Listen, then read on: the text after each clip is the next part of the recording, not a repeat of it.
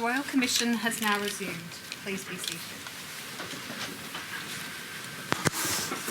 Mr Tokley, good morning. Good morning, Chair. Good morning, Commissioners.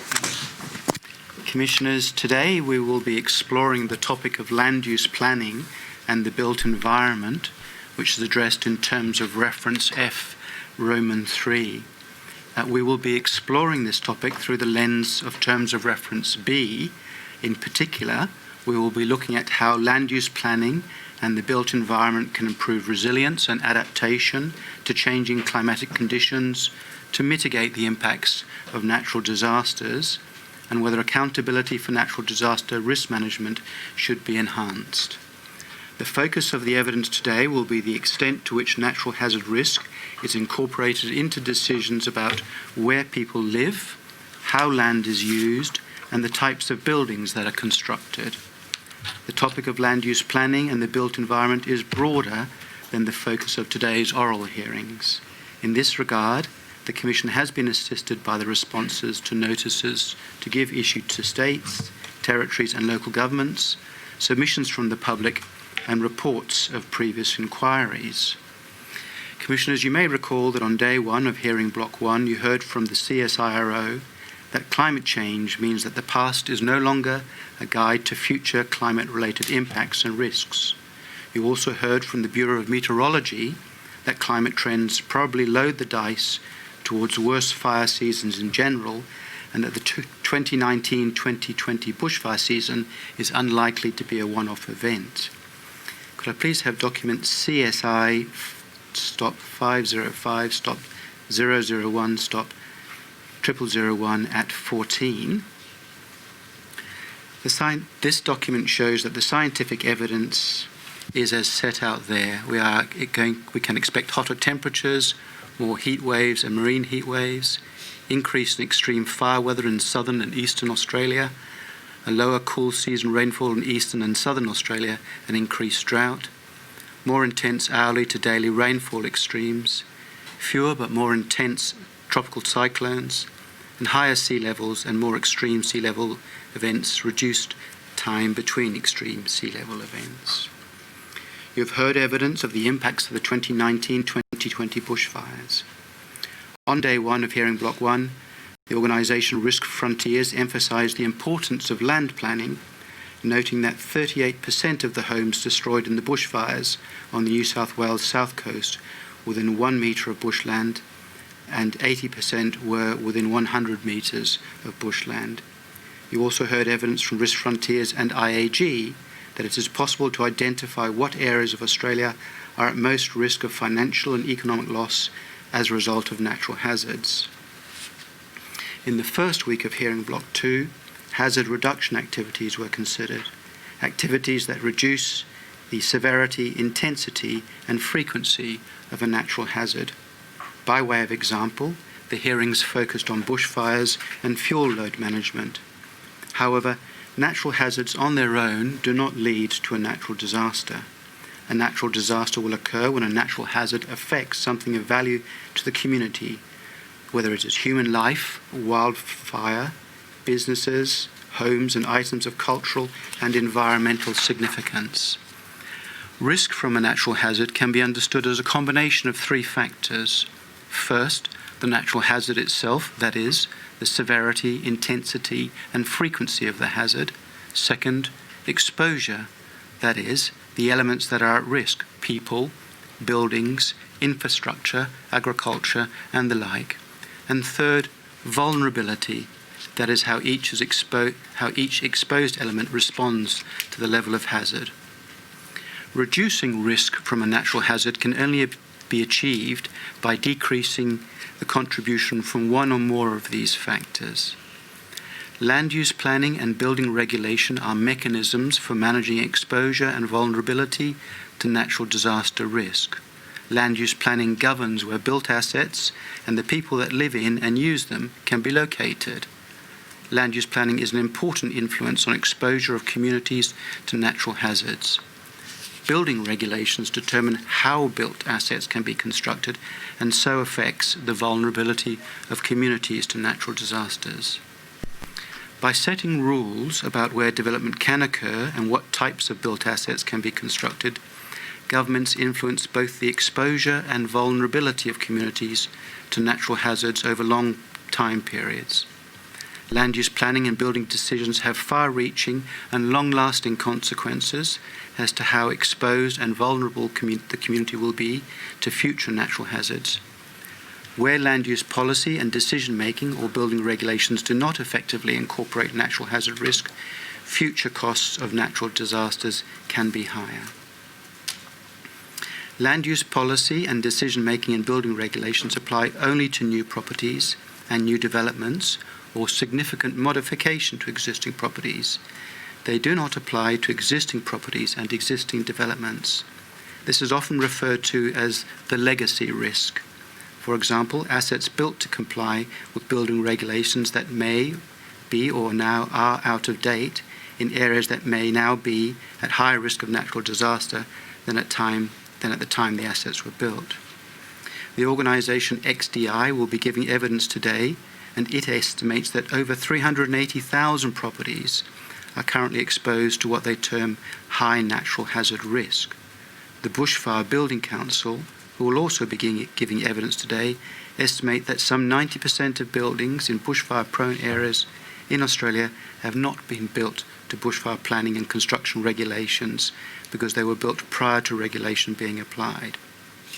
This legacy risk has been noted as a key area of concern of the Insurance Council of Australia, who has also noted that insurance data indicates that for destroyed and damaged residential buildings, 99% were located on or within 500 metres of land declared as bushfire prone, and 74% were built before the introduction of Australian Standard 3959. The Property Council of Australia has also said that inappropriate building design and construction in the past has been widespread, leading to a built environment susceptible to damage. In 2014, in its report on natural disaster funding arrangements, the Productivity Commission helpfully summarised the jurisdictional arrangements in respect of land use planning and building regulations. In summary, the points they made were as follows. Land use planning is a shared responsibility of state and local governments, with specific arrangements varying according to the jurisdiction. State and territory governments have primary responsibility for land use planning regulation. Through various mechanisms, state and territory governments set the risk appetite by developing land use planning frameworks, which take the form of state and territory-wide planning legislation and policy documents. Local governments are responsible for interpreting and implementing land use planning legislative and policy frameworks through local planning schemes, and are largely responsible for decisions on development applications, with variations depending upon the jurisdiction. Some notable exceptions are the Northern Territory, in which the land use planning process is the responsibility of the Northern Territory government, and the Australian Capital Territory, where there is no local government. Building regulation is also a shared responsibility of state and local governments, with some variance in specific arrangements across the jurisdictions. State and territory governments have primary responsibility for building regulations. However, they have agreed to operate under national standards through the National Construction Code, or the NCC, which was developed and maintained by the Australian Building Codes Board, the ABCB. The ABCB was established in 1994 COAG intergovernmental agreement as the body responsible for writing the standards for the NCC. There are 3 standards that are specifically directed to buildings in bushfire-prone areas. Australian Standard 3959 of 2018, construction of buildings in bushfire-prone areas.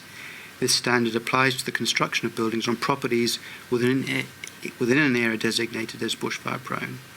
It includes a method for assessing the bushfire attack level, or BAL, for a property. The BAL will determine what measures should be implemented in the construction or renovation of a building. The higher the BAL, the more stringent the measures.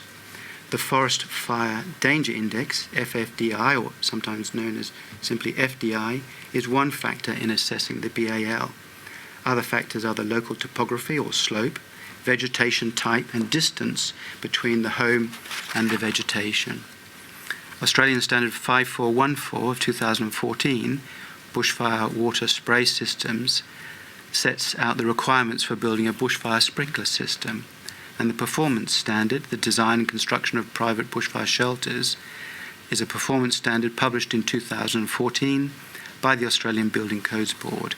It specifies design standards, requirements and considerations for private shelters intended to keep property owners or occupiers safe while a bushfire passes. Last week you heard evidence from local governments. A number of themes relevant to today emerged from the evidence, including the importance of land use planning, with Richmond Valley Council saying that from a council perspective, land use planning is probably our biggest area with regards to mitigation. The importance of data to inform land use planning decisions. The Local Government of Queensland Association noted a program they undertook to assist our local governments to better understand the implications of sea level rise and how that was going to present in terms of loss of assets, loss of productivity, and loss of significant cultural values. In relation to assessing and managing vulnerability, Wallandilly Shire Council said, "Our biggest concern and biggest risk is how we are going to get people out of the areas. We are a growth area. It's the cumulative effect of all of these different housing developments in different places that needs to look at what infrastructure is needed to be put in place to ensure there is essential evacuation routes so people can get out if need to." Some local councils also noted that compliance with land use planning regimes and building standards can be lacking, and there is a need for greater resourcing to ensure compliance. On this last point, Eurobodalla Shire Council said that Council is not resourced, nor does it have the necessary skills required to undertake detailed assessment of the effectiveness of the construction and asset protection standards. Commissioners, I note that we are not covering new ground here. For example, in 2002, one of the 12 reform commitments in the COAG report, Natural Disasters in Australia, Reforming Mitigation, Relief and Recovery Arrangements, was to take action to ensure more effective land use planning, development and building control regimes that systematically identify natural hazards and include measures to reduce the risk of damage from these natural hazards. In the 2004 National Inquiry on Bushfire Mitigation and Management, one of the three main elements to reduce natural hazard risk was identified as planning processes that ensure that built assets are not placed in areas of high fire risk and that structures meet standards of construction that reduce their vulnerability. In 2011, the National Strategy for Disaster Resilience acknowledges this increasing severity and regularity of disasters in Australia and the need for a coordinated, cooperative national effort to enhance Australia's capacity to withstand and recover from emergencies and disasters. In relation to land use planning and the built environment, and it identified the following priority outcomes. All levels of decision-making in land use planning and building control systems should take into account information on risks to the social, built, economic and natural environments. Information on the likelihood of damage from hazards is actively shared and tools are available to support understanding of potential consequences and risks, and building standards and their implementation are regularly reviewed to ensure they are appropriate for the risk environment. In 2012, a roadmap for enhancing disaster resilience in the built environment was finalised by the Land Use Planning and Building Codes Task Force, a working group of the National Emergency Management Committee. The roadmap was developed as a key deliverable of the implementation plan for the National Strategy for Disaster Resilience. The National Strategy for Disaster Resilience was endorsed by COAG in 2011. The roadmap proposed a fundamental shift in strategy with a greater focus on mitigation through reform of land use planning and building regulation, the implementation of a comprehensive framework for the development of nationally consistent, fit-for-purpose hazard research, data modelling and mapping was identified as an activity for immediate action. The implementation performance measures were identified as is hazard mapping, modelling and information freely available with more coverage across the jurisdictions. Have national standards been developed for mapping of all priority hazards, and has ownership of hazard data become clear? In 2013, the Productivity Commission's Barriers to Effective Climate Change Adaptation recommended that, as a priority, state and territory governments should ensure that land use planning systems are sufficiently flexible to enable a risk management approach to incorporating climate change risks into planning decisions at the state, territory, regional and local government levels. In 2013, the Australian Business Roundtable for Disaster Resilience and Safer Communities, a group comprised of representatives for large charities and corporations, including the Red Cross, IAG and Westpac, released the paper Building Our Nation's Resilience to Natural Disasters. This paper noted that careful consideration needs to be given to zoning land for residential or commercial use which is or becomes vulnerable to threats posed by natural disasters. The Roundtable then released 3 subsequent papers in 2016 and 2017, the latest of which estimated the total economic cost of natural disasters is growing and will reach $39 billion per year by 2050, and argued that land use planning systems are yet to fully embrace their role in mitigating the risk to loss of life, property, damage and destruction of vital infrastructure arising from natural hazards and climate change. In 2015, the Productivity Commission did a review into natural disaster funding arrangements and recommended that state governments clearly articulate the statewide natural hazard risk appetite in land use planning policy frameworks by identifying the risks posed by natural hazards and specifying appropriate planning controls for each given level of risk. And in March of this year, COAG endorsed another framework, the National Disaster Risk Reduction Framework. Under this framework, there are familiar strategies. The framework notes that to improve resilience in the built environment, further attention is needed to remove disincentives and strengthen planning and development practices while ensuring the sustainable needs of Australia's growing population are met. Earlier work to implement the Enhancing Disaster Resilience in the Built Environment Roadmap should be leveraged to help deliver this. The new framework also recommends that integrated and robust frameworks are used to assess and reduce disaster risk in all environments, but particularly infrastructure, land use and development planning. The evidence today will explore key issues that have been identified in previous inquiries and reviews. Commissioners, as you are also aware, the Commission issued a number of scenarios to the states and territories requesting information about the current processes governing land use planning regimes. Those scenarios identify 2 matters which we will further explore today with the states and territories. Across jurisdiction, there is either no or little obligation for property owners to address legacy risk and the transfer of natural hazard risk in land use planning process, including communities and individuals. The first witness today is Professor Alan March from the University of Melbourne. He is a professor in urban planning. His particular interest is the ways that planning and design can modify disaster risks and researches urban design principles for bushfire. He will then be followed by 2 panels. The first panel of witnesses are from the peak bodies of the professionals involved in land use planning, building design and property development. This panel will explore exposure and vulnerability in the built environment in the context of bushfires. The second panel of witnesses are from organisations whose products or services are informed by natural hazard risk and access to information. This panel will explore the access to and availability of natural hazard risk and information and how it informs decisions of various stakeholders. In the afternoon, you'll hear evidence from the states and territories. The state of Tasmania has provided a whole of government submission to the Commission that addresses some of the topics to be explored today. This submission is tender number 19.17.1.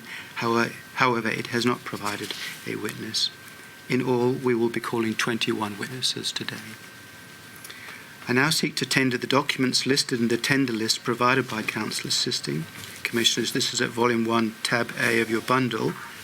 The documents in the tender list include for each witness either a submission and or organisational response to a notice issued by the Commission and various policy documents.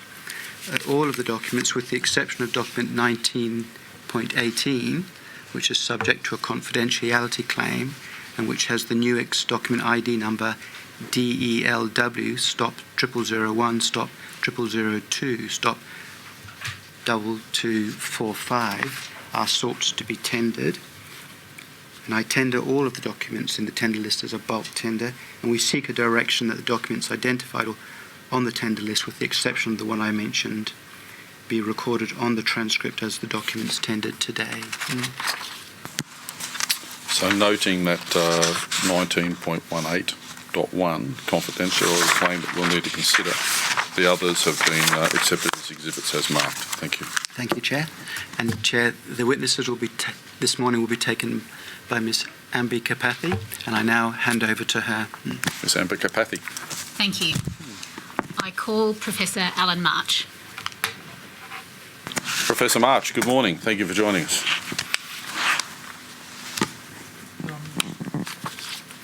I think, Professor March, you might be on mute, either at our end. Oh, right. No, that's good. Thank you. Good morning. Thank you for having me. Associate, will you administer an affirmation to Professor March? Professor March, do you solemnly and sincerely declare and affirm that the evidence you shall give will be the truth, the whole truth, and nothing but the truth? I do. Thank you. Professor March, you provided a submission to the Commission along with a number of colleagues dated 27 April 2020, is that correct? Yes, that's correct. Could you please briefly describe your background and expertise? I'm qualified as an urban planner, land use planning and design. I've practiced since 1991. I have 3 degrees in town planning, including a PhD. I'm currently a professor at Melbourne University. I've been at Melbourne University since 2006. I've conducted a number of research and practice projects in land use planning and disaster risk reduction. I've done probably the majority on bushfire, but I do look at other natural hazards as well. And I'm currently the lead researcher on a project with the Bushfire Natural Hazard DRC that looks at the integration of urban planning with disaster risk reduction in Australia. Thank you. And you have recently co-authored a paper as part of that research program, is that correct? And that paper Yes. is called Urban Planning Capabilities for Bushfire, Treatment Categories and Scenario Testing. Yes, that's correct. And Commissioners, we will be going through some of the figures in that article as part of the evidence of Professor March today. Professor March, how does land use planning help mitigate risk? Well, land use planning in the first instance provides a mechanism where we can spatialise our decisions, and in very simple terms, that means we have the opportunity to determine what goes where, the activities that are occurring in those places, and it also provides us with the opportunity to assess the characteristics of the kinds of outcomes we expect or desire in those locations, usually based on a multi-scalar perspective. By that I mean an understanding of the implications at a site level right up to the overall settlement or indeed over a whole region. So in some ways we could describe that as joined up decision making that seeks to allow individual expression for individual landowners, but while also taking into account public good or wider societal implications of those decisions on land. And more specifically, how can it incorporate natural mitigation for natural hazard risk? Well, one of the great potentialities of urban planning is that we can assess the potential for future outcomes while town planning has some limitations to that capability, like any mechanism. It does provide an opportunity to set in place procedures or tests or performance standards which would seek to find the greatest level of advantage and avoid the negative impacts. So with natural hazards, we would avoid locating structures or people or different activities in dangerous areas, and we would promote growth in less dangerous areas, in simple terms. And we would seek to do so while managing and assessing the range of social, economic and environmental matters that are also needing to be balanced off across those decisions. So we could say that urban planning is a decision-making process, and in those decisions we would seek to manage natural hazard risk as a key concern, particularly focused on prevention in the first instance, if that were possible. And so in terms of, if I understand it, urban planning can alter the risk by managing exposure and vulnerability in relation to natural hazards. Are you able, I think you've given an example of managing exposure, which is about where buildings can be located. Are you able to provide an example of how land use planning can manage vulnerability So vulnerability is essentially understanding what the potential impacts on people or structures or assets might be. So a fairly simple example might be that we sometimes allow car parks in floodplains, whereas we wouldn't ideally locate childcare centres and hospitals or key pieces of infrastructure that would be damaged by floodplains. So the level of vulnerability can be determined to quite a high degree in advance, and we would seek to avoid their exposure in the first place, or we would modify the nature of structures or activities that occur in those places and bring about what we might call the reverse of vulnerability, which is resistance to the expected natural hazard threat in a location. So it might be by allowing structures to be built that would not be damaged by floodwaters, for example, or allowing structures that are highly resistant to bushfire. But I would hasten to add as well that it's very important in land use planning and risk management to look across the range of mechanisms that might be used and not just focus on one, such as resistance or just vulnerability. And many of the problems we have often can flow from just seeking to use one of the mechanisms rather than the whole suite that are at our disposal. And is that and actually, are you able to give an example of a focus on one particular mechanism when others may be available? Absolutely. So if I go to bushfire, we have fairly well developed mechanisms for building standards.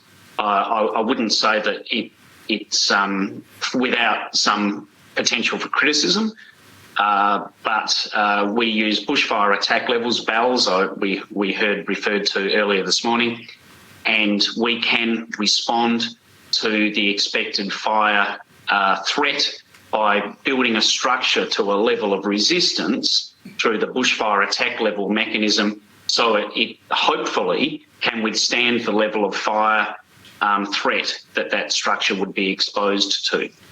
However, it is usually much better because we reduce risk more, we have less cost, and we have a high level of redundancy in the mechanisms if we also were to reduce the level of exposure by moving the structure away, say, from forest or away from the high threat vegetation, and also to modify the nature of the hazard or the way the hazard would interact with the structure, perhaps by a level of sensitive clearing as well.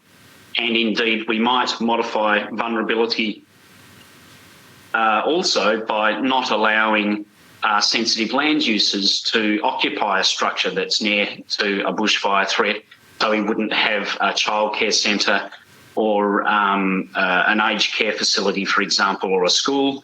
But maybe we would allow certain kinds of agricultural operations to occur in that location. So we really need, if we're going to have a well-managed risk interface with hazards, to use the whole suite of those capabilities, because we have redundancy, but also just a much more workable solution to those risks that we face. You have described land use planning as a series of decisions, and a series of decisions that can have either an incremental effect on natural hazard risk over the lifetime of a settlement. Can you talk a little bit to that?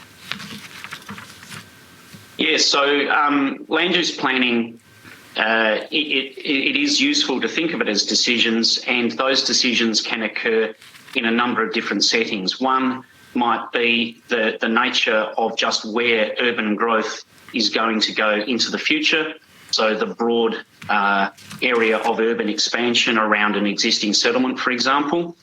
It could be decisions about the nature of policies that are being put in place, the decision to undertake mapping if there weren't mapping. So these are broad, high-level strategic decisions.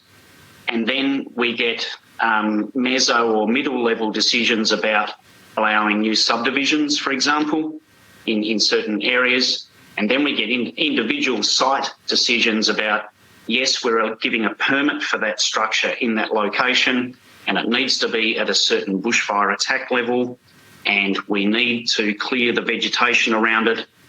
And so those decisions will occur at different timescales and at different spatial scales. But what they do is add up to the settlement that we see today.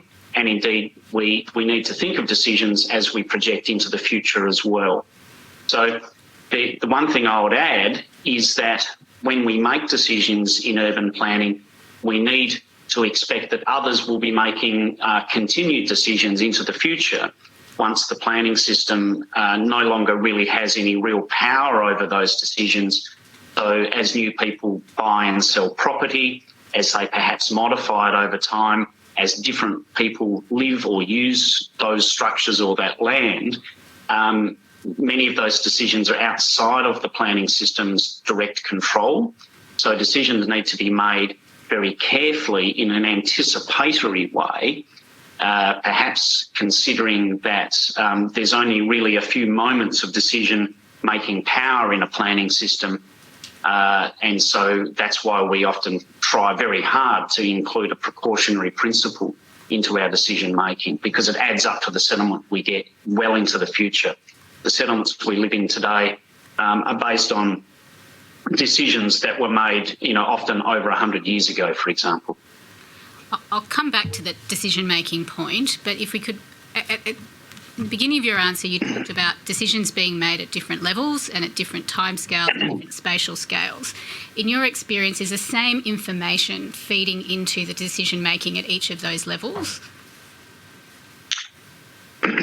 Well, there are many ways of answering that question. I think one concern that has come up often in my research and observations of ongoing land release and development processes is that land is often identified for future or potential future growth prior to careful consideration of the natural hazard risks that might be faced on the land.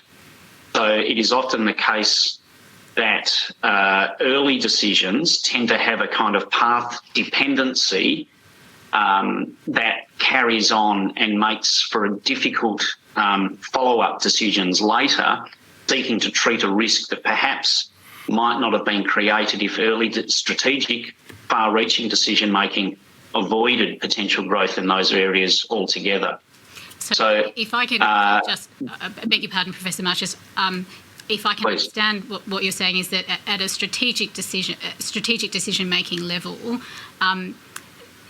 in your experience, natural hazard risk may not be taken into account when the initial decision is made to release land for development, and so it may be absent at that level, but does feed into subsequent decisions. But because you're already on the path of the release of land and development, the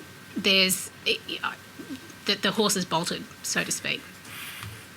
Yes, I think that's true, and I would also add that some hazards are often privileged over others, or some are just more apparent than others. So, for example, flood. It's not a perfect system, but we have reasonably good flood mapping in many locations now, although I would say that flood mapping often needs to be updated more regularly to aid decision making and to take into account climate change. But if we were to look to a quite different hazard, heat wave, often ongoing decision making is essentially ignoring the creation of that natural hazard and that risk. And so incremental change over time is not paying heed to that natural hazard.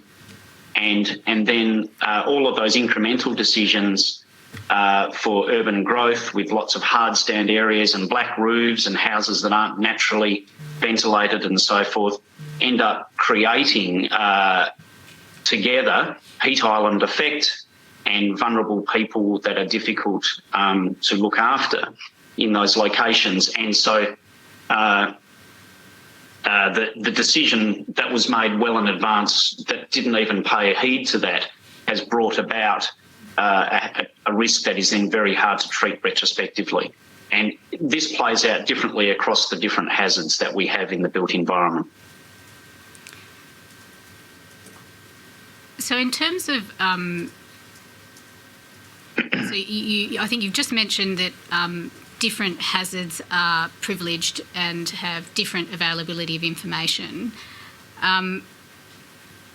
In terms of the adequacy of information available on natural hazard risk, in particular exposure and vulnerability, in your view, is adequate information available? So separate to the point on what is available at different levels and decision making, in terms of the adequacy of the information that's currently available?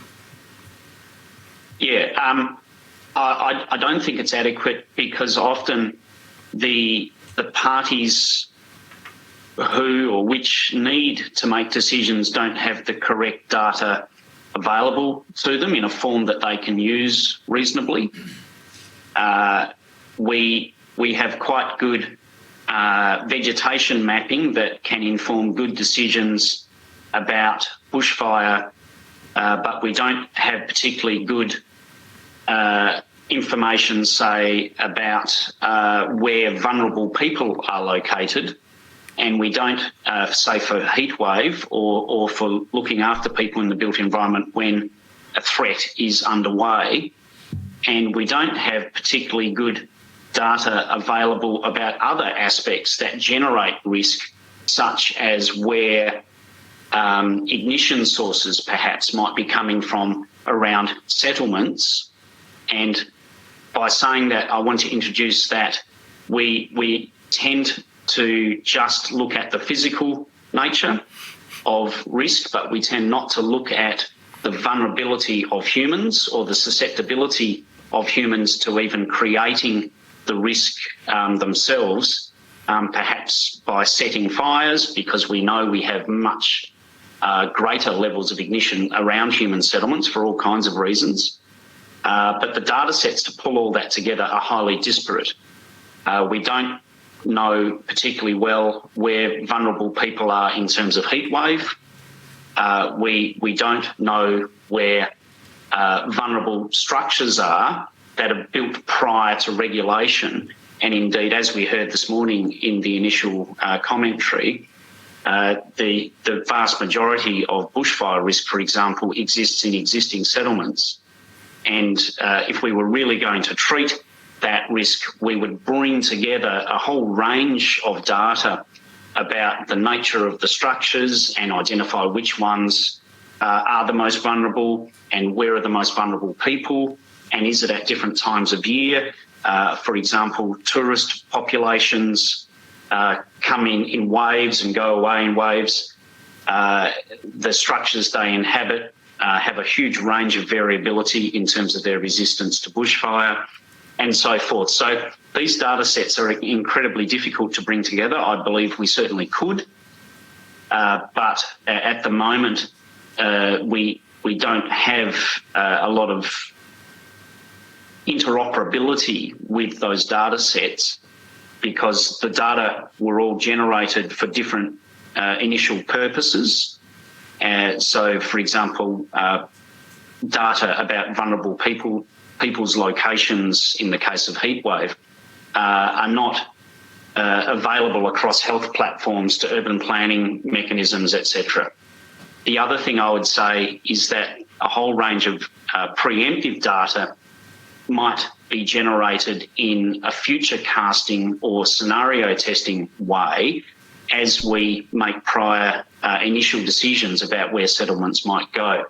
So there's a whole range of data about what's happening right now or over a given year, say, in a season, but a range of data about the nature of potential future risk creation is not used in any way as much as we could to avoid risk in the first place. And that's the most powerful mechanism we could have.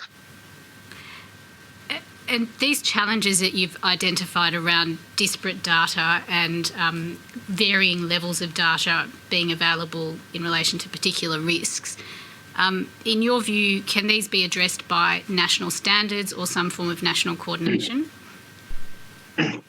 Well, one of the challenges is, of course, the nature of state-based legislation for most of the operations that I've sort of touched on here. But certainly a national approach would cut through many of those challenges if we brought together in a concerted way the intentionality of data production, storage and sharing. It does have the potential to cut through some of the challenges so, Professor that March, we have. If I apologise for interrupting, when you talk about intentionality, what do you mean by that concept?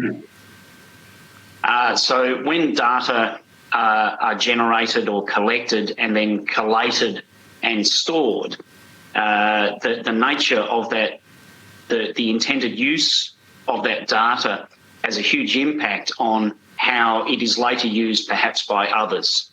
So if I can give an example of a project I conducted with colleagues at the University of Melbourne with Vic Police and Crime Stoppers, police officer record taking, which records incidents of potential fire setting, is that data is collected for certain, for reasons associated with policing.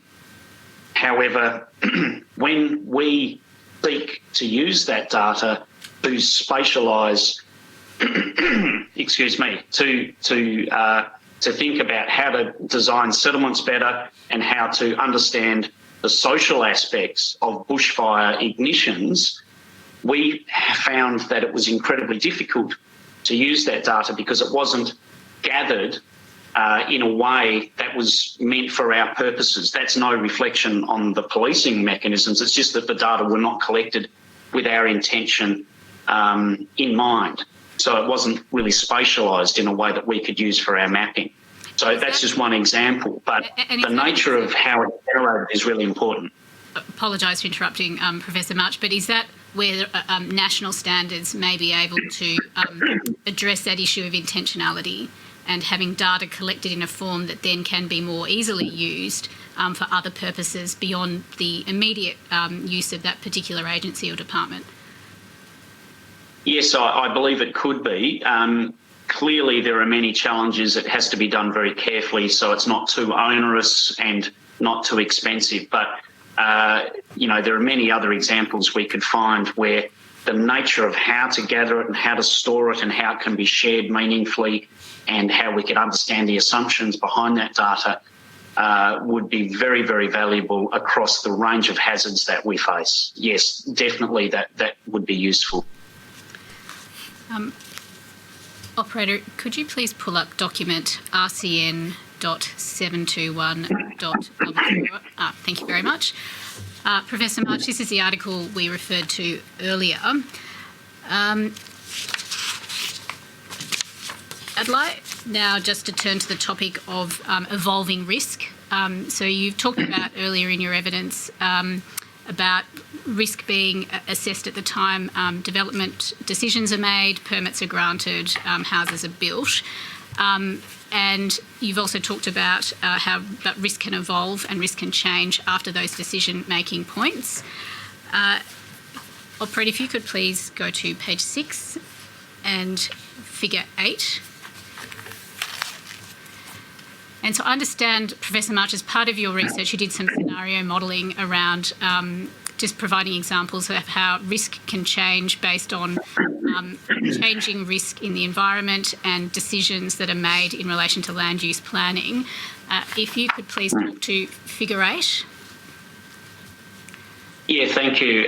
So figure 8 here is one of a series of images that we generated to essentially explain and communicate the advantages of future scenario testing so that decisions at different spatial scales could be better informed, considering the nature of risk that those incremental decisions would create into the future. So in this case, we've sort of flipped between 2018, as shown on the image right there, and 2050. So what we see on this... Apologies for interrupting. Would it be easier and better if we put up figure 8 and figure 9 at the same time? Would that... If that were possible, that would be ideal, actually, yes.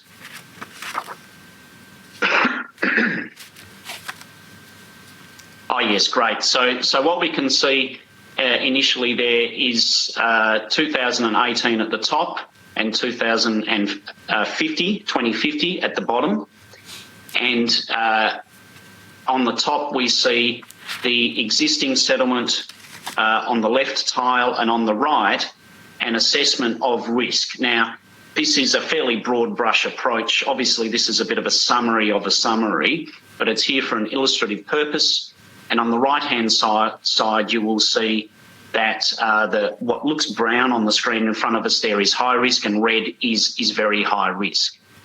And if we go to the bottom at figure 9, we will see this is what we have termed a kind of business as usual. If we just left the planning controls as they are right now in place, and the settlement would be expected in a business as usual way to expand, and a fairly typical way without extra regulation is that we get a lot of rural residential and low density, say, hobby farming or similar activities sort of spreading out from the settlement.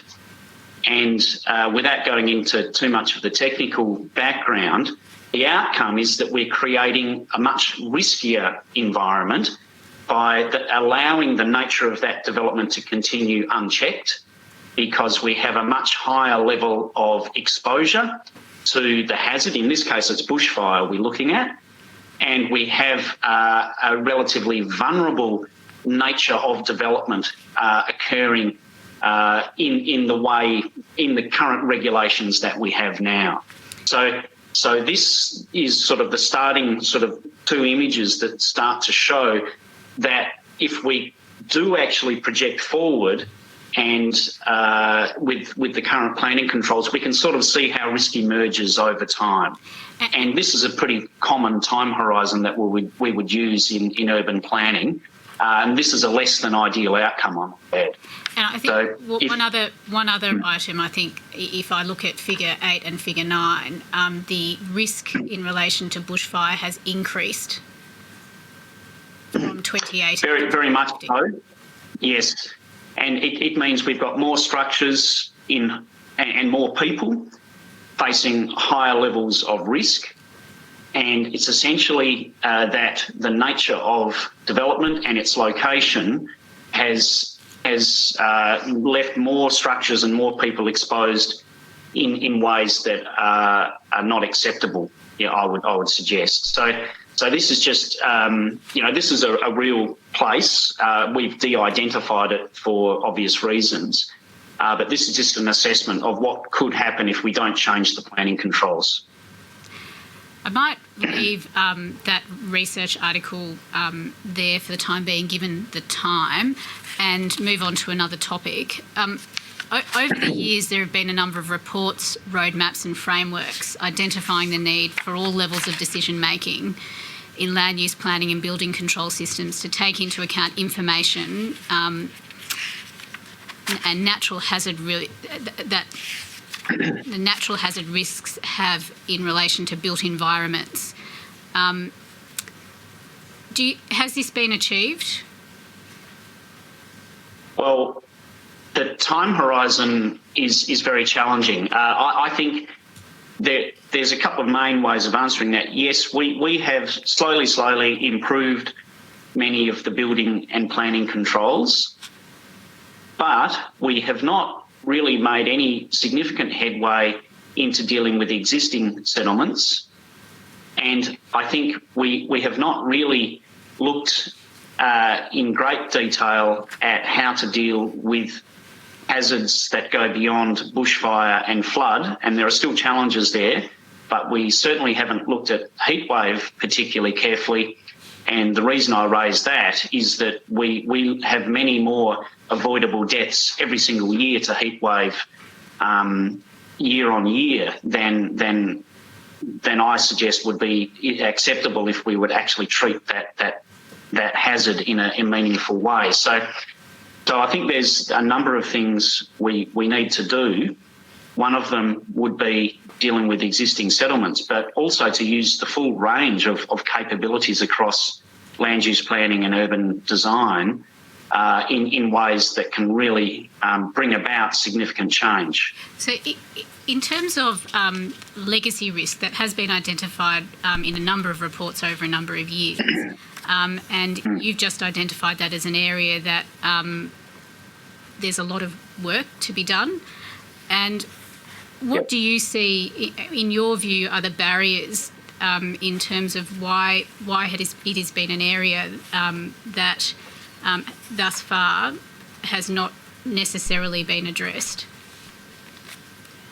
Well, one of the in the initial comments I made and that you sort of took me to about decisions, most of the time the urban planning and building systems are not able to have influence over existing settlements because there's no permitting or regulatory trigger for those systems to influence the nature of existing settlements.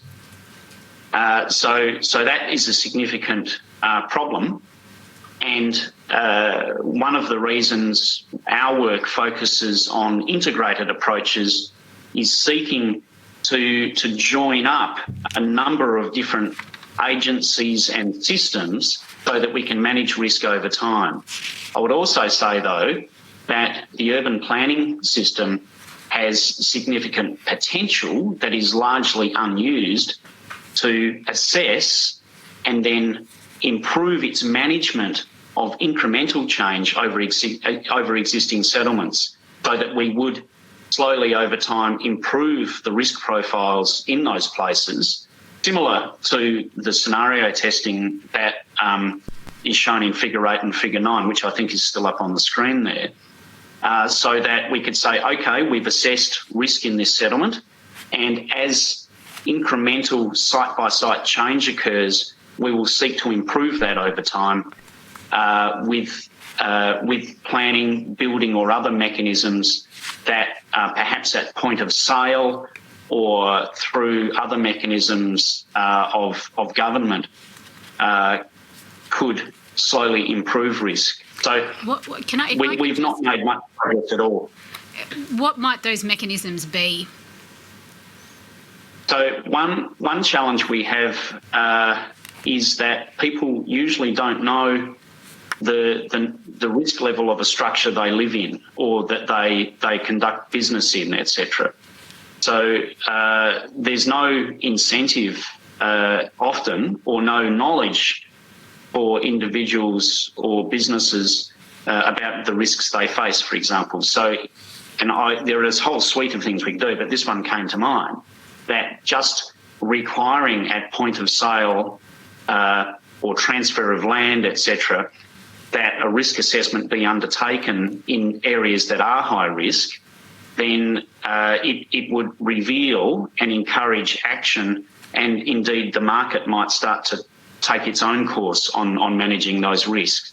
I understand these are complex things that I raise, but left as they are, we're really not addressing them. So another mechanism could be to ensure in structures that have received, say, a bushfire attack level or a planning risk assessment, say, for bushfire, it could be as simple as on the meter box having a summary of the bushfire attack level and the nature of the design features so that have been taken to deal with bushfire on that site. Because as it stands, people just don't know what house they're living in or what business buildings they're using in terms of those risks. So we could have better regulated mechanisms at point of sale where a formal assessment needs to be made, say, of old structures. And that, again, many complexities there, but it would quickly change practices throughout the land transfer processes if we had some of those key assessments being undertaken. And is that on the be basis because the community would be better informed, there'd be better information available? Exactly. Someone like myself, of course, I'm very concerned about bushfire and flood and these sorts of things. But of course, for the vast majority of the population, like all of us, we worried about getting kids to school and paying the mortgage and all those sorts of things. And people might sometimes think about these risks, but, they've got many other things to worry about. So it is generally beyond, expectation that people can draw this information together. However, emergency management agencies, local government, planning operations, etc., can provide a wider framework that could occur in, and incrementally over time we could build up that knowledge in the community and complement that with wider scale mapping and all those data management processes that we talked of before. Thank you. Commissioners, I'm conscious of the time. I don't have any further questions for Professor March. I don't have a lot of questions for Mr. March, but I got a lot of questions for the future panels out of this session. So I'll just go to Commissioner Bennett first. I just have one quick question because I know we're very tight for time today. But talking about available data and spatial data, do you use the information that is produced by Geosciences Australia? Is that data available to you? Some of that data is available. Geoscience Australia have excellent capabilities, of course. We have used some of that data. Obviously, that's an evolving data set. Yeah. Yes. No, I wasn't. I was just trying to know whether or not you saw that as available data for some of the spatialisation information that you said was relevant. That was helpful. Thank you. Oh, absolutely. Yes, Commissioner. Thank you. No, we'll save the questions for the panels as they come on. This has been a very good session to lay the baseline for that, and we appreciate you very much you being on this morning. So thank you. Could Professor March please be released from his summons? Professor March can be released from the summons. Thank you very much. Thank you, Commissioner. All right. Chair, we have built in a morning tea break between Professor March and the first of the panels. So if it's convenient to you, Commissioners, we could perhaps adjourn for 10 minutes or so. Okay, it's convenient. How about we go till 10:45 Canberra time, and we'll reconvene then. All rise.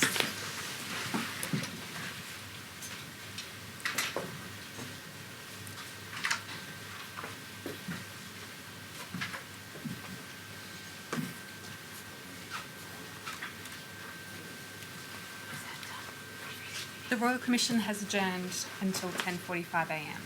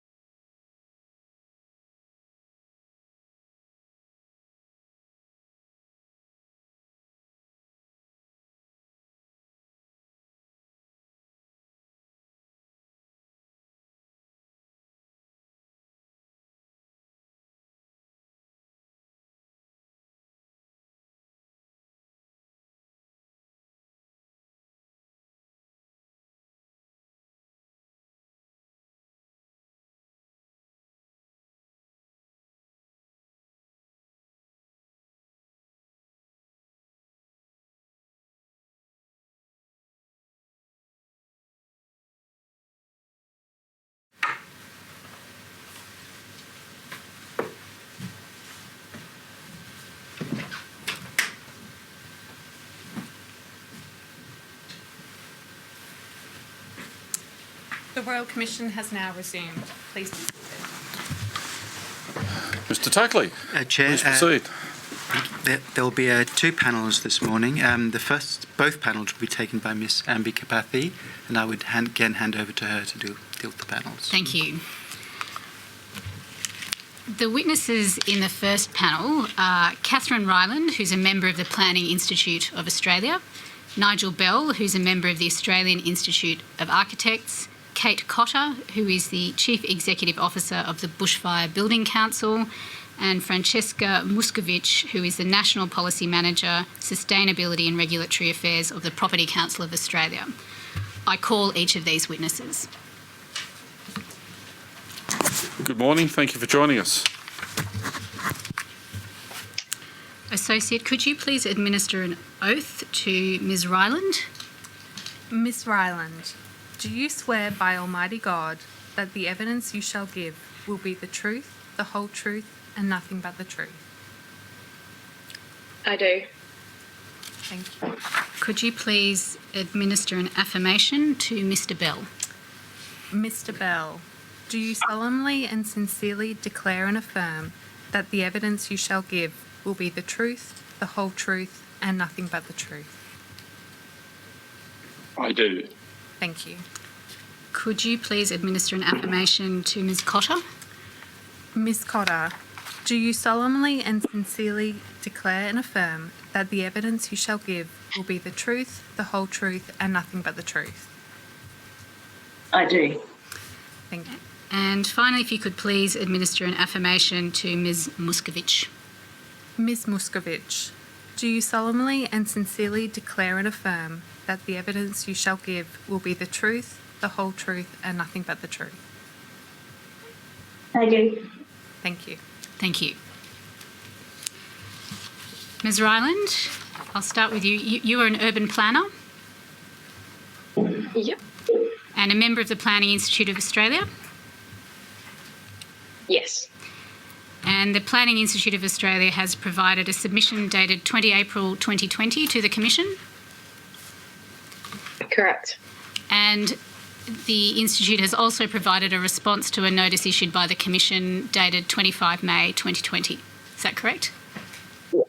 Yes.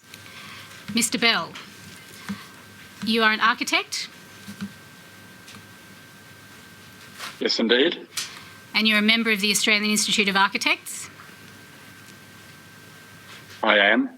And the Institute provided a submission to the Commission dated 4th of May 2020. Correct. Thank you. Ms. Cotter, you are the Chief Executive Officer of the Bushfire Building Council, Yes. and the Bushfire Building Council provided a submission to the Commission dated 21 May 2020. That's correct. Thank you. And Ms. Muscovich, you are the National Policy Manager, Sustainability and Regulatory Affairs for the Property Council of Australia. That's correct. And the Property Council of Australia has provided a submission to the Commission dated 28 April 2020. Is that correct? Also correct. Thank you. Ms. Ryland, I might start with you. And working from the submission of the Planning Institute, Operator, if you could please pull up document NND.001.00789.01 and go to page 4. And one of the submissions you make is about risk avoidance. So planning for risk avoidance is a valid planning strategy. And in your submission, you identify a number of considerations that should be undertaken or should be considered when implementing or considering whether risk avoidance is the appropriate strategy to implement when dealing with natural hazard risk. Could you please elaborate on that?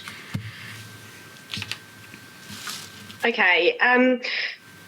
So here we're really talking about improving the way we do strategic planning around bushfire risk.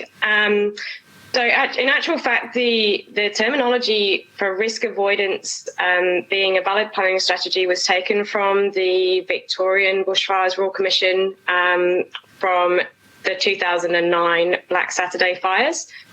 And the idea of strategic planning for bushfire areas has been raised in a number of different inquiries and commissions for bushfires over quite a few years.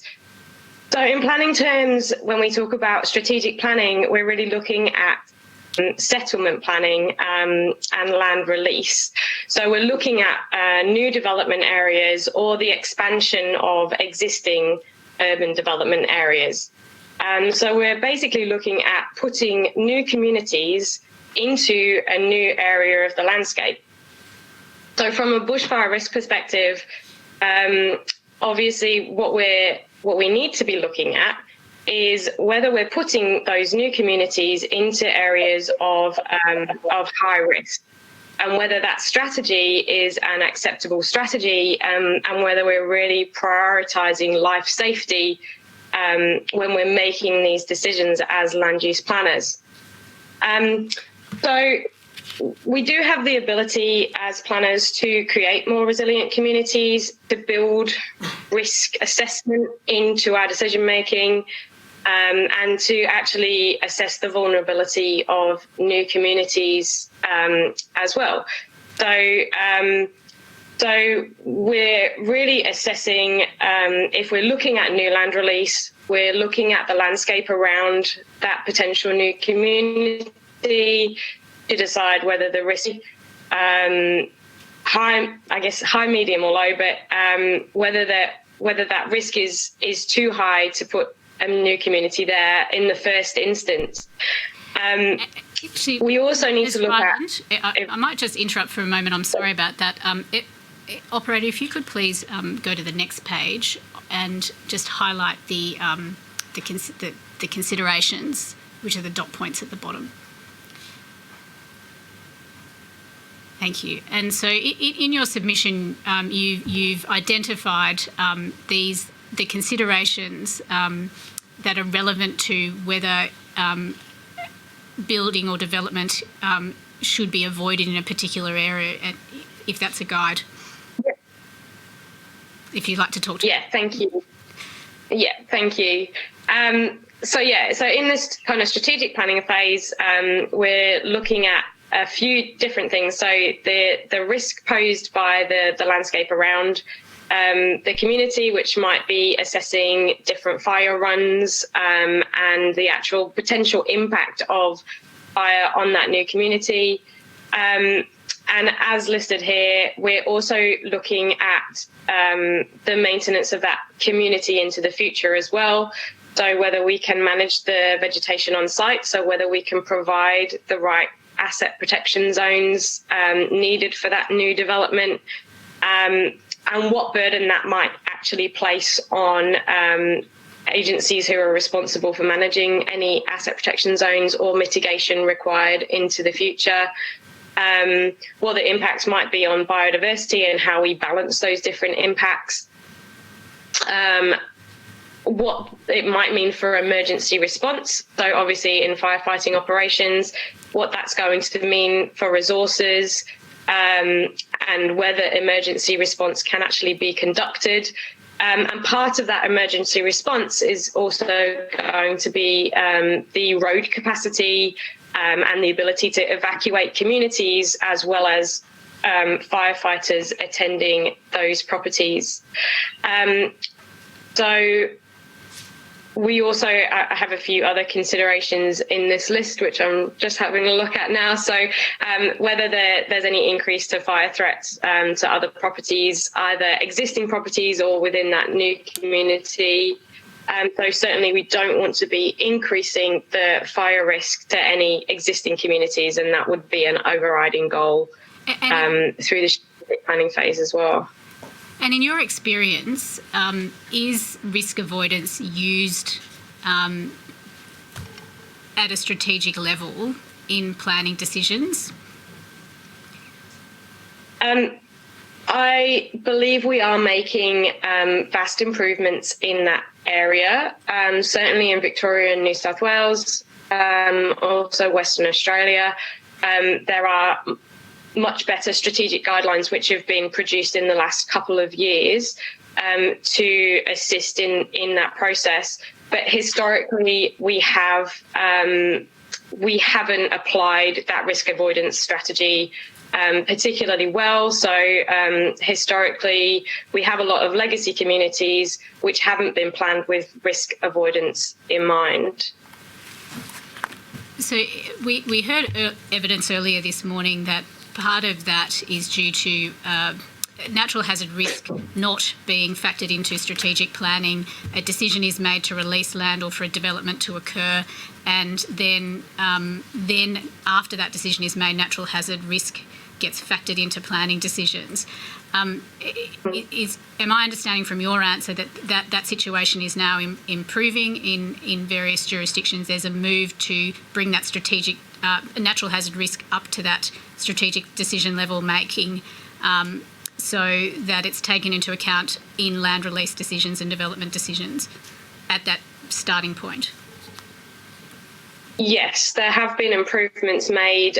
Certainly the new Planning for Bushfire Protection issued in New South Wales at the end of last year has a new section on strategic planning. So that's literally just been introduced in New South Wales. And certainly, as I said, in Victoria and Western Australia, they have in the last couple of years introduced guidelines for strategic planning. My experience is on the ground that is now being taken into consideration, and that risk avoidance is now being incorporated into strategic planning decisions, but I still feel as though there is a long way to go to embed that into the culture of planners across Australia, that it's a priority in making strategic planning decisions. And that embedding that culture into planning decisions, what would enable that embedding of that culture to occur?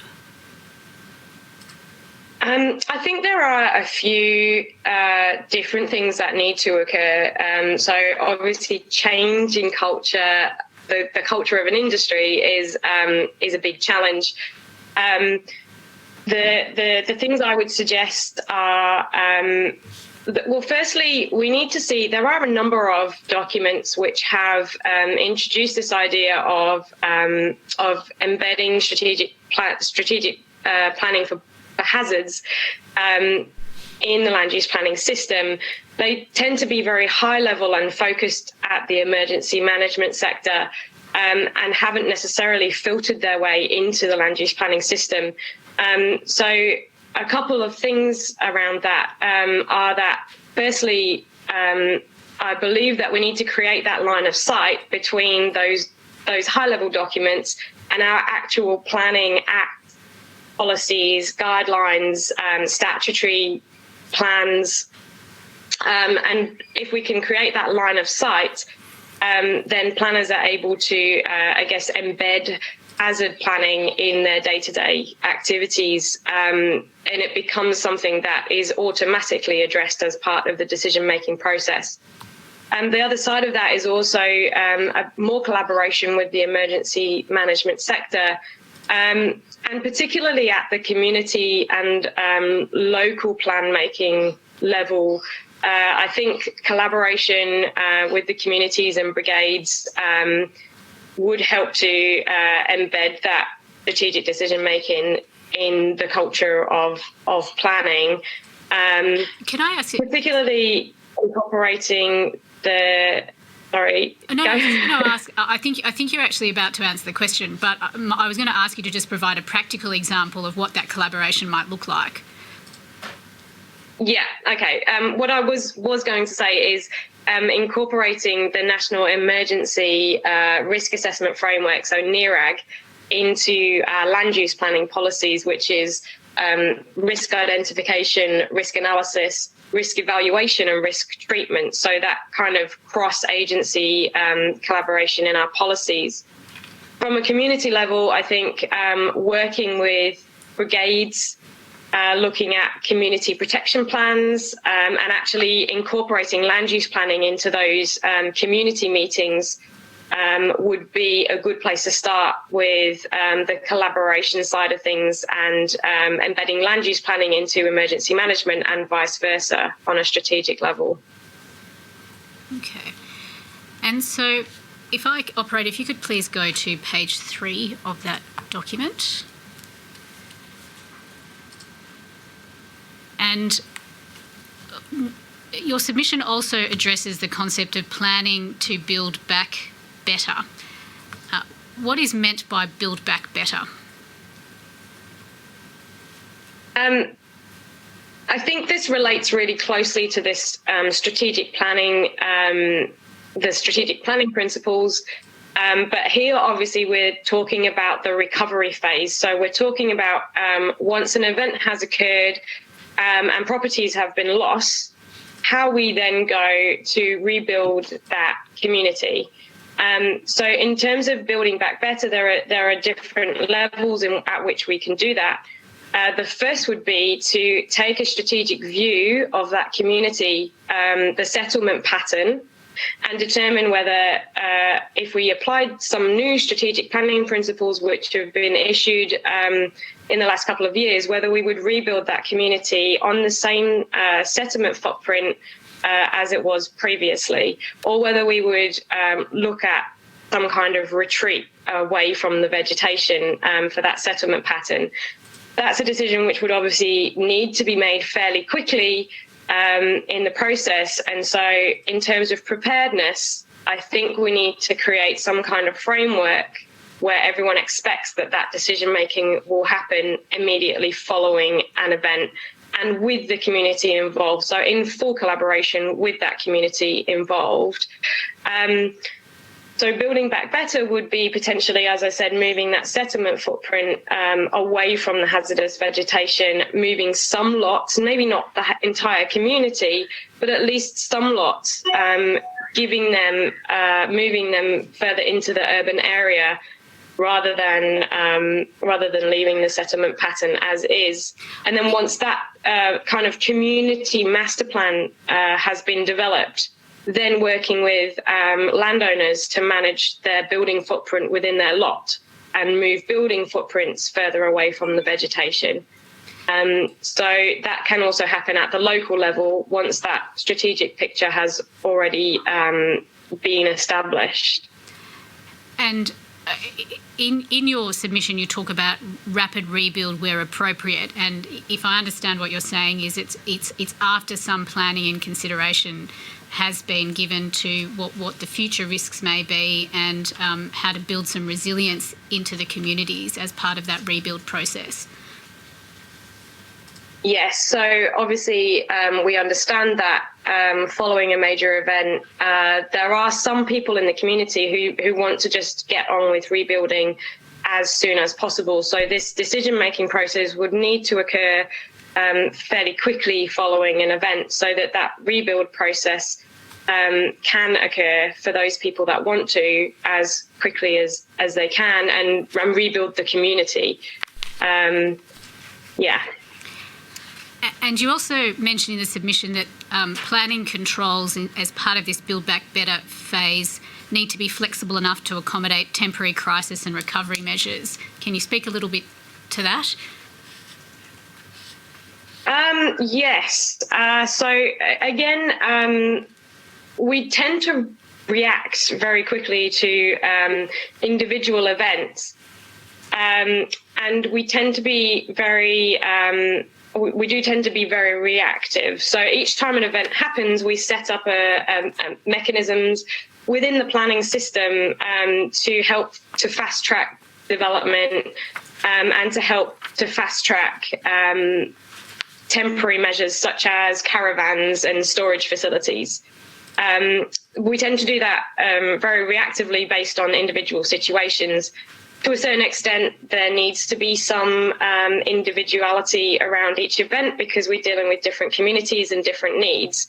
But having said that, it would be good if we could pre-plan for that happening. So we have some legislative framework, or even just a planning guideline framework, which sets out what those measures might be, which we've learned from previous events, what measures we might need in the planning system to be able to very quickly initiate changes which allow for some of those temporary measures, to allow temporary accommodation and temporary storage facilities, and then also to fast track those rebuild processes.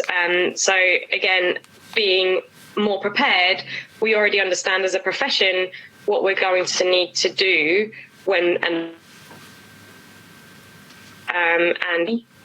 at various different levels of government and within the industry to respond to those events quickly. So that is about some thinking and preparation being done and planning in areas where there is a known risk of natural hazard, and building into the planning process mechanisms by which, if the natural hazard does eventuate and does affect the settlement area, there are mechanisms that can immediately be, or levers that can immediately be pulled to put in place either sort of temporary crisis and recovery measures, and to enable the process of building back rapidly but in a more resilient way. Does that summarise accurately what you've said? Yeah, I think we could have we could even have national principles to guide the process to be delivered at a state level, and then at a local level have the actual people identified that would lead that process, and the either local or state mechanisms which would be needed to release funding or to actually change regulation or legislation to enable those decisions to occur. Thank you. I'll now move to Ms. Cotter. And operator, if you could please pull up document bbc.500.001.0002 and go to page 22.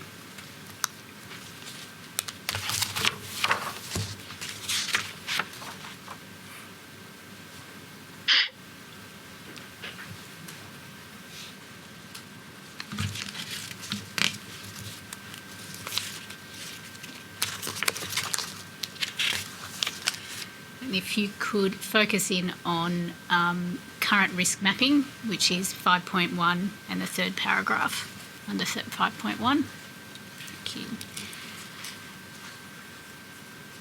So, Ms. Cotter, you've identified national bushfire risk mapping as an important priority. Can you explain what the importance of that is? The importance of that is that all people should be able to access their level of risk, and also that we need to improve the way we assess and map risk. So at the moment, risk mapping is modelled differently in all of the states and territories, and it's all based on the flame front radiation, and that's what generates a BAL level. And it also generates the bushfire risk mapping, and that's what triggers planning and building controls. The problem is that flame front radiation is a less than 10% cause of building loss. So it's a poor predictor of the cause of building loss. And these bushfires demonstrated that out of Shoalhaven, we know that 10% of properties lost were outside the risk mapping, and they will not be required to build to bushfire planning or building regulations. And so that fails on a number of fronts to have the house built to the standards in the first place, and then also to build back better. So it sort of fails the build back better test. So the national risk mapping is about taking all of the state's hazard vegetation information and putting that into a nationally consistent model that maps how bushfire will impact on property and communities. And it also includes a consequence level, so that we can say if, and being based on evidence, it's also about how far embers can travel and how they will impact on townships. So this year was another example of house-to-house ignition, which planning and building regulations are silent on. So the national risk mapping brings together all of the state mapping. It provides a single point of reference for all consumers, industry, planners, policymakers, and it takes us to a risk and evidence base, so we can look at that and say, okay, this is the intensity of the fire that will impact on this individual property or on this whole community. And because we can look at the consequence, so how closely the structures are, their alignment, we can look at whether there's good escape routes, takes in emergency planning.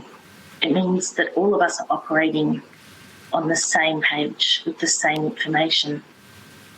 But it takes in all the individual types of vegetation, so it keeps all the information that's specific to the risks right down to the property level, but presents it in a way that's usable by everybody. And why is that preferable to do on a national level, in your view, versus a jurisdiction by jurisdiction basis?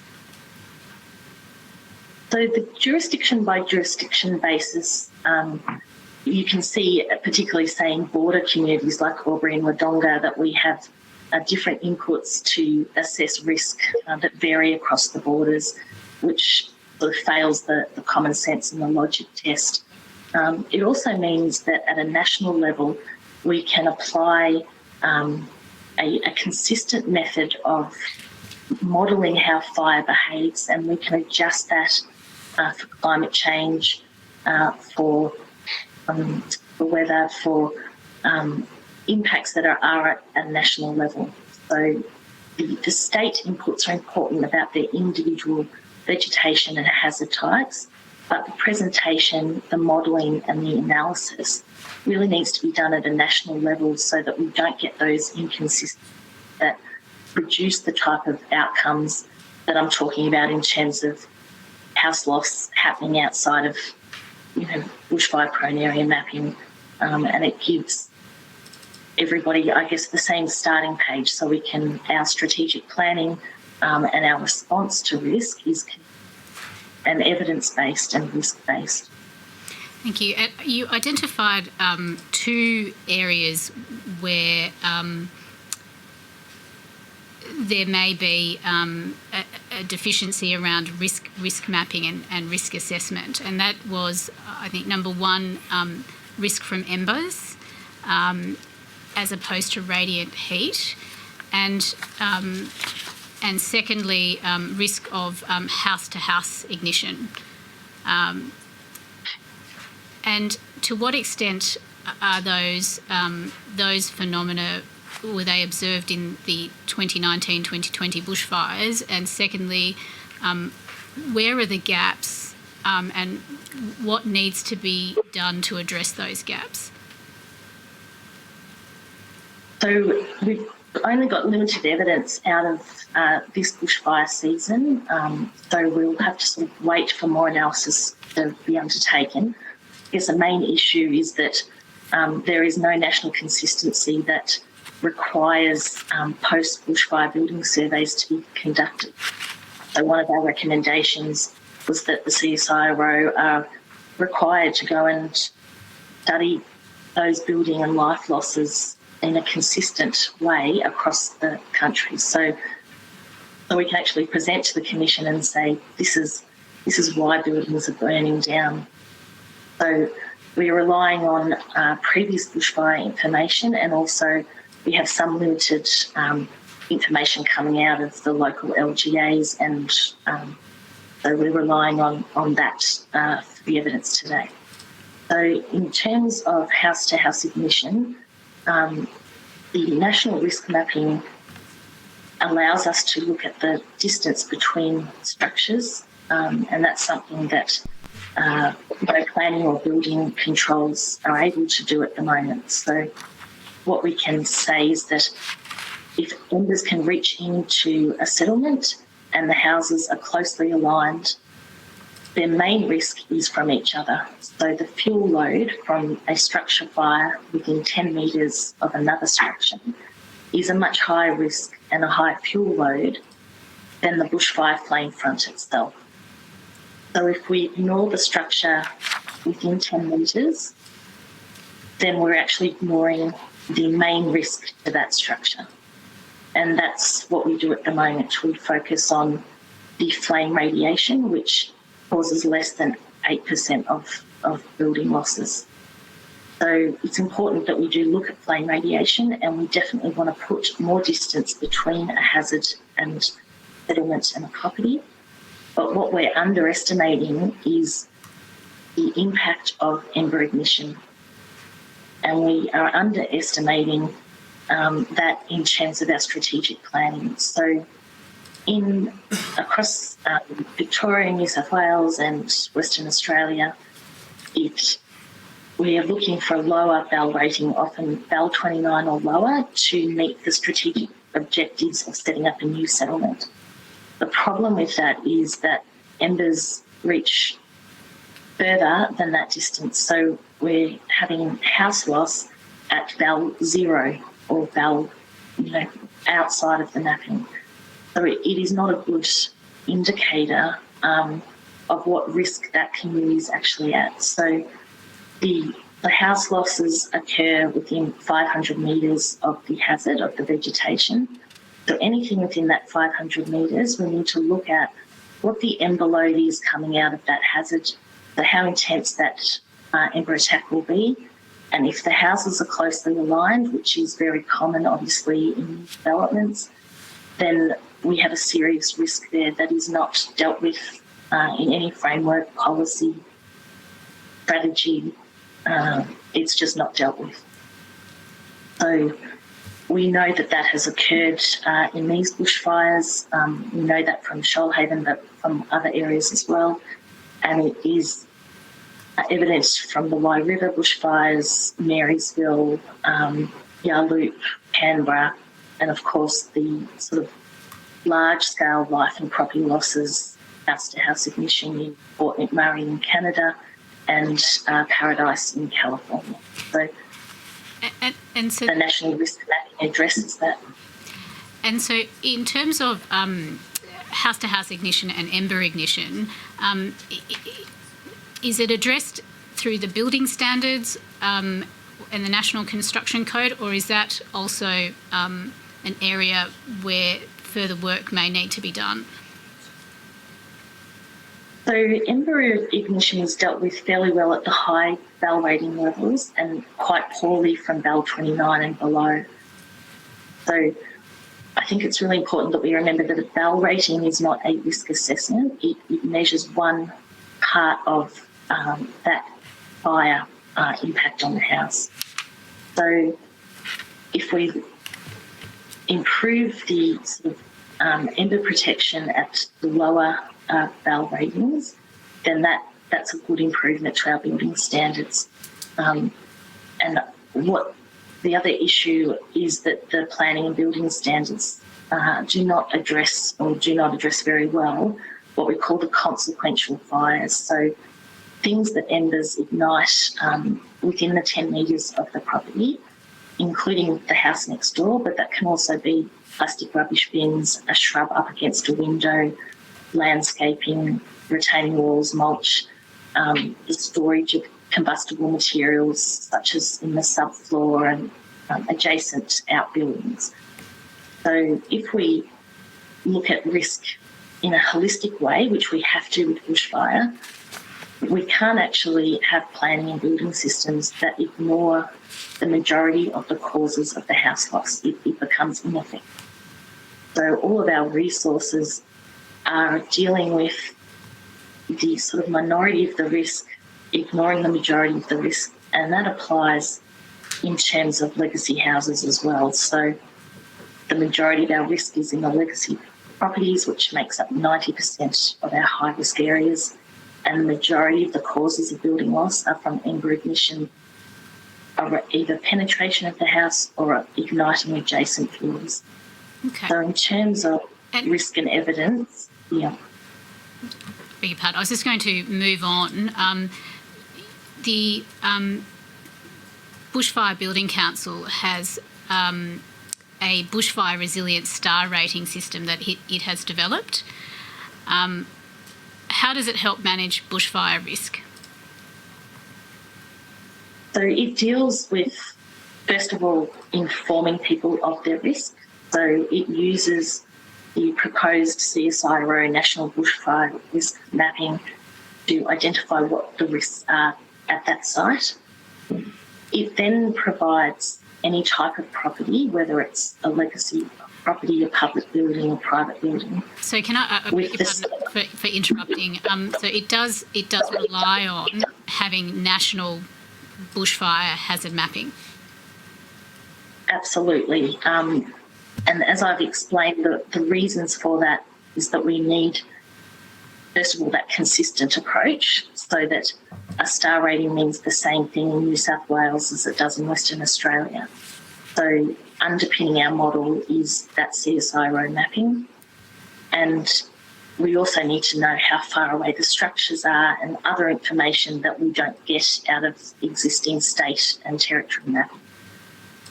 So that informs people of their risk. And then the star rating measures residual risk. So it identifies what your property is capable of compared to the risk that the site-specific risk. And then it provides a stepped approach of the actual mitigation measures required for your home, not your neighbour's house or a generalised home, for your specific home. And it takes into account maintenance, the building resilience itself, adjacent fuels, landscaping, and also human behaviour. So we think that being able to assess risk in holistic ways is the only way we can actually mitigate that risk, and we need to be able to demonstrate to people what they can do and what's achievable. So it's a stepped approach. And you mentioned in your submission that the project was submitted to Emergency Management Australia in April 2019. Was that submitted on the... What was the basis on which it was submitted, and have you had any feedback?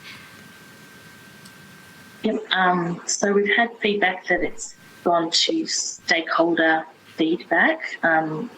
So we've also got industry support that have helped us or are helping us develop the model. So we are sort of progressing it anyway, but for it to be useful and in a format such as an app that everybody can access, it requires that national funding. Okay. And so I might leave it there. Again, conscious of the time, I apologise. I think there's a lot more that we could explore that, but I will move on to Mr. Bell. And operator, if you could please pull up NND.600.00285 at 23.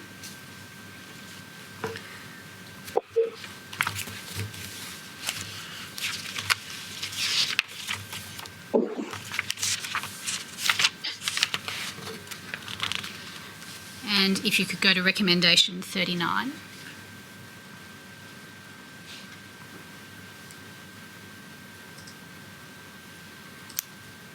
Mr. Bell, one of the recommendations of the Australian Institute of Architects is just highlighted on the screen at the moment, and it's in relation to updating of the Forest Fire Danger Index. Could you please talk to that recommendation and why you think it is important and necessary? Certainly. As a practitioner, it is apparent that the starting point for any risk assessment when it comes to building in bushfire areas starts with the Fire Danger Index.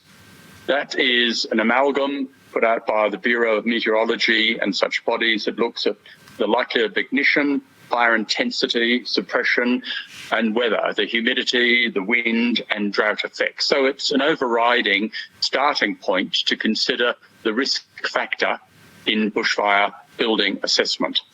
The FDIs are now ancient in that they're dealing with past history of fires and have taken no account since before 2009 into the increasing frequency and severity of fires, let alone the most recent 2019-20 fire season.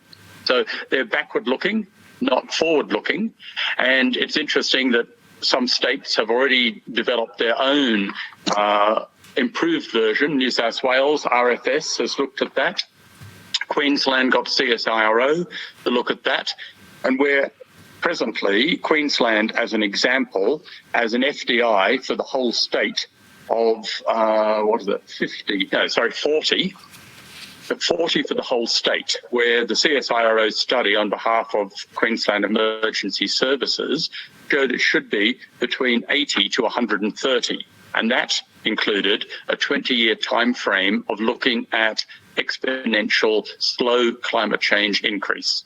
So the point I'm making is, and the Institute of Architects is making, is that the starting point of building regulations needs to be significantly updated and consider what is actually happening by way of climate change and increased hazard and risk. I think you mentioned that it's not consistently calculated between jurisdictions. What's the consequence of there being that inconsistency from an architectural? Well, it means that when you're in a cross-border situation, as mentioned earlier, you can get a vastly different BAL rating for your project on one side of the border to the other. The example, for example, is New South Wales. Northern New South Wales is 80. RFS would like it to be 100, but it's currently 80. The moment you go across the border in Queensland with the same ecology, same landform, it's half that at 40. So the starting point to doing a BAL assessment is very different. And the consequence in terms of what your BAL rating is and the defensiveness or otherwise of your building is very different, as well as the cost implications. And so picking up that issue of cost, my understanding is that there is a high cost, particularly as your BAL level increases, to comply with the relevant Australian standard, which is 3959. What evidence is there that those measures, once implemented, how they actually perform in bushfire conditions as opposed to experimental conditions? There is currently very little real hard evidence. It is purely anecdotal. We hope that following the recent mega fires, the CSIRO and university bodies and elsewhere will actually come back with some harder data that can look at what has happened in the last decade since the 2009 version of AS 3959, which increased the stringency requirements. At the moment, there's lots of discussion, lots of anecdotes, but there is too little evidence that the significant extra cost has actually made a huge difference when saving houses. So essentially what we have to consider is the additional cost versus the safety hazard benefit, affordability versus human safety. And that equation is not really apparent and not backed up by hard data at this point of time. In terms of cost, can I point out again, there is very little hard data other than 2017, the insurance company AAMI gave an estimate on their website of the additional cost compared to a standard project home. Up to BAL 29, their estimate is not significant. But once you get to BAL 40, they're suggesting over $100,000 additional construction cost. And if you're getting to BAL flame zone, they're talking about in the region of $250,000 additional cost to meet AS 3959 requirements. And of course, that is project homes, new building, and another fundamental problem dealing with existing buildings. So there's a need for further work and further understanding as to the cost benefit analysis in terms of this work and the measures that are put in place in relation to higher BAL rated properties? Yes, very much so. Okay, and I understand too that is also the view of the Bushfire Building Council as well, Ms. Cotter, is that right? That's correct, yes. Yeah. So if I could move back to you, Mr. Bell, and operator, if we could go to page 25 of that submission and highlight recommendations 43 and 44. And I think you were coming to that point, Mr. Bell, about upgrading of existing houses to deal with that legacy risk that in relation to existing settlements and existing houses, and the cost of retrofitting to comply with the standards. Yes, indeed. We've already heard this morning that the key problem is the legacy of past decisions and planning that has permitted houses with little or no protection against bushfire or other national emergencies and disaster. Two states, New South Wales and Victoria, at this point of time, require that if your bushfire affected property is to be added 50% or more, the whole property, the whole building must be upgraded to whatever the required BAL level is. Certainly the experience of myself and the Institute of Architects members is that too often that is physically impossible, in that you cannot necessarily, you can change the roof at significant cost, you can maybe have to recover all the walls at significant cost. Are you going to replace all the windows and doors externally at further cost? It goes on. And in many cases, it is logically absurd. The cost of trying to retrofit is higher than demolition and then trying to build again for what might be only a marginally safer house. Back to the difficulties of evidence about what actually makes a difference when it comes to saving individual buildings. And so if retrofitting to meet the current standards is not a practical option for certain houses, what are the other alternatives that might be available for managing legacy risk? You mentioned, I think, in recommendation 46, you talk about water spray systems. Indeed. Water spray systems, the Australian standard was finalised in 2012. I was part of that. The fundamental problem is the recommendation of that time was that it was only suitable up to BAL 19. That, of course, is relatively low bushfire risk.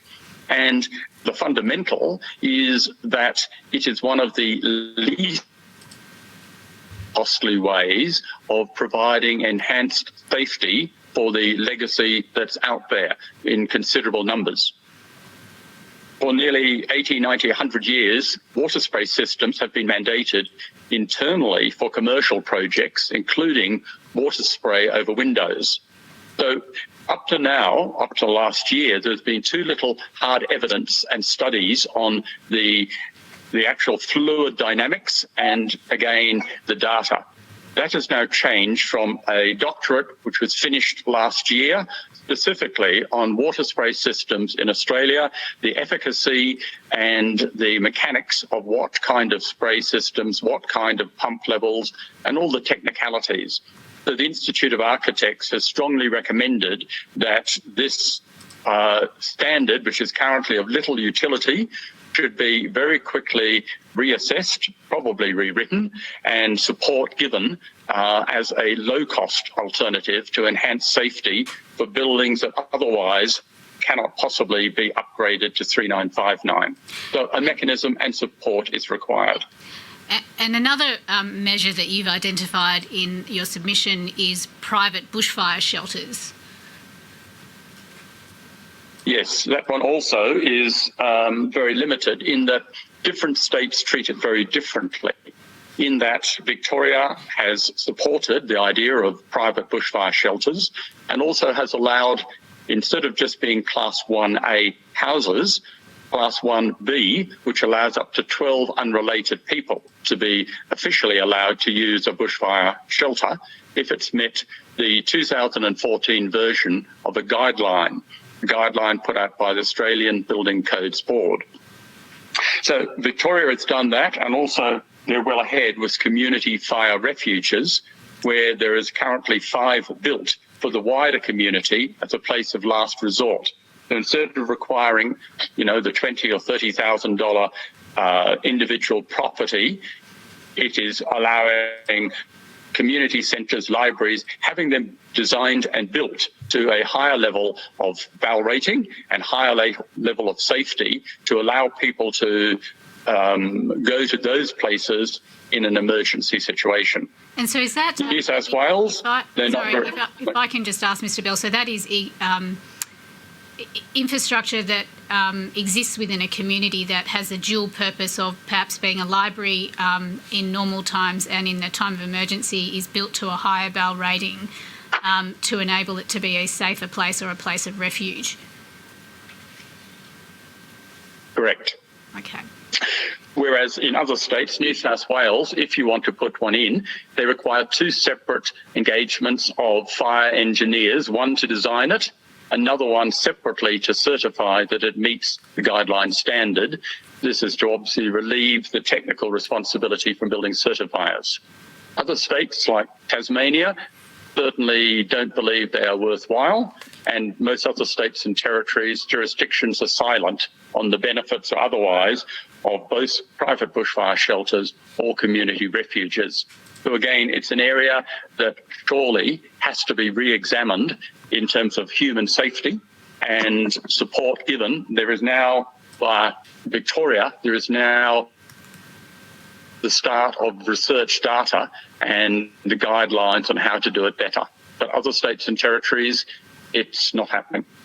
Thank you, Mr Bell. And Ms Mustovic, thank you very much for waiting patiently. I'll now come to you. Operator, if you could please go to the submission of the Property Council of Australia, which is at nnd.001.01141.01 at 11. One of the recommendations of the Property Council of Australia is to provide better access to information and tools. What are the current limitations in relation to access to information and tools around natural hazard risk? I guess I'd say similar to some of the comments of the other members on this panel, we don't have nationally consistent data on natural hazard risks across the country that are available, both at a practitioner level. So we're talking about access to whether that's bushfire mapping, other risks like flood zones, storm surges, all these kinds of risks. They're not mapped in a consistent way nationally, and there's no, one-stop shop for practitioners or members of the community to access that information. I think the other point that needs to be made there is we need information that's fit for purpose for those different audiences. We've heard a lot about the Australian Standard 3959. It's a very technical document. It also, until very recently, sat behind a paywall that people had to pay to access to comply with legislation. Now, that's one example of something that ought to be freely available, and it's great to see that that is now freely available to practitioners. But what we don't have, housed by government in a central location, is information that allows homeowners, people who are living in areas where they may be in areas of risks, to properly understand their risks, not just for bushfires, but for other natural hazards, and be able to, either to take action to mitigate those risks or look at how they might, pursue other adaptation measures.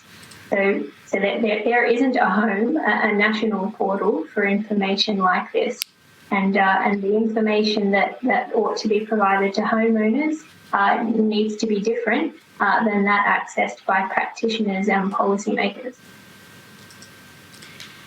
And Operator, if you could please go to page 14 and recommendation 8.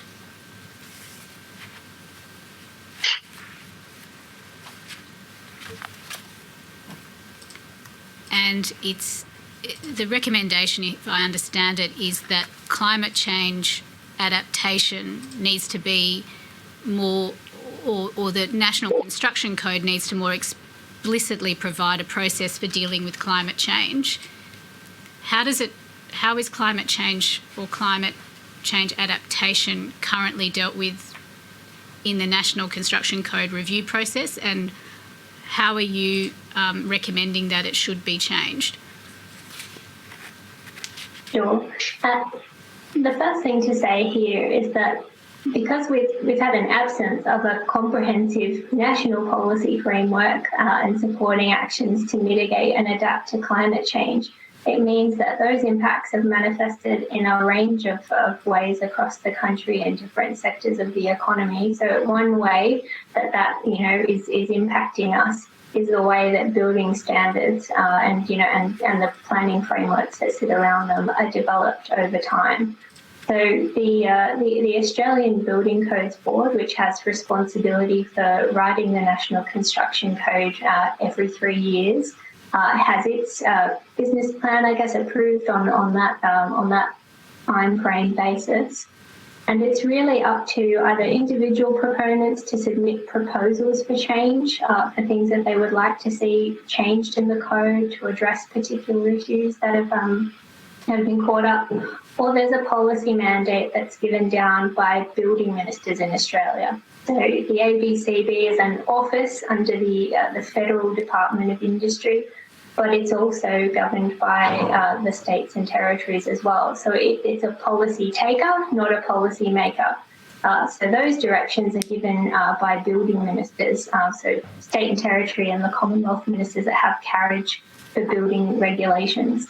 Now, there hasn't been a long-term strategy to look at climate mitigation and adaptation in building systems. There are a couple of things that are useful here. So we have a trajectory toward low energy buildings that's looking at the energy efficiency requirements of the code. Now that goes a ways to dealing with things like heat stress that you might experience within houses. But in terms of the range of issues, so we're talking about, the risk to increased flooding, increased temperatures, moisture variations in soils. The code relies on either calling up Australian standards, which, as we've heard, typically just reference historical data, which may not be fit for purpose looking into the future. But all of those things, I guess, there's no strategy behind the way that that's reviewed every 3 years by the Building Codes Board. And because it takes 4 to 5 years to see changes through a complete cycle, it means that it actually takes quite a long time to make strategic change at that higher level. And then obviously the building code is adopted differently by states and territories with variations, and then you start to see planning frameworks overlaid there. So what we'd really like to see is a more explicit mandate for the ABCB to look at mapping these risks. So whether that's drawing on information that could be available through a national data portal that's looking at, in a systematic way, the kinds of risks that we would see to building structures over time, and then taking it through its already quite rigorous process of cost-benefit analysis to determine what the appropriate changes would be. But it's not a structured process, and given the time taken to make changes, in a document of that nature, we'd like to see that incorporated in a much more structured way. Thank you. Commissioners, I'm conscious of the time, but I would like to leave enough time if you have questions.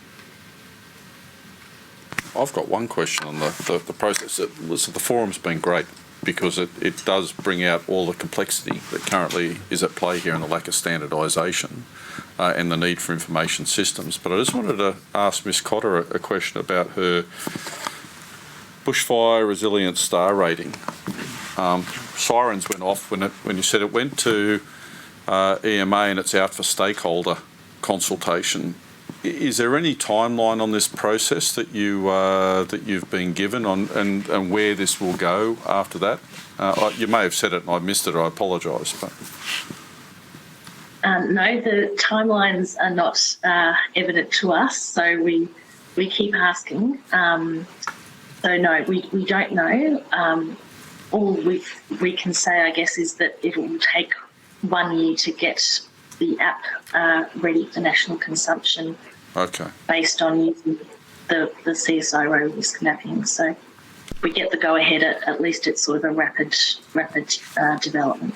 Okay, and the stakeholders, who are the stakeholders that it's out for? Were they people that you've previously consulted with when it was being developed? I'm assuming it wasn't developed in isolation, and so is it now out for those same stakeholders to provide another comment, or is it a broader set of stakeholders? So the methodology project is being developed by our fire safety engineers and fire commissioner and planners and structural engineers. Mm-hmm. We've done that in consultation with CSIRO and QUT. So that's the expertise that's built it. And then BlueScope, NAB and IAG are supporting the development of that project. Mm-hmm. And the stakeholders, we believe that Emergency Management Australia have consulted ABCB and the states and territories. And at the moment, we don't have any sort of more information about where that's up to. Okay, thank you. We might take that for action and ask where that's up to and the process that's going to take from now. But thank you very much. I appreciate that added detail there. Commissioner Bennett? Yeah. Commissioner McIntosh? Yeah, one. Thank you all for that.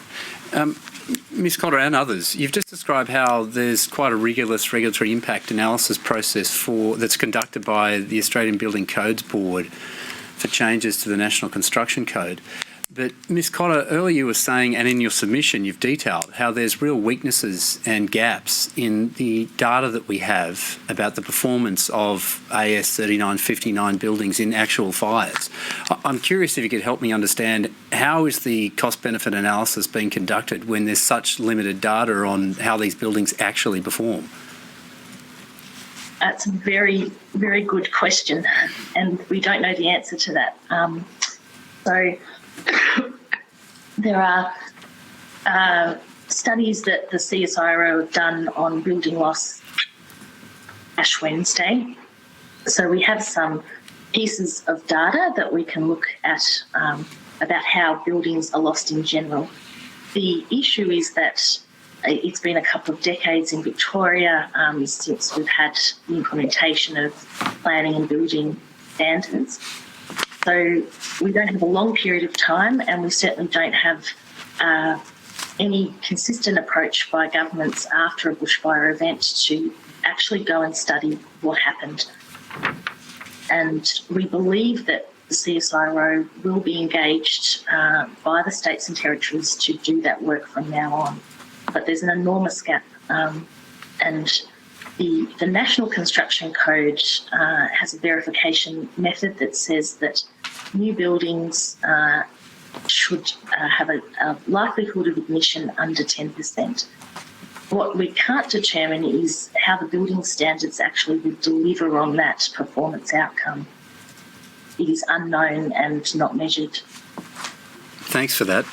Operator, can I pull up BBC 500 001 0012? Again, another question to Ms Cotter, if I could.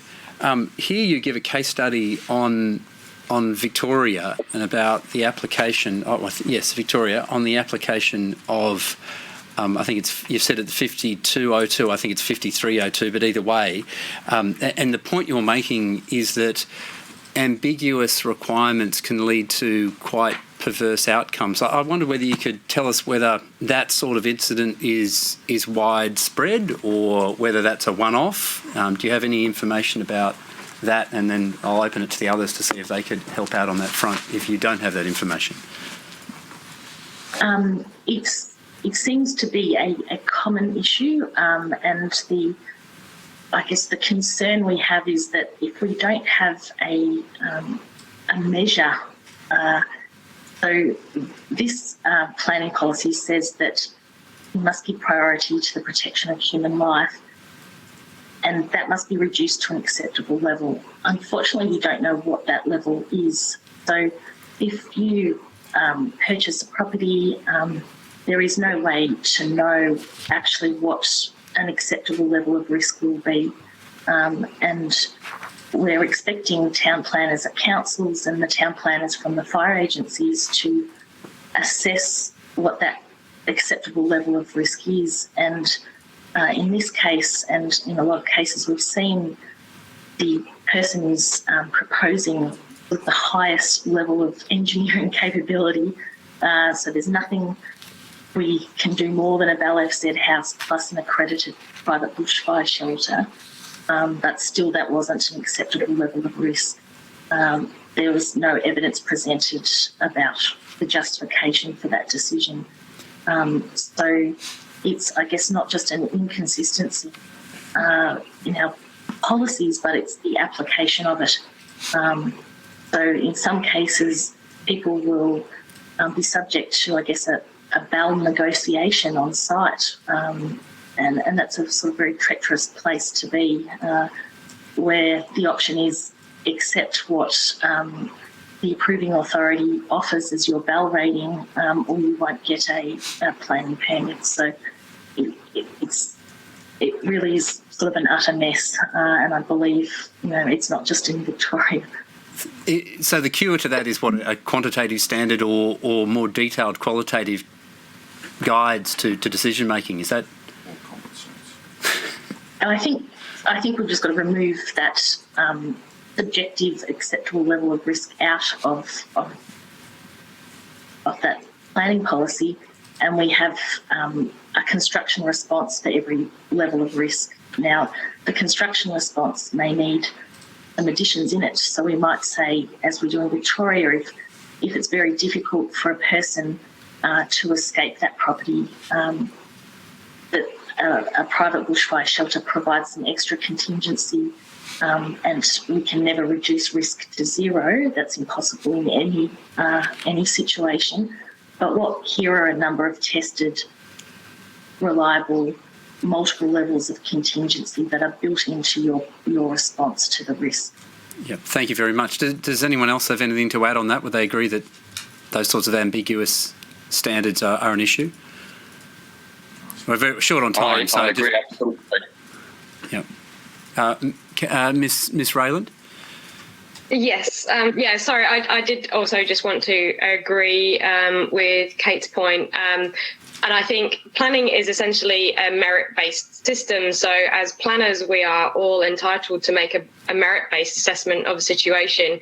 But I think there's probably a lack of education there. And as I said earlier, a lack of collaboration between emergency management professionals and land use planners to enable that merit-based assessment to take place. So inevitably, we're going to fall back on regulation and legislation and policy to make those decisions, rather than actually being able to make an assessment of the risk to life in that situation. Yep. Thank you, and thank you all for your evidence. No, thank you. Appreciate you spending the morning with us and adding to our knowledge here of what the difficulties are in this planning environment. So thank you to the four of you for that. If there are no further questions, could the witnesses please be released from their summons? There's 1,000 more questions, but these witnesses can be released from their summons. So thank you very much for joining us this morning. Thank you. Thank you.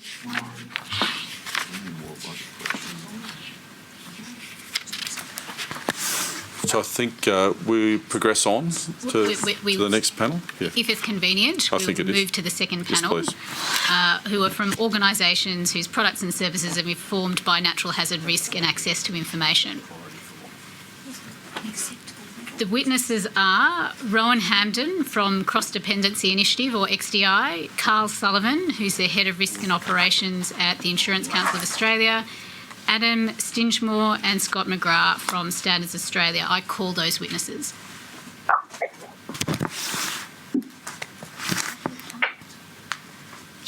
Good morning, gentlemen. Thank you for joining us. Good morning. Good morning. Associate, could you please administer an oath to Mr Hampden? Mr. Hampden, do you swear by Almighty God that the evidence you shall give will be the truth, the whole truth, and nothing but the truth? I swear. And could you please administer an affirmation to Mr Sullivan? Mr. Sullivan, do you solemnly and sincerely declare and affirm that the evidence you shall give will be the truth, the whole truth, and nothing but the truth? I do. And Associate, could you please administer an affirmation to Mr Stingemore? Mr. Stingemore, do you solemnly and sincerely declare and affirm that the evidence you shall give will be the truth, the whole truth, and nothing but the truth? I do. And finally, could you please administer an oath to Mr McGrath? Mr. McGrath, do you swear by Almighty God that the evidence you shall give will be the truth, the whole truth, and nothing but the truth? I do. Thank you. Thank you. Mr Sullivan, the Insurance Council of Australia has provided a submission to the Commission dated 28 April 2020 and a response to a notice issued by the Commission dated 22 May 2020. Is that correct?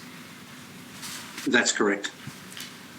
And Mr Hampden, you have provided a report of XDI entitled Climate Change Risk to Australia's Built Environment, a second pass national assessment dated 22 October 2020. Is that 2019? Is that correct? That's correct. And Mr Stingemore and Mr McGrath, Standards Australia have provided a response to a notice issued by the Commission dated 28 April 2020. Is that correct? Thank you. So I might start with Mr Stingemore and Mr McGrath and Standards Australia. Mr Stingemore, are you able to briefly describe the role of Standards Australia? Certainly. So Standards Australia is Australia's national standards body. We develop and adopt standards in technical and management systems areas in all parts of the economy. We've got a catalogue of about 7,000 documents. And with respect to the built environment, importantly, we support policy frameworks like that of the National Construction Code and in areas of land use planning. And my understanding is that in terms of those standards, and up until recently, there has been a paywall to be able to access those standards, but a decision has been made for those for at least the main bushfire building standard to be made available outside of that paywall. Are you able to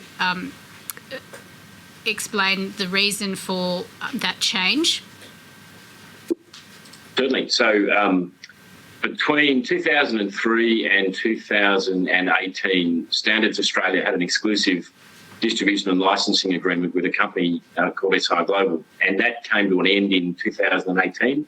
We put in place a new distribution framework that allowed us to distribute our content in a number of different ways, including by way of what we call sponsored access. So at the time of the 2019-2020 fires, Standards Australia entered into an agreement with the Commonwealth through the Department of Industry to make the bushfire standard AS3959 available at no cost to end users until 30 June 2021. Till next year. It'll be available until next year outside of the paywall. It will be. Okay. And are there any plans for it to be made available beyond that, or will it go back behind the paywall? No, in terms of our sort of distribution licensing policy framework, we have great plans in terms of distribution of our content. So one of the ways that our content will be available is by way of sponsored access. We're seeking to embed our content in different systems and platforms of other third parties, and very importantly for personal, domestic and household use, Standards Australia has made a commitment to make all of its content available at no cost to end users by the end of 2023 or as soon as we can. And the reason why we are working to that ambition over time is that our current business model relies on revenue from the licensing and sale of our content to fund our operations. So the Commonwealth provides us with about $2 million a year to participate in international standards development. Our contributors who work with us to develop content give us their time at no cost, and otherwise we're a self-funding organisation. So as we transition our business model from a business model that was probably appropriate in the 1990s and early 2000s, we're working through a phased approach to that. When the fires occurred at Christmas time, we worked very closely with the Commonwealth to make sure that the AS 3959 standard was available as quickly as we could make it available, given the community expectation on being able to refer to the document not only during the fires but in the rebuilding process. That is quite a technical document. Are there any initiatives in place to provide a more community-friendly or user-friendly version of the standard to help educate community members rather than it being specifically directed to practitioners for implementation during construction? Certainly. So a number of organisations already work with us to license some of our content in consumer-facing material. State planning and building regulators use the content to do the same thing. One of our ambitions in the next sort of period of transition for Standards Australia is to get different sets of information out to the community, not only in written form but by way of video and other tools to help people to understand requirements. But to go back to your question, it is a very technical document that is developed for use in the construction and planning sectors, and its utility to ordinary citizens is perhaps limited. And are your standards automatically implemented?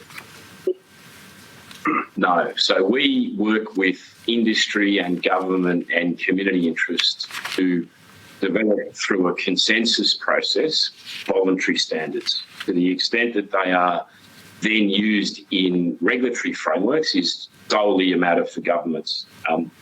In the building sector, we work with the Australian Building Codes Board very, very closely, with state and territory regulators and with industry associations to develop standards for potential referencing in law.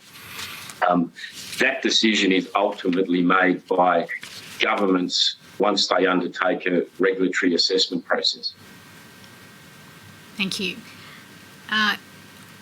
Operator, if you could please go to document sta.500.001.0001, which is the submission of Standards Australia. And if you could go to page 12 and highlight recommendation 1.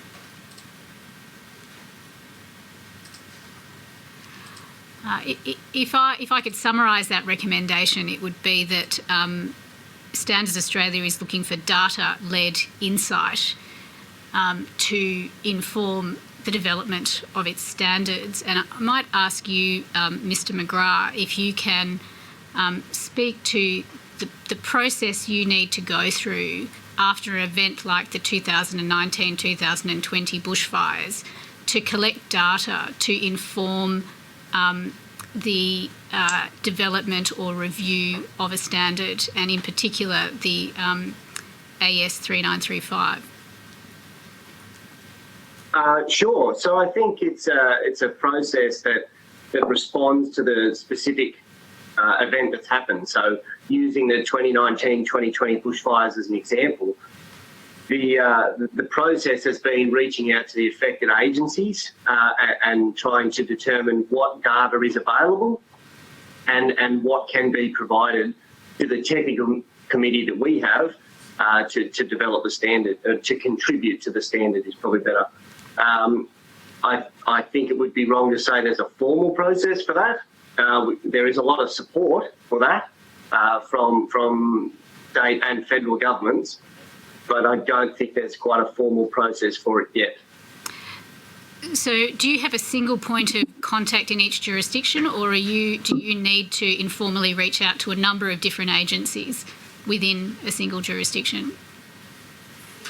No, so it varies quite heavily. So we don't have a single point of contact in terms of each jurisdiction, but what we do have is sort of a go-to in each jurisdiction that we would, as you put it, informally reach out to and get whatever advice or whatever data is available. And it depends on the jurisdiction as to whether there's been consultation and whether they've reached around to all the governments and found out what's actually available.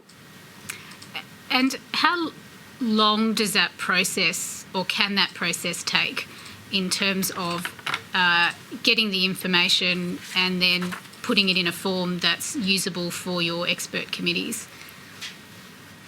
I couldn't tell you exactly a time frame. I think there's an expectation that we get all available data. So I don't think it's a matter of a sort of a checkbox exercise, if I could put it that way.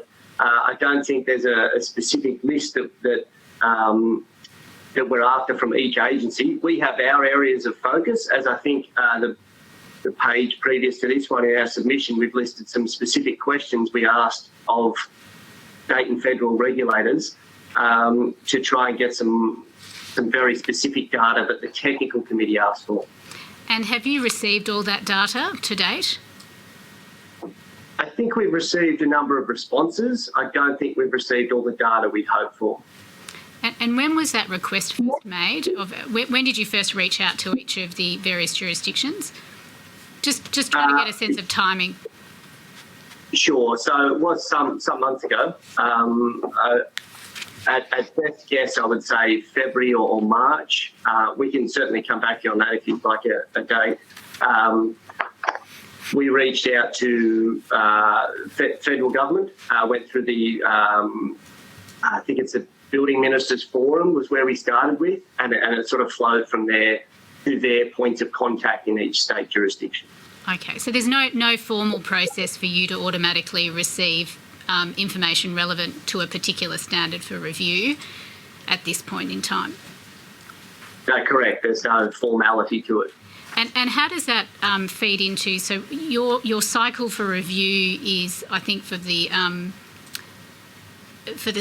standard, how does the timing in terms of when do you need to get that data to be able to feed into the next round of review for the standard? So I think in the case of 3959, it feeds into the review cycle for the National Construction Code, which I understand has moved to a 3-yearly cycle. So we align as a sort of an estimate and a very fixed sort of goal to that cycle. But it's a matter of, we see the standards as, pardon the phrase, but a living document, and we update them as often as we need to. And we work with industry, with regulators, and with a whole lot of very informed experts to make sure that we're updating it as appropriate. So the NCC, the National Construction Code deadline, is sort of what we work to, but we always look for ways to do that quicker. But presumably it can't be done until you have all the relevant data. It certainly would make it a more accurate process. So we can develop we can update the standard based on expertise provided by the committee. So our committee has a number of experts on it that know, just anecdotally, or there might be representatives from state government agencies that know the data, but we just haven't received it. So I think it can be done as we need to, but the data would certainly make it a more fruitful exercise. If I could ask the operator to please go to recommendation 2. And if I understand, this recommendation sort of speaks to the legacy risk that has been identified by a number of witnesses today, and bringing existing infrastructure into line with regulatory settings. How do the Australian standards incorporated into the National Construction Code deal with legacy risk? I'll take this. Yeah. So if I can take that question, Councillor. Of course. We work in every sort of aspect of the built environment, from cottages through to bridges, through to big infrastructure and roads. And in really simple terms, the better the data that we have available to us, the better that we're able to review the stock of Australian standards. And Australian standards are mainly used in new construction.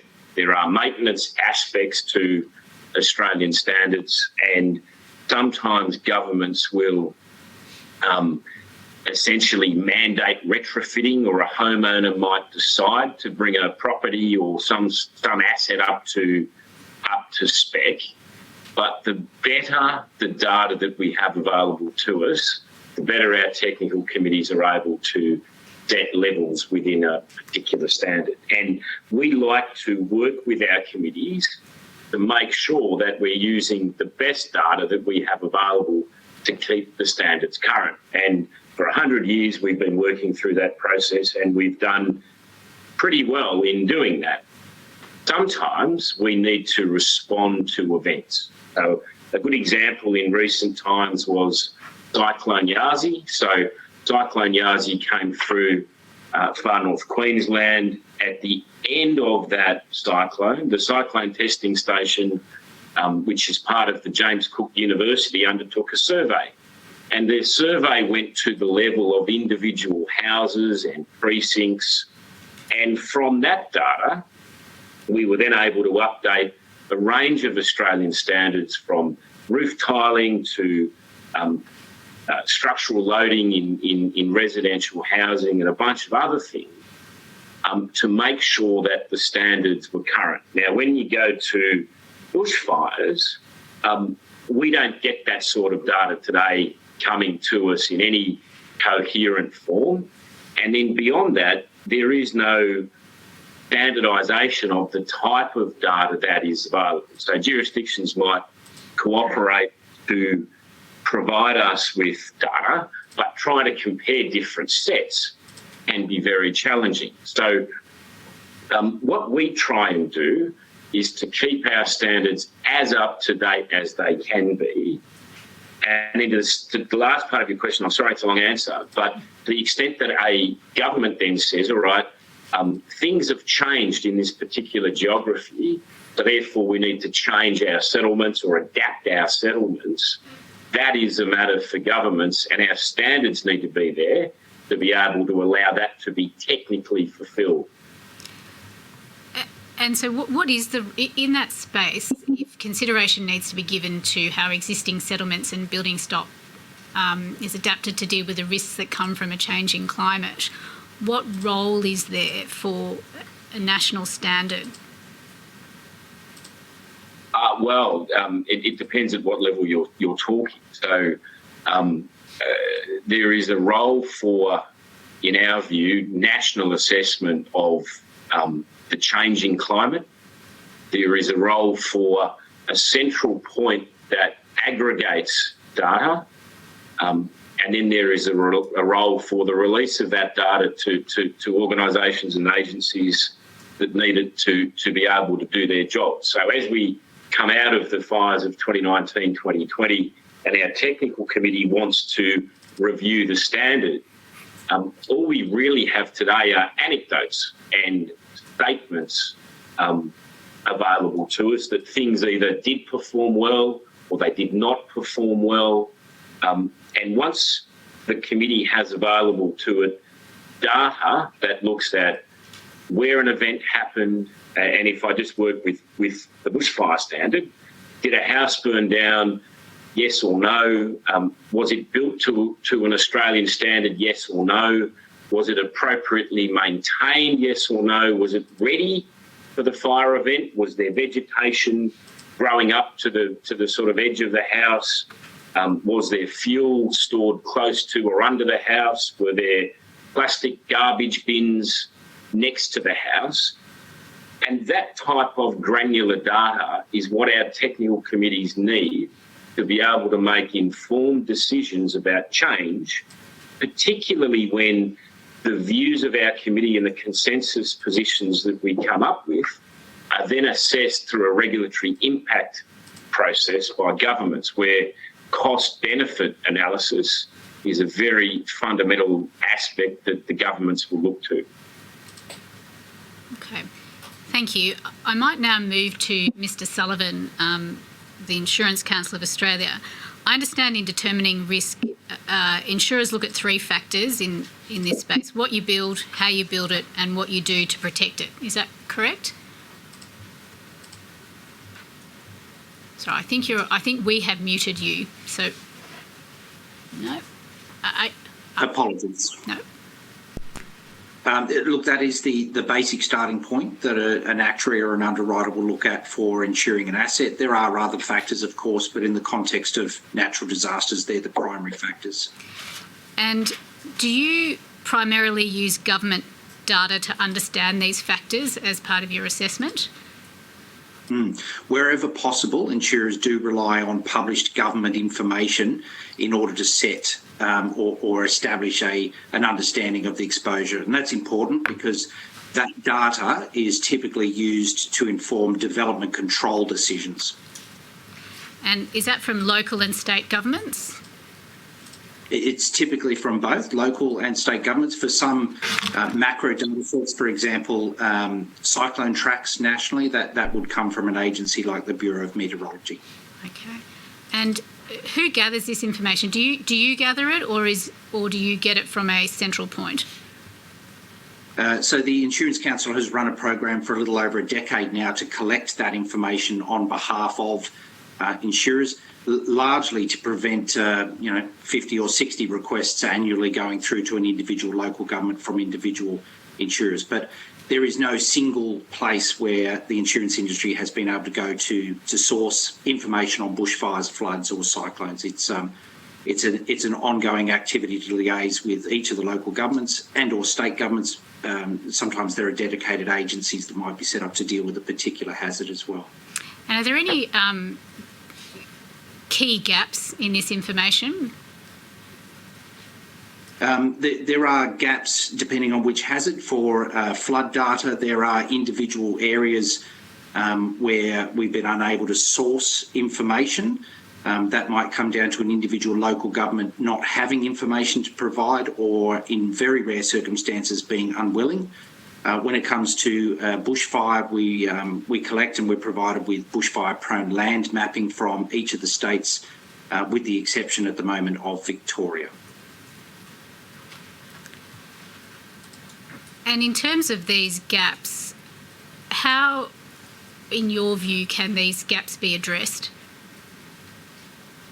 Well, look, I think there's a number of aspects to that response, but very broadly, the establishment of some consistent national standards around what that data should look like, the definition of the actual outputs, a national agreement that it should be made available to all stakeholders, and then appropriate funding from state and federal governments to actually make sure that that occurs.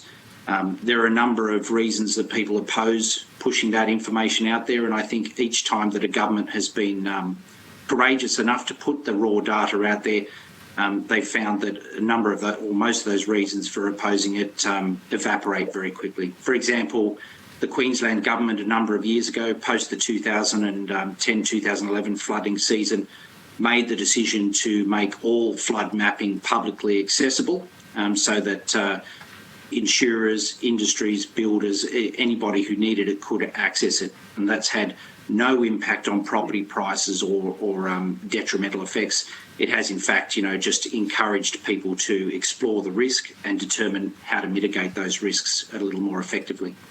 Okay. What is the data globe?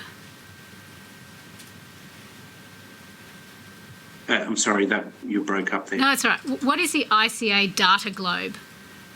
The ICA data globe has two parts to it. The first part is a geospatial information library, which is all of that information that the Insurance Council has collected on behalf of members from local and state governments typically. So that is raw geospatial information that's been provided by a local government, so the ones and zeros that sit behind it. The other half of the data globe comprises two sub-elements. The first of all is a map system that insurers and their stakeholders can log into and can explore what those hazards may actually look like in a physical sense for a particular land parcel. We also have an application that's currently being upgraded called My Hazards, and that is a consumer-facing version of that hazard data, so that individuals can go to their land parcel and get a reflection of what hazard information in terms of flood, cyclone, bushfire and storm exists for that land parcel that the insurance industry has collected and may be relying upon. And so what motivated the Insurance Council to develop the My Hazards app? Well, look, in essence, we've come to the view that while some local governments and indeed some state governments have made efforts to make data available in a consumable format, there's been no consistency around that issue whatsoever. So as we've engaged with communities, particularly communities who have acute levels of risk, be that cyclone, flood or bushfire, we found that some of them can be under-informed about what those exposures may be. So we decided to take what we've been collecting in terms of raw data for insurers and make that into a consumable format so that at least people have the opportunity to discover more about their location. I should stress it's not going to be definitive in every case, and where people contact us, and they do, to ask further questions, for example, about the flood information used at their site, our first response is always you need to go to the data owner, and that might typically be the local government if it's flood information, and get the most accurate and the latest information from those agencies. And how has the release of that app been received? Well, we've had over 10,000 downloads of it. We've had a great deal of positive feedback. It was really just the first release and first attempt of it, so hence we're in an upgrade cycle at the moment. We're expecting to release version 2 next week, and we've found only positive comments. The only slightly shaded comments that we've received have generally been from local governments themselves, but those comments have been, we think you might be using slightly older information. We now have new information, and so it's provided a trigger for them to provide the new information, and so we can incorporate it very quickly. Do you have a sense of where those 10,000 downloads took place? Are they across the country or in particular regions? Do you have any sense of that? The distribution of it is quite even across the countries, and it typically maps out to the population centres, which would be no surprise. We were expecting that people with acute risks or high levels of risk might be the ones who are downloading it more frequently, but we found that, in fact, those people appear to understand their risks fairly well already, particularly if they've been long-term residents in an area. So we've found that most of the downloads have come from people who may have just moved to an area, and this is based on consumer feedback we've reached out for, or to people who are researching on behalf of others. It's also come about that people who are facing very high insurance costs because of acute risks in their area, they've been prompted to have a look at My Hazards to determine whether exposure levels are one of the factors that they have to deal with. Okay, thank you. I might move to you now, Mr. Hampton. Thank you. Could you just briefly describe your background and experience and what XDI as an organisation does? Thank you. So I suppose it's probably worth mentioning I spent the first 7 years of my career as a regional officer in the Country Fire Service, and I ran the Fire Investigation Program and the Air Operations Program. I moved through government in various policy roles, and 4 years ago I left government and set up a company to deal with climate risk in built infrastructure, and we provide risk assessments, detailed and investment grade risk assessment of physical risk to governments, financial institutions, and private corporations and public utilities. Okay. And what information do you use for hazard risk assessment in Australia? So we're very data driven, so we do use many layers, but I think in general terms, for historical weather, we rely on Bureau of Meteorology data. For climate projections, we're using the Commonwealth-funded modelling through CSIRO, as well as state-funded downscaled models in Queensland, New South Wales and Victoria. For hazard layers, such as flooding, we either use models provided to us by clients that they say are the highest quality available to them, or in the absence of that, we use commercial flood layers that are used by parts of the insurance industry to provide comprehensive flood mapping through whole regions. And for fire, we used to use the Forest Fire Danger Index and the forest hazard mapping as a mechanism, but we found that had become too coarse and not a useful mechanism for the analysis we do. So we've implemented a new method based on some research out of the US that we found is far more satisfactory in projecting future fire behaviour. And so the commercial source of your flood mapping data, is that a local source or is it an international source? No, they're both international companies. So one is Ambiental and the other is JBA. And what are the gaps, if any, in the information that you have available to do risk assessment for hazard in Australia? Look, that's quite a list. But I think in broad terms, the commercial flood models are produced at a global scale, so they're globally applicable for insurance markets. Therefore, they are unnecessarily coarse in a lot of jurisdictions. And so improved national flood mapping would be amazing for Australia and certainly help to close some significant gaps in risk planning. In other jurisdictions, it's really... Apologise for interrupting, but what are the implications of those gaps? So why do you need mapping that's more refined and less coarse? So the way our software works is, the analysis we provide tests how an asset is actually constructed versus the hazards in which it faces. So we look for information for flooding, for example, how high the asset is off the ground in terms of its minimum floor height, because it doesn't matter if the site actually gets flooded. Most of the damage only occurs once it gets above a certain height. And the more detailed the flood modelling is, the better refinement we can get about future risk probability under various climate models. Okay. And sorry, I interrupted you. You were talking... The other issue I raised recently at a national forum was the paucity of readily available infrastructure data. So we work with governments all over the world and we source infrastructure data. We populate entire countries with every power pole, every road section, and run everything they've got built. Sourcing that data in Australia is difficult, and you end up negotiating individually with every institution on every project, and every government, every body who needs access to that data is forced into the same process. So recently we recommended to that process that we set up a national database of critical infrastructure that anyone can access, and it would massively reduce the transaction costs associated with doing these large-scale assessments that anyone could access.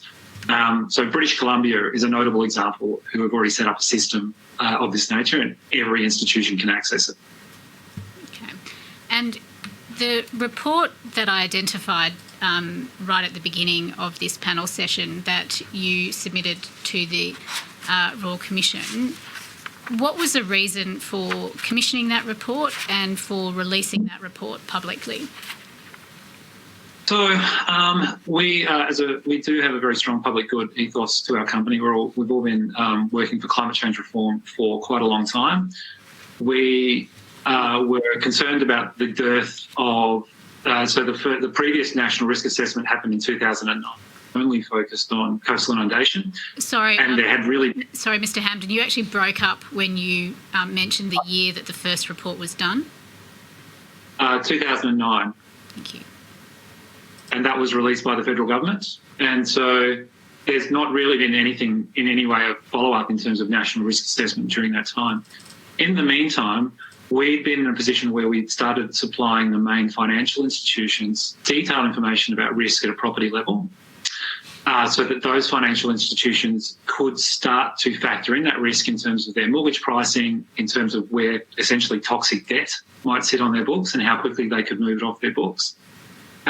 We personally did not, that did not sit well with us ethically, and we wanted to release the information into the market so that individuals were also informed of the information that financial institutions may be using to make financial decisions on their behalf, and to start this whole discussion around both the nature and scale of risk at a property scale around Australia, but also that companies can now disclose that risk without major institutions being involved. And now that we're in the realm of big data and access to supercomputing power in cloud sources, we're able to run entire risk assessments of corporate companies or governments or countries without the institutions being involved in that and disclose that to the market. And I think it's worth pointing out that people now need to know this in terms of how we manage risk going forward in the country. And how was the release of that report received? Look, we were very careful to inform, because we do work with each of the state governments, and we're releasing a lot of information that they may not have necessarily disclosed themselves, and certainly in a format that was far more granular. So we went through the process of informing every state government and individual workshops to let them know. Some states were more resistant to others based on their legacy history of land use development and decisions around that. And but at the end of the day, we went ahead and released it, and the political fallout from that has not been so serious that it's affected our business. Okay. And so a common theme in the evidence today is that legacy risk and how to address that legacy risk has been identified as a key issue. One matter is the insurability and affordability of insurance in relation to houses that have this legacy risk associated with them. In your view, what are mechanisms that are available to address this legacy risk and this issue of insurability? Yeah, absolutely. Thank you. So the question, that's a really interesting question. So what we did want to highlight was, because of how our metric actually calculates risk, it is a financial metric that's similar to a technical insurance premium. The other thing is we included all of the hazards a property will face, which included the hazards that you don't get insurance for in Australia. Most notably, coastal inundation. You can get an insurance policy for wave action right now, I found out, but generally coastal inundation and soil movement, which are actually big risks that you can get insurance for in other parts of the world. And then even for the risks that that you are able to get insurance for, we were getting more and more feedback that was becoming to such a price to be able to afford that. The risk was so high that it was becoming unaffordable. So it is available, but you can't access it. So that's tends to be concentrated in particular communities where they're in high hazard zone. And so we are conscious, and I suppose we've been informing markets of where those hazard zones are and the nature of those hazards and how those hazards will evolve over time. and the markets will respond, but the communities themselves will be left to suffer. So there are a number of programs we're aware of, and so we wanted to raise this. It is a national issue. I don't think these people shouldn't be left to deal with this on their own, and we need a mechanism to transition out of that. That includes mechanisms like the UK Flood Program, which have a way of accounting for transition and risk as they do works and transition programs to get people out of hazard zones, but have a gap payment to allow them to have insurance for the hazards should it occur during the time they're managing the transition. We also recommend we adopt something closer to a US policy in terms of home loans, where you shouldn't be issued a mortgage unless you can get an insurance policy across the entire mortgageable life of that asset for all of the meaningful hazards that asset will face. And that would be an immediate market signal around what would happen, why you shouldn't purchase that property unless you are able to understand its nature and scale of the risk and be able to fund to manage that. Thank you. Mr. Sullivan, did you want to respond to any of the comments that Mr. Hampden has made about insurability and natural hazard risk? Look, insurability or insurance affordability is an issue that we're very concerned about.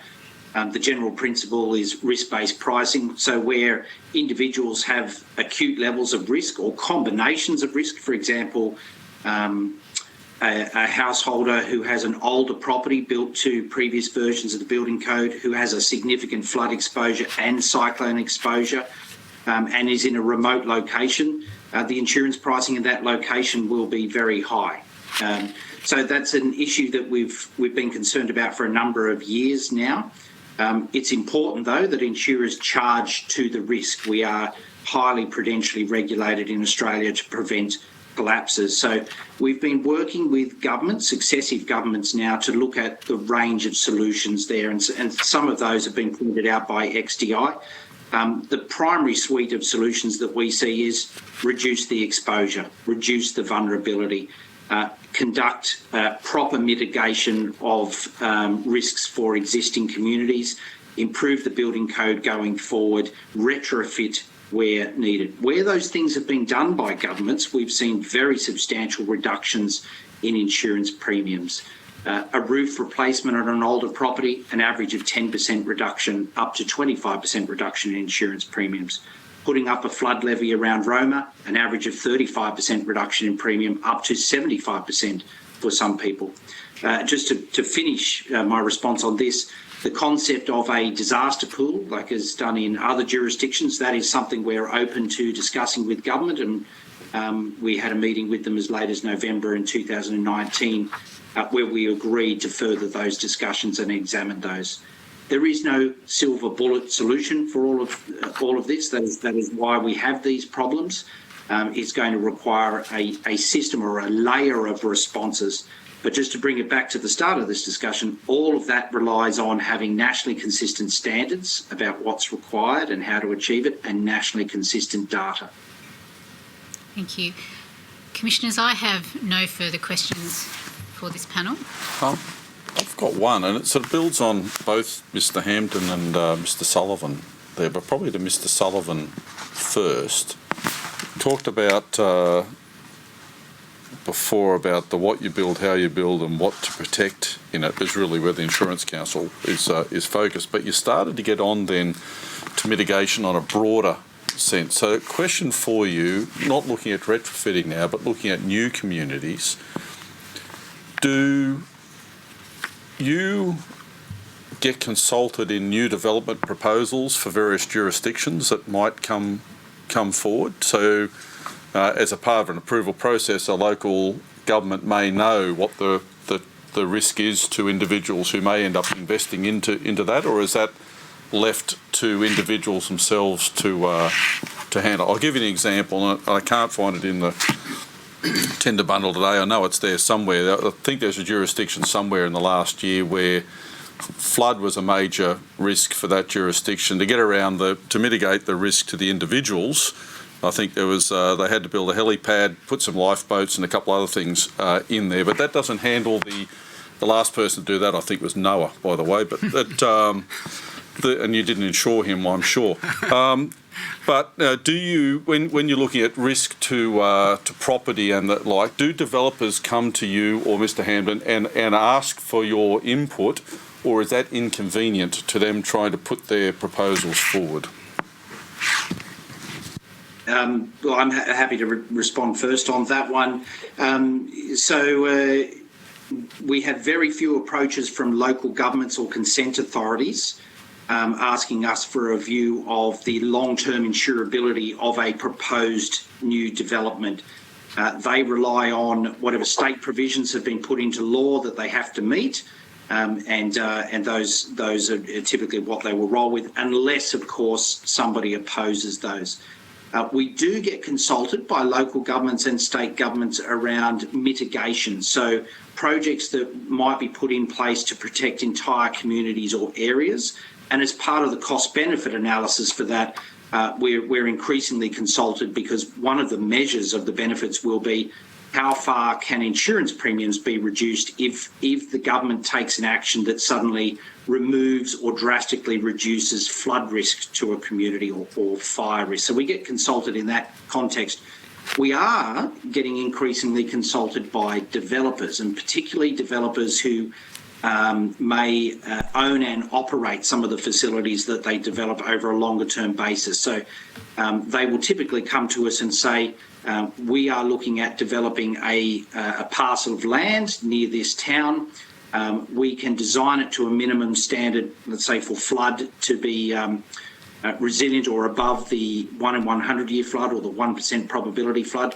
However, we recognise, because of climate change and because of how the insurance industry may view that risk in the long term, that may cause a downstream pricing impact for the people that they sell those properties to. So increasingly, developers will come to us and say, if I go above and beyond the minimum standard that I would be required to develop to, how will that look in terms of insurance premiums over a long term? So that is a positive trend that we're seeing, and it's something that we'll continue to encourage. Thank you for that, Mr. Hamblin. Yours is a growing area here. Any comment from you, please? Okay. No, we're actually directly consulted on that. And so we've worked with a number of state governments in looking at their planning policies in particular regions and how they will apply those. So specifically, the way we inform them is we're able to look at entire regions. They're looking at setting planning policy for layering standard assets that are likely to be built in those locations, and then testing them for the hazards they expect to face over 1, 2 or 3 mortgageable lives, so out to about 2,100. And then they're able to look at individual policies they can apply in very specific parts of those regions. Mm-hmm. So if there's an area where there's an urban fringe, they can look at more strict bushfire policy. If there's an area where there's where it's close to a river or exposed to riverine flooding or overland flooding, they can set additional ground heights, and they can test all those policies and assess the efficacy of them to determine how they will allow building to occur in those regions. So we've done that in 2 states so far in recent developments. Furthermore, we have 2 states using a version of our tool as a pre-screening tool for development of state-owned capital investment, where they will construct the planned asset in its location, and then they can test it and look at what its likely climate risks are out to the rest of the century. So, Mr. Hampton, if I understand, the fidelity that you're looking at in information means it doesn't need to be as broad brush an assessment as it has currently been. You're almost down to individual blocks within a locality where you could assess the risk. Is that right? So you can reduce the risk mapping, for example, that might be going on here. Yeah, it depends. It's only as good as the data you have. Oh, sorry. And so so in some things we can, it's down to a few metres where we've got good digital elevation models, but in others like wind, it's across several kilometres you can do appropriate planning. No, thank you very much. Commissioner Bennett? Yes, I just have one question, and that's about retrofitting and the standard 3959. I don't know if you heard some of the comments that were made in the previous panel of the commentary about the cost of retrofitting to that standard. That if sometimes there's a requirement that if you're going to extend your house by a certain size, then you've got to have the whole of the place comply with that standard, which the commentary was that it's more expensive than knocking the whole thing down and starting again. It becomes totally prohibitive to retrofit to that standard. So I guess my question is, possibly originally to Mr. Stingemore or Mr. McGrath, and then commentary, is there a thought about producing a sort of a halfway house standard for retrofitting, which would be not as stringent perhaps as the standard to apply to a new house, but would still be an encouragement to people to look at retrofitting in an affordable manner? And then, of course, that would also impact, I assume, later on. It could impact on their insurance premiums and obviously the risk assessment. But I just wonder, Mr. Stingemore, if you could comment on the advisability or the realism of that sort of thing. Certainly, Commissioner. And I think the question goes beyond bushfire control. So if I understand correctly, if there is an existing residential house and you want to, in different jurisdictions, if you do more than 20, 30, 50% work to that, then you need to bring it up to the requirements of the current National Construction Code. And those requirements, of course, don't only deal with climate change risk or bushfire risk. They deal with things like energy efficiency and different structural requirements in standards that may have come in the last 50 years, depending on how old the structure is. And we get feedback from the residential sector in particular that sometimes that is cost prohibitive. Now, there is a way to look at your question a different way, to say, how do we manage the risk? So risk from high wind events is a very good example. So in northern Queensland, over the last 10 years, there have been different programs that have looked at assuring a property by requiring particular things to be done to the structure, but not in looking at the entirety of the specification to which a structure is built. And the same elements would apply to bushfire construction. So if you are looking at a house that may have been built 30 years ago, 40 years ago, well before the bushfire standard came into play, what can you practically do to that house to decrease the risk? And some of that relates to what we do in the technical specifications. Some of that is sort of at a precinct level. So what do you do to the vegetation around a particular environment? And then what are the practical things that you can do in terms of managing sort of ember attack, managing how a house is lived in, and doing things that where you spend money, but the incremental change that comes is much more than knocking the house down and building it to specification. Mr. Stingemore, I understand that. I think there's some of the factors that perhaps Mr. Sullivan was talking about as well as the sort of matters that could be brought to bear. I think my question, though, was directed more to whether or not it would be of assistance, do you think, to have a standard brought in that could, by Australian standards, that could then be utilised by the various jurisdictions to have a sort of a not perfect original standard as for a new house, but could actually be implemented that way? Do you think Standards Australia could look at something like that? Or do you have that in mind? Yeah, so there's probably three questions there. So yes, we could do that work. That's not an issue.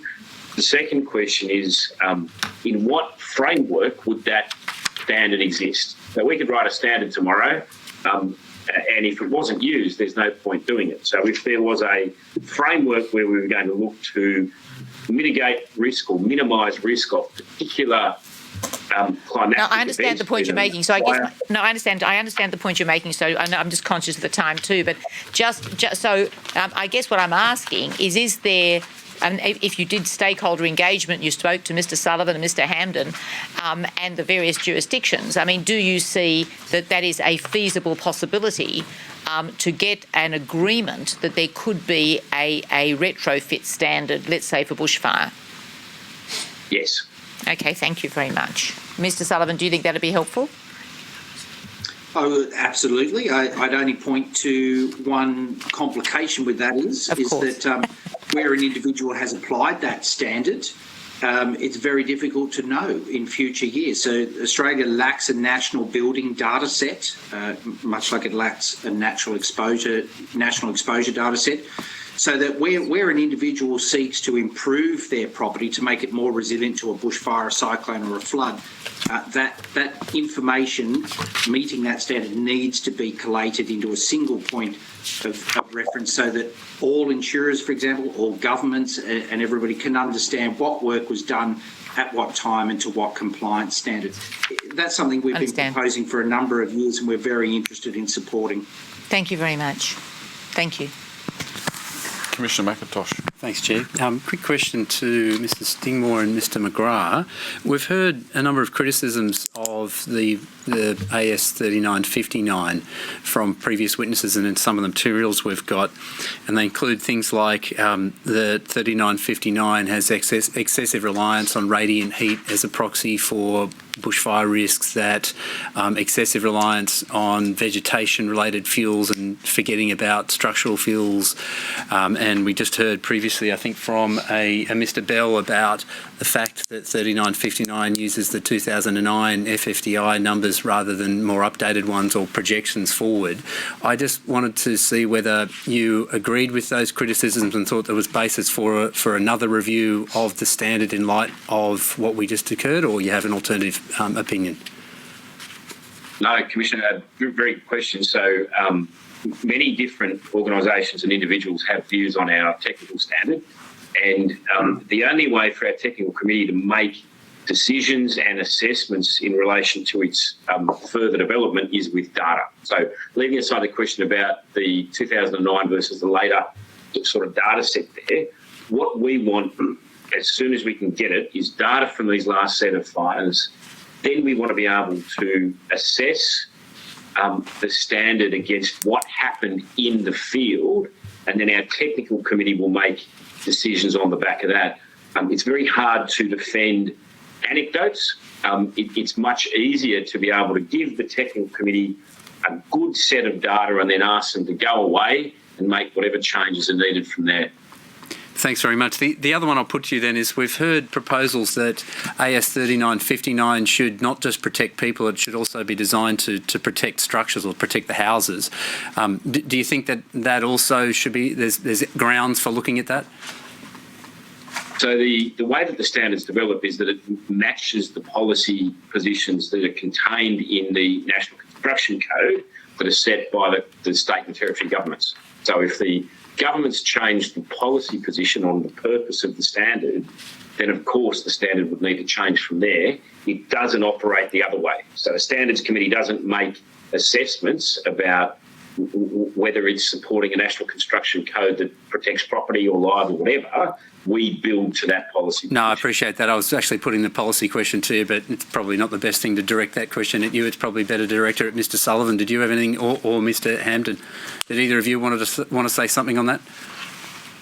Well, look, the insurance industry has long held the view that while the National Construction Code is something we should all be proud of, it is admired around the world, it is failing the community in one aspect, and that is that it doesn't stipulate a performance outcome for protecting the property, except to the extent that that property protection would save life.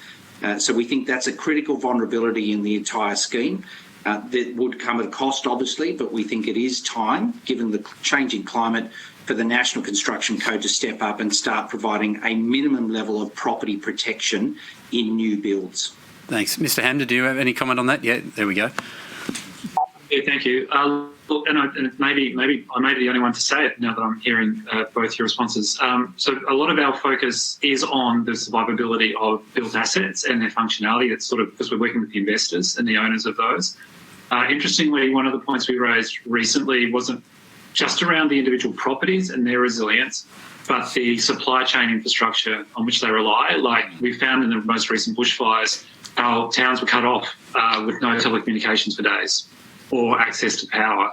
And a lot of our work is in this supply chain resilience and making sure that communications, transport and power and water systems are actually resilient to serve their communities and are built resilient to be able to supply those services even during probable projected natural disasters. And that's also part of the consideration that leads to community safety. Okay, thank you all. Thank you, Chair. No, thank you very much, and thank you for that qualification at the end, Mr. Hampton. I think it's very, very important for people to understand what is available out there. Thank you to the four of you for joining us this morning and this afternoon. We appreciate it very, very much. We, like always, we got a lot out of it. So thank you.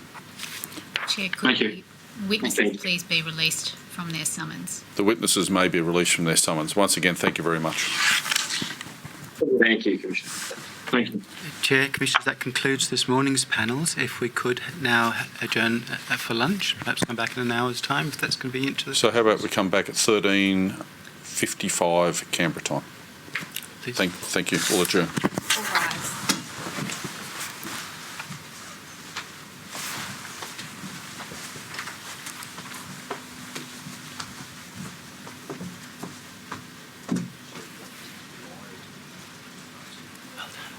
Royal Commission has adjourned until 1:55.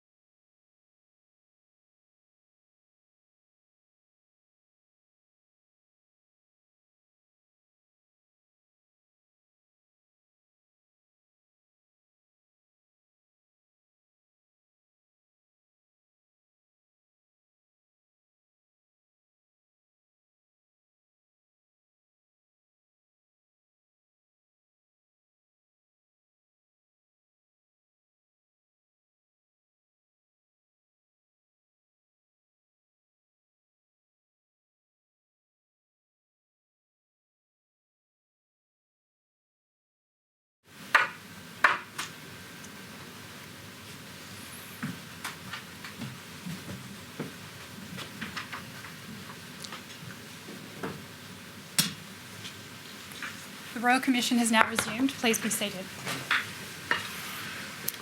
Commissioners, Chair, good afternoon. Mr. Tuckley, good afternoon. Before we begin, if I could just deal with a housekeeping matter. There's a supplementary tender list in relation to two documents. They are intended Exhibit 19.8, and there's 19.8.2 and 19.8.3, with the document references DEL.0001.002.2217 and DEL.00001.002.2195. If I could please tender those and have a direction accordingly. We'll take those as exhibits as marked. Thank you. Thank you.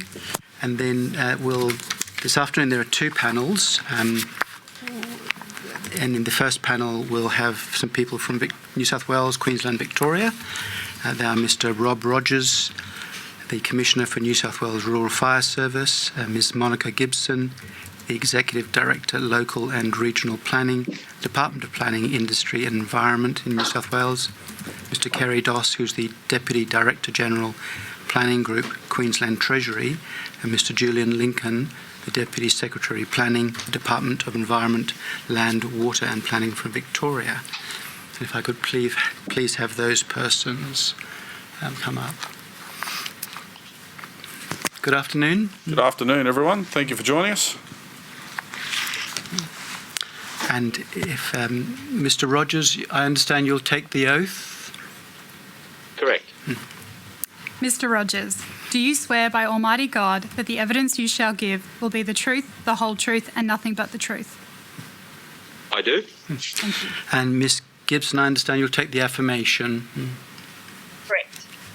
Ms. Gibson, do you solemnly and sincerely declare and affirm that the evidence you shall give will be the truth, the whole truth, and nothing but the truth? I do. And Mr. Doss, I understand you'll take the affirmation? That's correct. Mr. Doss, do you solemnly and sincerely declare and affirm that the evidence you shall give will be the truth, the whole truth, and nothing but the truth?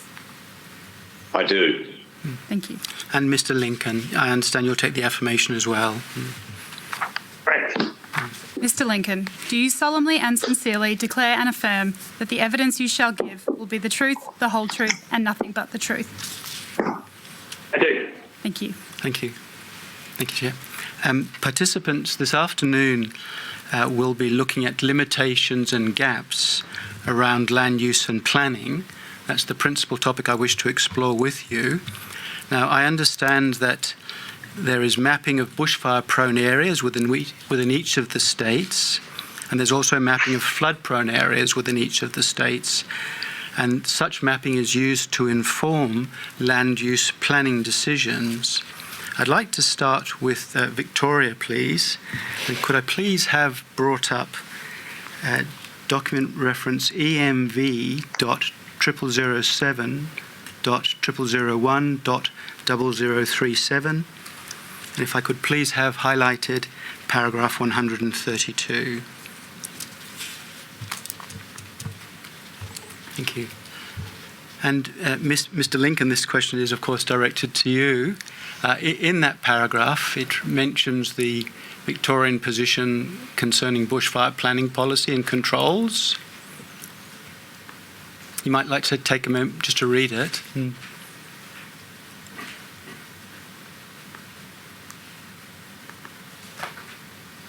Yes. Okay. And I understand in Victoria that that approval is given for developments within bushfire-prone areas and also within flood-prone areas. Yes, that is correct. So bushfire-prone areas have a large majority of land outside the urban areas, in particular in Victoria. And having a bushfire-prone area or flood-prone area, it's not necessarily prevents development from being carried out, although it does place particular requirements on any development that occurs in those areas. Right. Now, in the last sentence of that paragraph, it talks about the protection of human life is given priority over all other policy considerations, but it goes on to say that population growth is directed to low-risk locations. How does the government encourage population growth to go to low-risk locations? Yes, Mr. Tokley. So within the planning system Victoria, there's planning that's carried out at the strategic planning level, and then there's also planning decisions that are made within our statutory planning framework. So in terms of, and that helps direct where development would occur, both in terms of broader settlement decisions and then right down to individual planning permit decisions for individual buildings. At the strategic planning level, so at that big picture planning level, for example, a local government may undertake some township structure planning, which would help them determine where new settlement might occur, and they would certainly take into account risks in undertaking that strategic planning, including bushfire risk, in considering where it would make sense for settlement to expand to. So that occurs at the strategic level, and the result of that may be incorporated into planning schemes.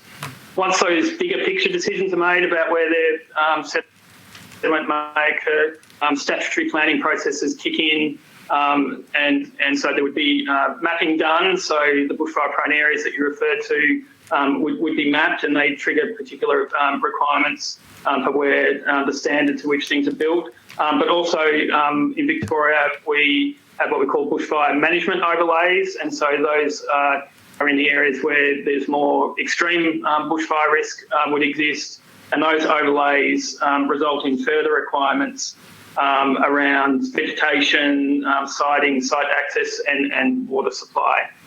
So there's a strategic planning level that determines where settlement might be, and then those further planning controls that determine individual decisions for new development. Right.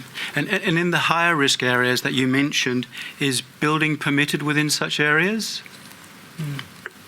Building can be is permitted, but there's quite a range of conditions that need to be met. So everywhere where there's a bushfire management overlay, they would also be in a bushfire prone area. So that would require a bushfire attack level to be determined. And that BEL rating, as we call it, determines the standard to which a building would need to be built to, and that might range from a minimum BEL 12.5, where a building might be subject to some ember attack and low heat radiation, right through to the highest BEL rating, where we'd expect the building to be in flame zone. But also, apart from the building itself, those issues I mentioned around site access, siting, vegetation, water supply would all need to be met. So while in theory it could be permitted for building to occur in those places where there's a bushfire management overlay, in the more heightened areas of risk, there's far more onerous requirements that would need to be satisfied. Right. We heard earlier today evidence surrounding the Australian Standard 3959, to which homes are built to give protection from bushfire risk. And is that the standard to which homes in Victoria are required to comply? Yeah, that's correct. So if you were in a bushfire-prone area, you would have that standard that you referred to as a requirement, and the BEL rating would kick in to determine which particular elements of that you need to comply with. Right. We also heard evidence this morning that the fire danger index that's used in the standard was last looked at in 2009 and doesn't seem to have been changed since 2009. Were you aware that the last time that the standard was updated in terms of the fire danger index was 2009? I wasn't aware of that, no. Okay. I wonder if I could please have paragraph 134 highlighted. And Mr. Lincoln, if you would just take a moment to read paragraph 134.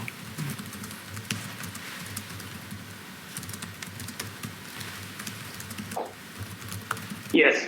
And in particular, I'm interested in the second sentence beginning, however, the mapping of bushfire risk and other natural disasters across jurisdictions is inconsistent and incomplete. And if you wouldn't mind elaborating upon that a bit more, please.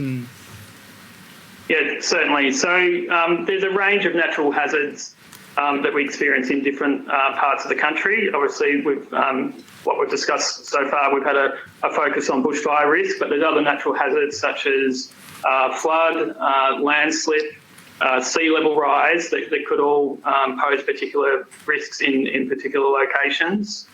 And in other parts of the country, things like cyclone as well, which is not as big a factor in the context of Victoria.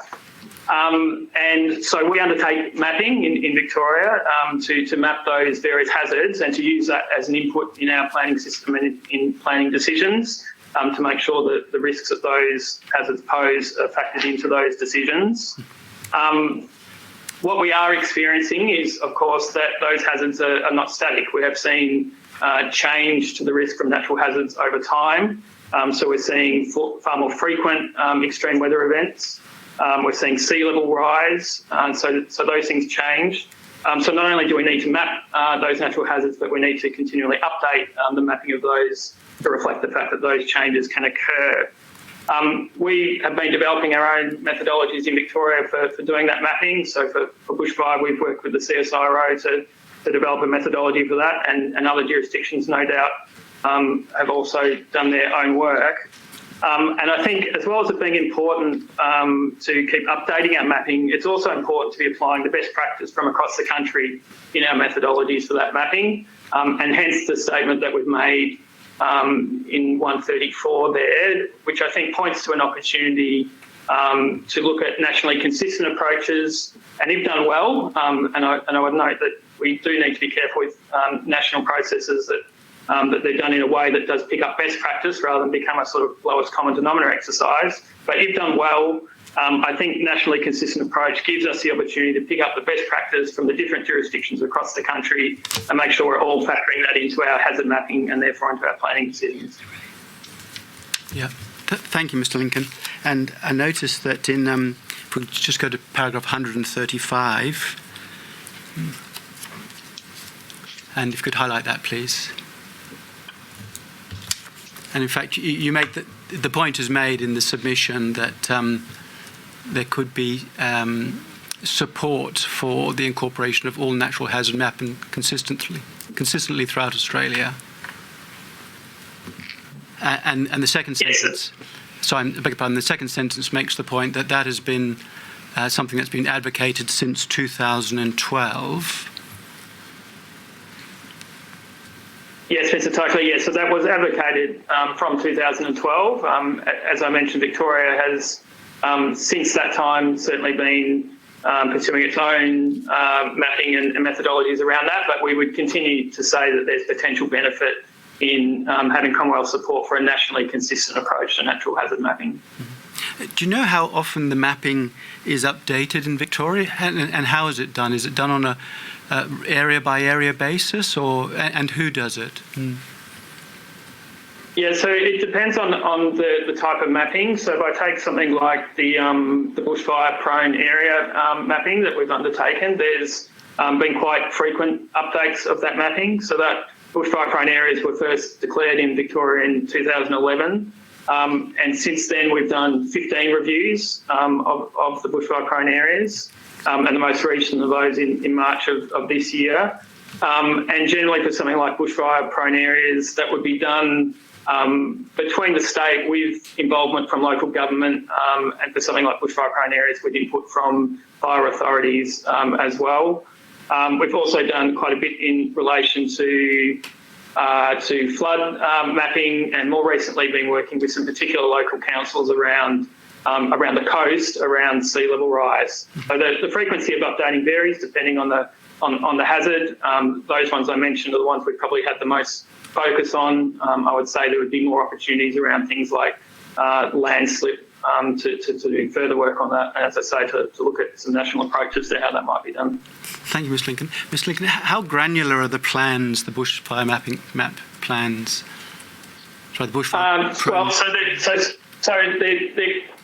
they cover whole areas. So we would work with each municipality, with a local council, to do mapping for their whole council. And it gets right down to, for any particular landowner, you're able to go onto VicPlan, which is an online system, look up your address and it would tell you whether you're in a bushfire-prone area or not. So it's essentially gets right down to the individual landowner as to whether they're covered by a particular hazard map or not. Right. And do you know whether the maps have regard to future risks? Are they designed to take into account the possibility of future change, such as climate change or changes in the Forest Fire Danger Index or population changes? Or are they static at a particular point in time? Well, again, that would vary. So they obviously reflect the knowledge at a point in time. So I take something like sea level rise, though, that would factor in predictions about how sea level rise would change in the future. And so we would do planning to determine where that sea level would rise to, land that may therefore be inundated by water and that we want to restrict development on because of that future possibility. But that is based on our knowledge at the time and predictions at the time about how sea level would rise. Obviously, those predictions can change as well as new information and data becomes available. And so we would need to adjust those as we do future updates of our mapping. Thank you. And is there a standard to which applies in terms of the updating of the mapping, or is it done on a discretionary basis? That is, depending upon which individuals have input into the mapping. It is done on a discretionary basis, but as I said, for something like the bushfire-prone areas, there's been a strong commitment to doing that on a very regular basis. And as I said there, the 15 updates since 2011. So there is discretion to it, but we do it as a matter of course and as a routine part of our program of work. Thank you, Mr. Lincoln. Now, I understand that if an approval is given to a development, such approvals are prospective only. In other words, there's no retrospectivity to an approval. Is that correct? It's correct that we have a prospective rather than a retrospective system in relation to things like bushfire-prone areas and bushfire management overlays. So there will be buildings built before the time that those systems came into place, and there's no obligation to upgrade buildings to a particular standard. It would apply to any new applications that come in that are within those bushfire-prone areas and within those bushfire management overlays. The permit needed would result in the assessment that's done to make sure that any new construction complies. But you're quite correct that it's not retrospective. Right. Now, if I could just have paragraph 137 on that page, and if possible over to the next page highlighted as well.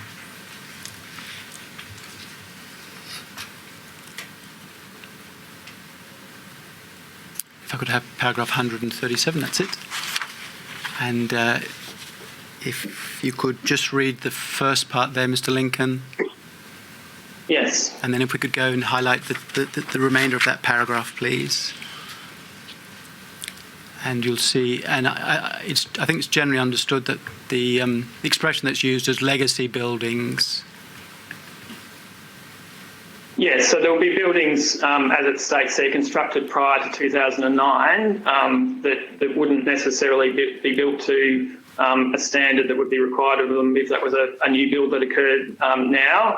And so there will be many buildings prior to that time that were built that are out there at the moment that if they were to be built now would have to be built to a higher standard.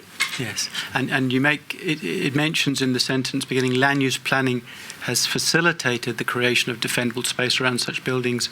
However, construction standards do not meet contemporary requirements, and their owners, occupants are consequently more at risk in the event of an emergency. And it goes on to talk about the cost of retrofitting as well. Yes, so there's certainly provisions in our planning schemes that give people the ability to clear trees and vegetation from around their buildings, no matter what standard that building is to. So there is the ability to reduce their risk by doing that. But as I said before, there's no requirement on them to upgrade their building to a particular standard if it was built before that time. Having said that, the Victorian Building Authority does have information available that is provided that would give guidance to people that did have a desire to upgrade their house or dwelling to reduce their risk. And that guidance points to sort of low, medium and high cost things that they could do, and the level of risk reduction that might occur if people follow that guidance. And I understand there are presently no financial incentives offered by the State of Victoria to upgrade or retrofit. Is that correct? It's correct that there's no particular grant program for people to have financial support to upgrade their buildings. There may well be advantages for them in reducing their risk in terms of insurance premiums and the like. Thank you.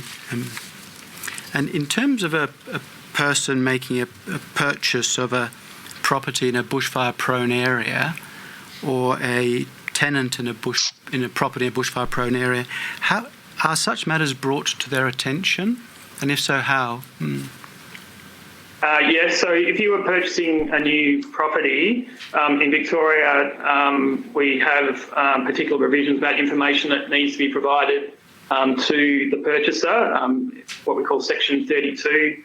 And so they essentially get a report that outlines particular things that apply to that property, and a bushfire-prone area and a bushfire management overlay is part of the requirements that someone would have to be advised about when they're purchasing a property. Apart from that, as I've said before, we do online have a system called VicPlan, and people can go online and go onto that system. They can type in their address, and that will bring up their property and particular planning requirements that sit over that property, including things like bushfire management overlay and bushfire-prone area maps. Thank you very much, Mr. Lincoln. I have one further question, and then I'll go to New South Wales.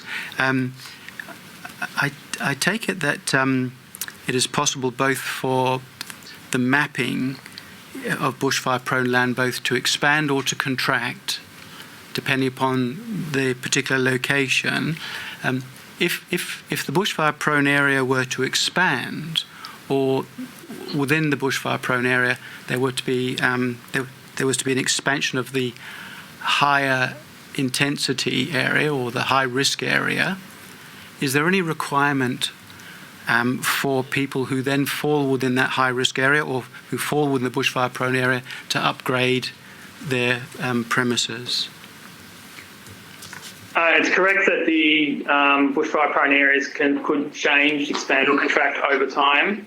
And as we've updated our mapping, we have found that. It has tended to contract, and that as a result of as further urban settlement has occurred, which has removed vegetation to clear space for development, the amount of bushfire-prone area in the state has tended to decrease.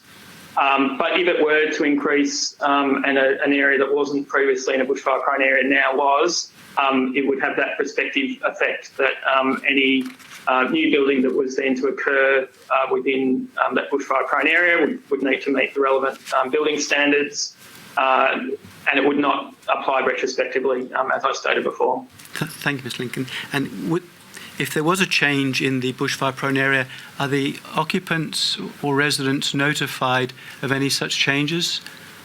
We have a process in doing that mapping of working with local councils. In my experience, I'm only aware of cases where those bushfire-prone areas have contracted, so I don't have specific information for you on the communication where it's expanded. Thank you very much, Mr. Lincoln. I might now turn to New South Wales, and if I could please have the document reference RFS.002.001.0022 brought up.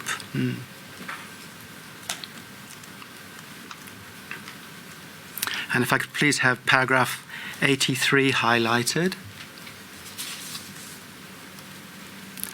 And Commissioner Rogers, I'm going to use this as a starting point, but if you would just take a moment to read paragraph 83. Yes.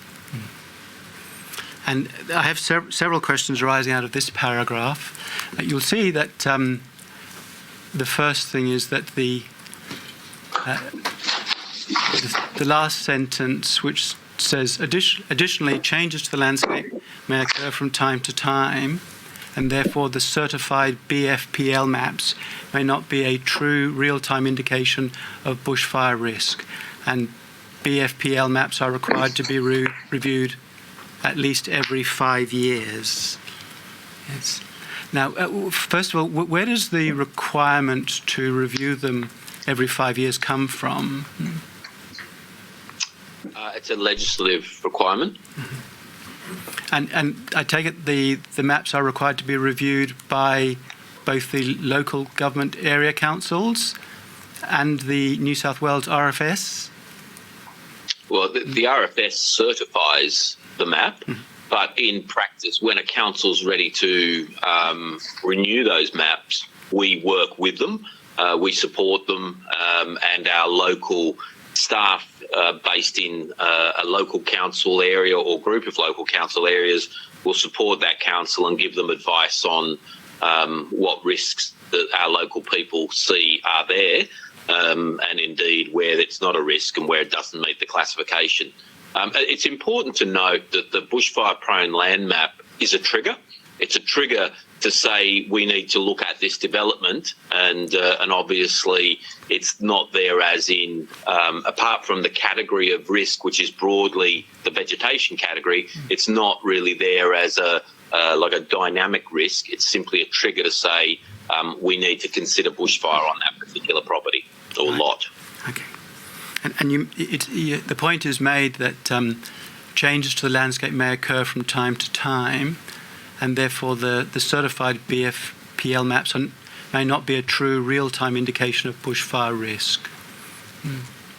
Yeah, exactly. So at the time of preparing a map, there may have been a particular vegetation hazard, and what we really are saying there is that if something's changed in that landscape and indeed it's been cleared, for example, then we shouldn't just simply because it's on a map impose conditions. We should say what's actually there, and I think that's where we invite developers, homeowners, whoever's preparing the submission to identify the actual risk. And then sometimes you'll find that aerial photography is being used to capture bushfire-prone land, but then when you look at it, it's really well maintained on an ongoing basis, and the risk may not be the same as what the map portrays. So it's really just indicating that the risk is dynamic, and if we're satisfied that it's being managed appropriately, that may cause a change in the conditions of consent. And how granular are those maps? Well, they go to a lot, and they're indeed, if the map covers part of a lot, then the entire lot is deemed to be captured for the purpose of the legislation for the consideration. But it doesn't, it's not, it's not to the hundreds of metres, but it does capture lots. So I guess in that sense, it does capture hundreds of metres, but I wouldn't say that they're entirely accurate down to that level. But from a trigger point of view, they're accurate. Thank you. Those maps, I understand, are used to form a statewide layer? Correct. Yes. And those maps, I understand, are also used for assessing whether a new development is going to be, as you said, it's a trigger, a new development is going to be built in an area or could be built in an area? That would trigger to local government that there would need to be a referral process if it indeed was captured. Right. And does the same position prevail in New South Wales as in Victoria, where if there is a development and approvals are required, such approvals are prospective only? I don't understand what you mean by that, sorry. So if a person applies for an approval to build in a particular area, and that area has been designated as a bushfire-prone area, but they're given permission to build, the permission is looking forward, it's prospective. Yeah, correct. Yes. And so such prospective approvals have no effect, for example, on existing homes within the area. would be correct. That's right. So they're very similar to the Victorian and the answer given for Victoria. Thank you. And where approvals are given, for example, for, say, a new subdivision or a completely new development, but there are also older homes in that area, that there's no requirement for those older homes to be retrofitted or upgraded. Not unless they're applying to renovate or upgrade or extend that house. Are there any, I asked the question of Mr. Lincoln, but are there any incentives offered by the New South Wales government to upgrade or retrofit homes in a bushfire-prone area that didn't previously meet the Australian standard 3959? No. And I'm not aware of any either. Okay, thank you.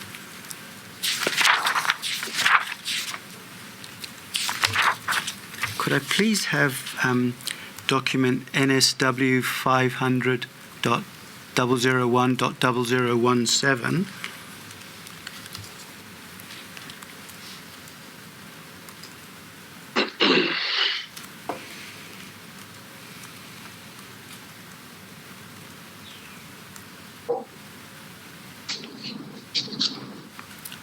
Can I give you the reference again? It's NSW.500.001.0017.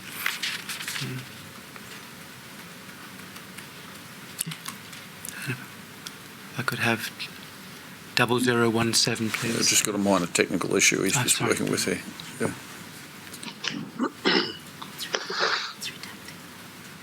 Just redacted, is it?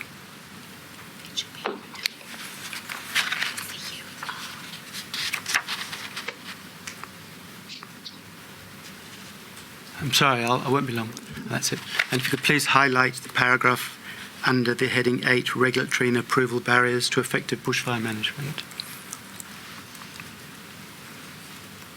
And Ms. Gibson, I think this is your area. If you could please read the first paragraph, beginning by the end of July 2020. Yes. And if we could please then continue over the page.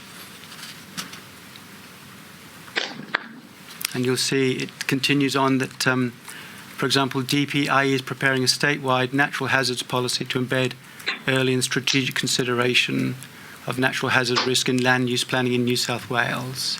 And it continues on. Yes. Could you tell me whether that process has commenced? And if so, how far you have come in that process? So the process has commenced for preparing a natural hazards policy. Given the nature and the extent of the natural hazards that have happened from late last year, 2019, and this year, and the New South Wales inquiry that's happened, we feel that it's prudent to wait until the recommendations from the inquiry are made so that we can then finalise that policy and consult on that final policy. Okay, thank you. Could I please have document number RCN.900.054.0005? And if I could please have the fourth dot point in the snapshot highlighted, if that could be.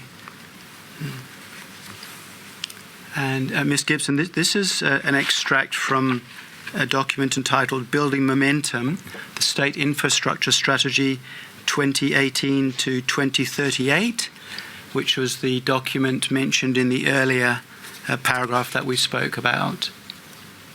And in particular, it refers to the various recommendations, including recommendation 19. But this dot point suggests that as at February 2018, there were some difficulties identified by the State Infrastructure Strategy, in particular that there was no comprehensive understanding of the potential impact of natural hazards on infrastructure and of the risks that should be prioritised for mitigation. The patchiness of information and limited guidance available to assess risk also makes it difficult to embed risk and resilience in strategic land use planning and infrastructure investment decisions. And if you could comment upon that particular paragraph as to whether the matters in the policy address such matters and the extent to which they might address such matters.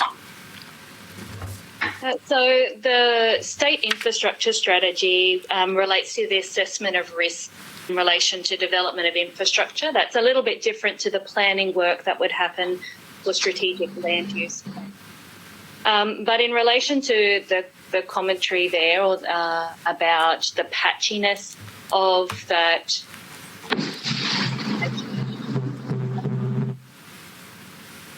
the New South Wales planning system includes a number of framework documents that talk to the outcomes that we're trying to achieve to manage natural hazard risk, so in the flooding space and the bushfire space in particular. Those framework documents then call up the need for information and mapping, and some of that is already prepared and some of that may be prepared for a strategic land use plan or a rezoning plan or a subdivision plan or a development application. So the information, the need for that information is called up in the framework that's set up. So the new natural hazards policy won't replace those framework documents, and we'll maintain the New South Wales flood policy and the bushfire policy. It will talk more to resilience and will respond to the findings of the New South Wales inquiry as well. I think I asked you this question earlier, but do we have any idea as to when the new policy might come out, or if there's any projection as to when it might come out? So the New South Wales inquiry findings are due to be released at the end of July, I understand. So we'll review those findings and then take steps after that. So I don't have a specific date. It's pending the inquiry findings.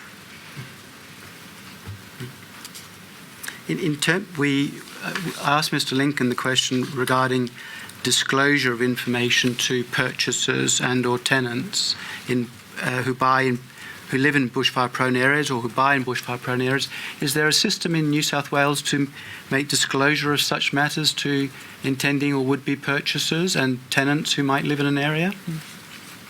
And very similar to Victoria. So a planning certificate would need to be attached to a contract for sale. So that planning certificate must include statements about whether the land is bushfire prone and other hazards like flooding. And there is a online tool, the Spatial Planning Viewer, where you can also type in a property address, and that will show if there is a bushfire, if the land is on bushfire prone map or mapped in a flood area. Thank you.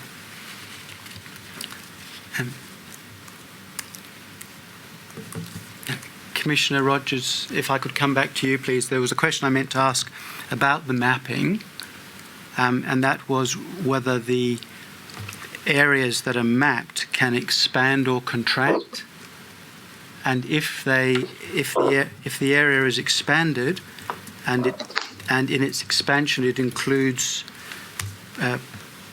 dwellings, is there any requirement for the dwellings to be upgraded to any particular standard? No, Mr. Tokley. I mean, that would again be applying conditions retrospectively to people who may have purchased something or built something in good faith with the planning regime as it was. So no, but I think it's important to also point out that apart from the regulatory side of things, we do quite a bit of community engagement in trying to encourage people to carry out additional work, and we indeed have some of our brigades go and have street meetings with people. They walk around people's homes, talk about how they can make them more fire safe. Things like steel mesh fly screens enclosing underfloor the roofing, things like that. So there is quite a lot of work that goes on. Whilst it may not be in a regulatory environment, it certainly happens on the ground. Thank you, Commissioner Rogers. Could I please have document number SHC:501.001.001.0021?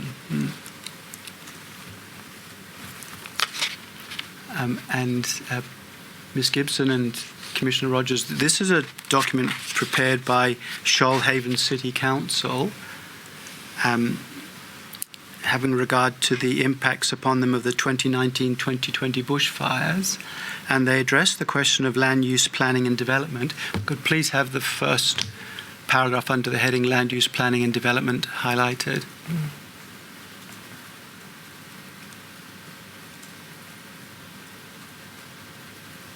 And you'll see the, if you could take a moment just to read that paragraph, please.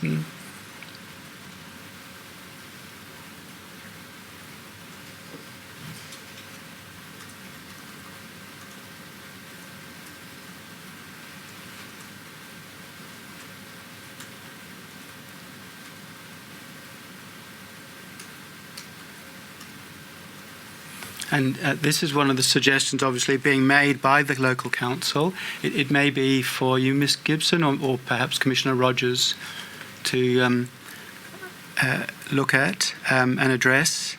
But one of the suggestions there is that the moment in time, you'll see the sentence beginning, this moment in time certification does not establish a regime which either advises or requires property owners to ensure this whole of life protection standard. Once a premises has been built to a particular standard, is there any ongoing requirement that which is policed to ensure that the premises are maintained to a particular standard, or if need be, that they might be further improved to another standard?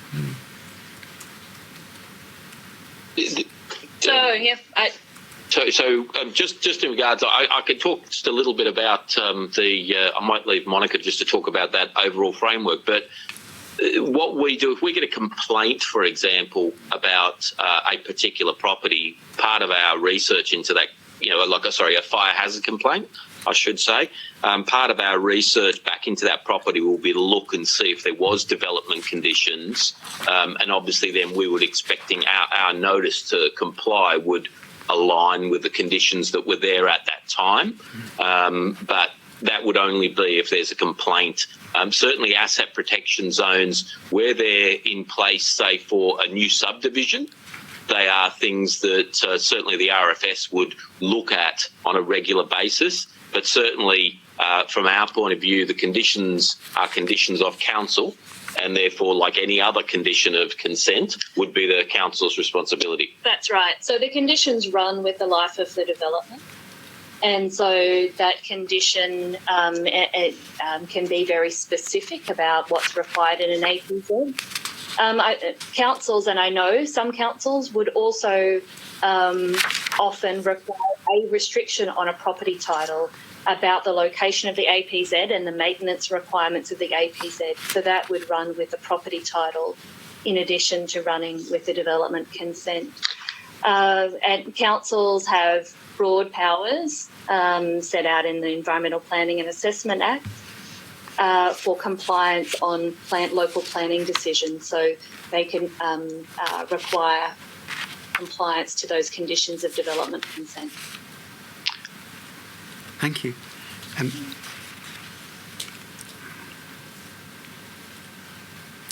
One of the things we've heard is that since at least 2012, there has been an encouragement to require the various states and territories to support consistent natural hazard mapping and up-to-date mapping.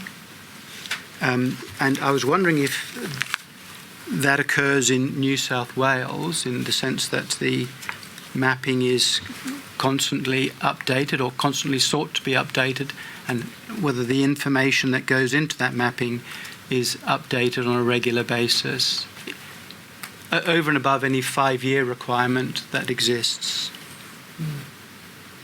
It's very much, I mean, the local councils are the ones that are in those areas. So if they highlight something and want to update it, then they can certainly do that. The other thing we've done is made provision where if, for example, there was a change in development, you could modify just part of a map, not the whole map, to try and make it a little easier for councils. So there may be a small portion that a significant development's planned for that the map isn't entirely correct. So we've allowed councils just to say for part of a suburb, part of a development, they can just update that single bit within the lifetime of that 5-year life of that plan, and then they can bring that to us and get that certified, and that then has the legislative standing. So I think we've got the flexibility in the system there to enable those maps to be updated as required, Mr. Tokley.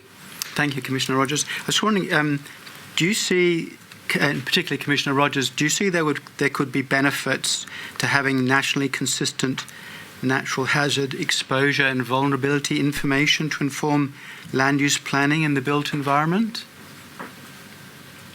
I certainly, as a principle, think that that makes sense. I don't profess to be an expert in planning, but I mean it makes sense as long as I guess states still allow for the fact that they respond to issues that come up within their jurisdictions. As long as the flexibility is there to still do that, then I guess from a principle point of view, I think you would find it hard to argue with that. Thank you, Commissioner Rogers. And Mr. Doss, thank you very much for being so patient. I'm now going to come to you, if I may. Can you hear me, Mr. Doss? I can indeed. Thank you. If I could please have the document SDQ stop 001 stop 001 stop 0013.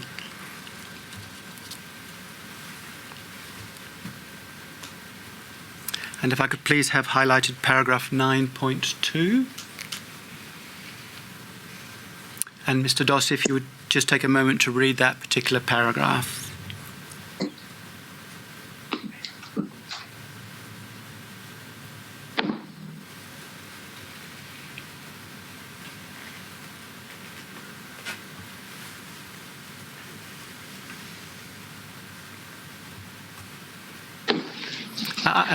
There are a number of points I wanted to make out of that particular paragraph. One is that it shows, obviously, the need for updated information that's taken into account regarding mapping. Yes. You would agree with that? Yes. Yes, I do. Yes. And so what we've been discussing with Mr. Lincoln and Commissioner Rogers and Ms. Gibson around the need for updated information is highlighted in that particular paragraph. The other thing... That's correct. Now, I understand that in Queensland there's both a statewide map prepared by the relevant department or agency, and there's also maps at the local council level. That's correct, isn't it? That's correct. There is a state-level layer of mapping for bushfire hazard, flooding and coastal processes, and a local government may do finer scaled mapping at the local government level, but that needs to follow the methodology set out at state level, where that is checked through the state interest process, and if that is adopted, that then becomes a relevant layer that is used. And is the granular level increased at the local council level? I imagine it would be.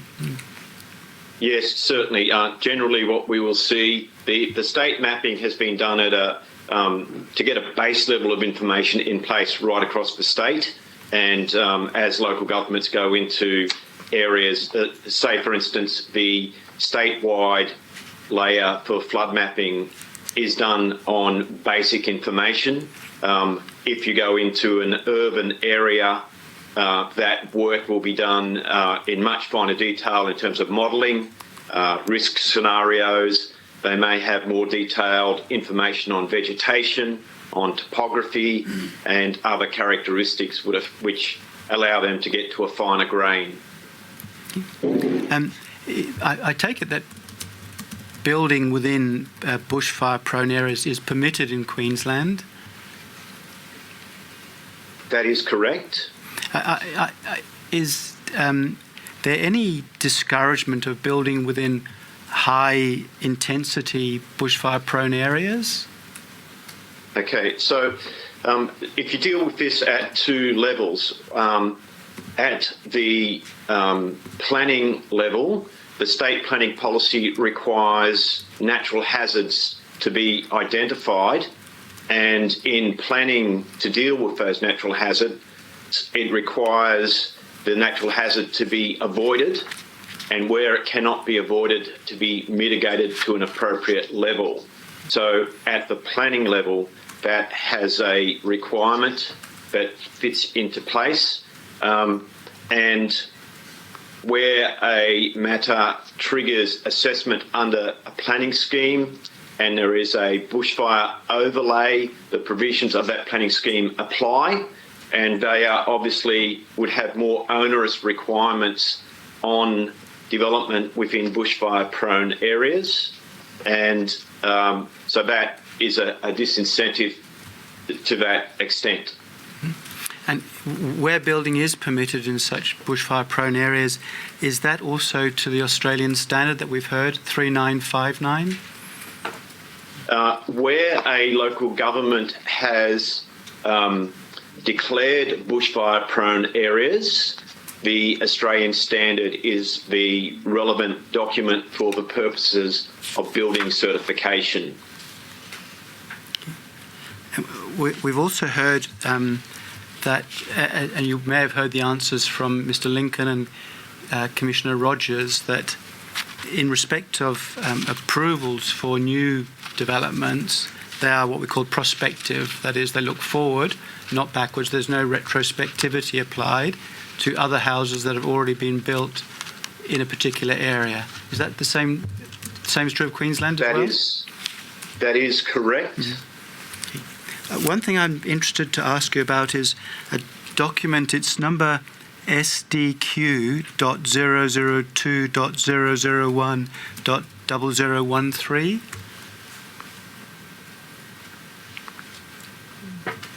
It's right, I'm sorry, it's so hard to read. It's a terrible document. You sort of wonder why someone chose black. But if we could please go down to the bullet point above the number 2. Okay, so that's in the notice to produce document. Is that 029, 032? We have a number of documents which look similar. Yes, not to worry. I think it's come up on the screen, so I hope you can read that, Mr. Doss.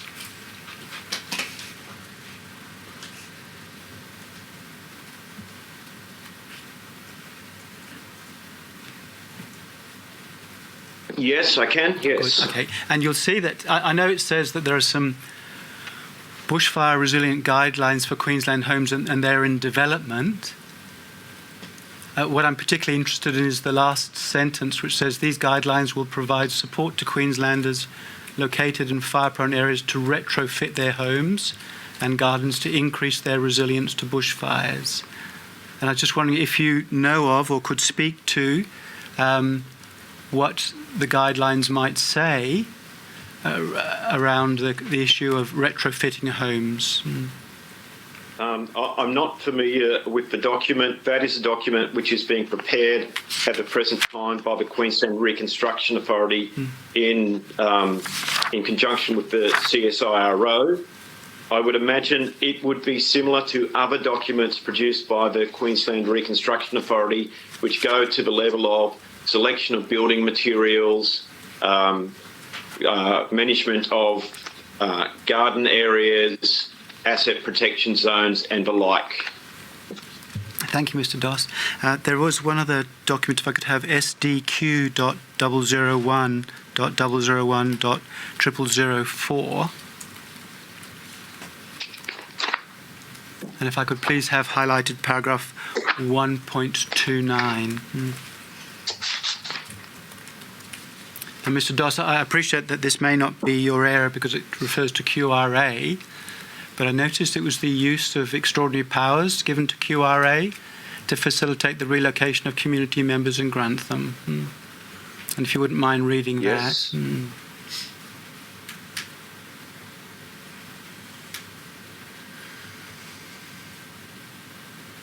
Yes, And I understand that was because of the flooding that took place in that area.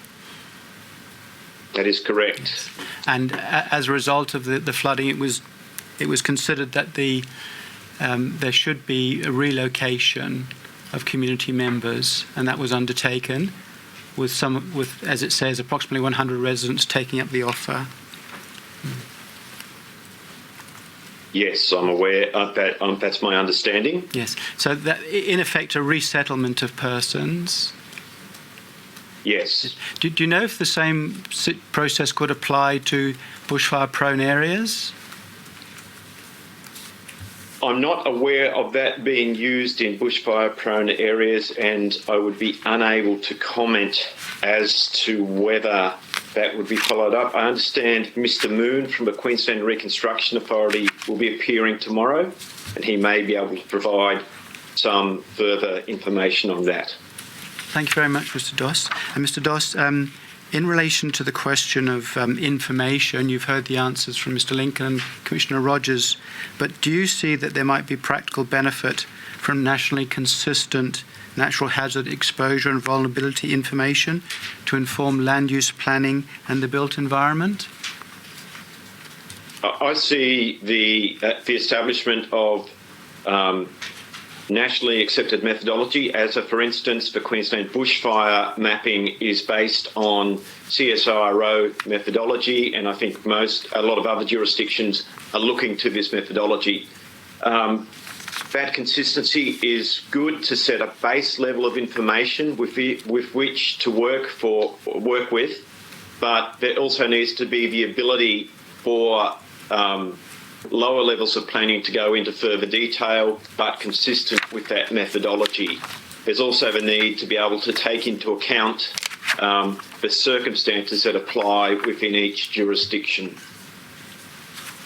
Thank you very much, Mr. Doss. Commissioners, I have no further questions of the witnesses, but you may have some questions. I've just got a question over consistency of hazard mapping nationally, and so I'll ask, if I understand Mr. Lincoln, the natural hazard mapping, you've had multiple updates since 2011, was that right? I think maybe I misheard you, said 15 or something or other? Yeah, correct, Commissioner. In relation to our bushfire-prone area mapping, 15 updates since 2011. Okay. Commissioner Rogers, you said it's a 5-yearly program, but the local governments might do it less than that if they need to for a specific area. That's correct, Commissioner. And thank you. Mr. Doss, I'm not sure what the timing is for Queensland.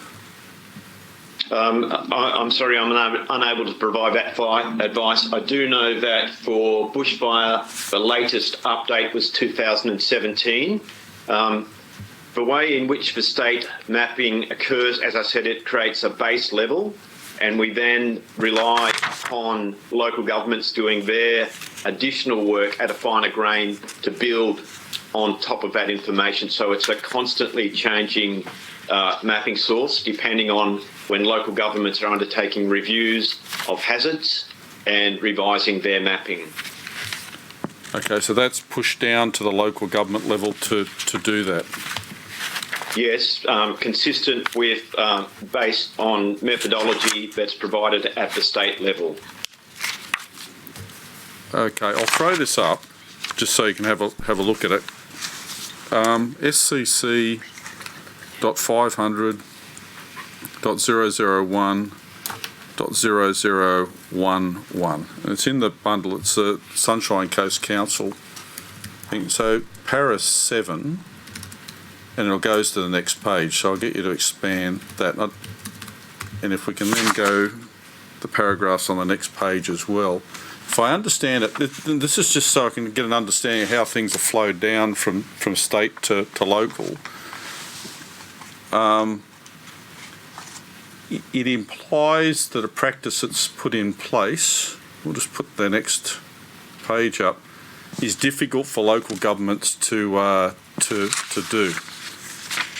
And it refers to a Minister's Guidelines and Rules under Planning Act 2016, July 2017. Can you read that? I can't see that at the present time. It's too small a font. What I will do is I'll just go to a couple of paragraphs in there. Basically, the bottom of the first page, under Queensland planning system, specifically the Minister's Guidelines and Rules, practice local governments are effectively required to provide written notification to all property owners that are, if we go to the next one, affected by a change to a natural hazard map in the planning scheme. In some cases, this written notification would need to be provided to thousands of property owners. So there's a guideline there that is on the local governments, but then when you flow it down, the next paragraph down talks, there we go, if you just block that, that's the crux of it. It's an onerous practice as a guidelines, deterrent to more frequent updating of natural hazard mapping in local government planning schemes. As a result, most local governments only update their hazard mapping as they produce new planning schemes, which is about every 8 to 10 years, while they are actively engaging. But the bottom one is, because they're, here we go, to overcome this, some local governments publish their most up-to-date hazard mapping outside of planning schemes, and this arrangement creates an ambiguous situation where two different hazard maps are published which are not conducive to clear communications. I'm just trying to get an understanding about whether, as this flows down, the communities have a good understanding of what risks they're facing there and how this all works if there's confusion as it flows down from a state level to a local government level, or am I misinterpreting where this is actually going? I think in the way that we look at natural hazards, our preferred place for those natural hazards to be identified is in the local planning scheme, because that is the document that most people will be going to look at that.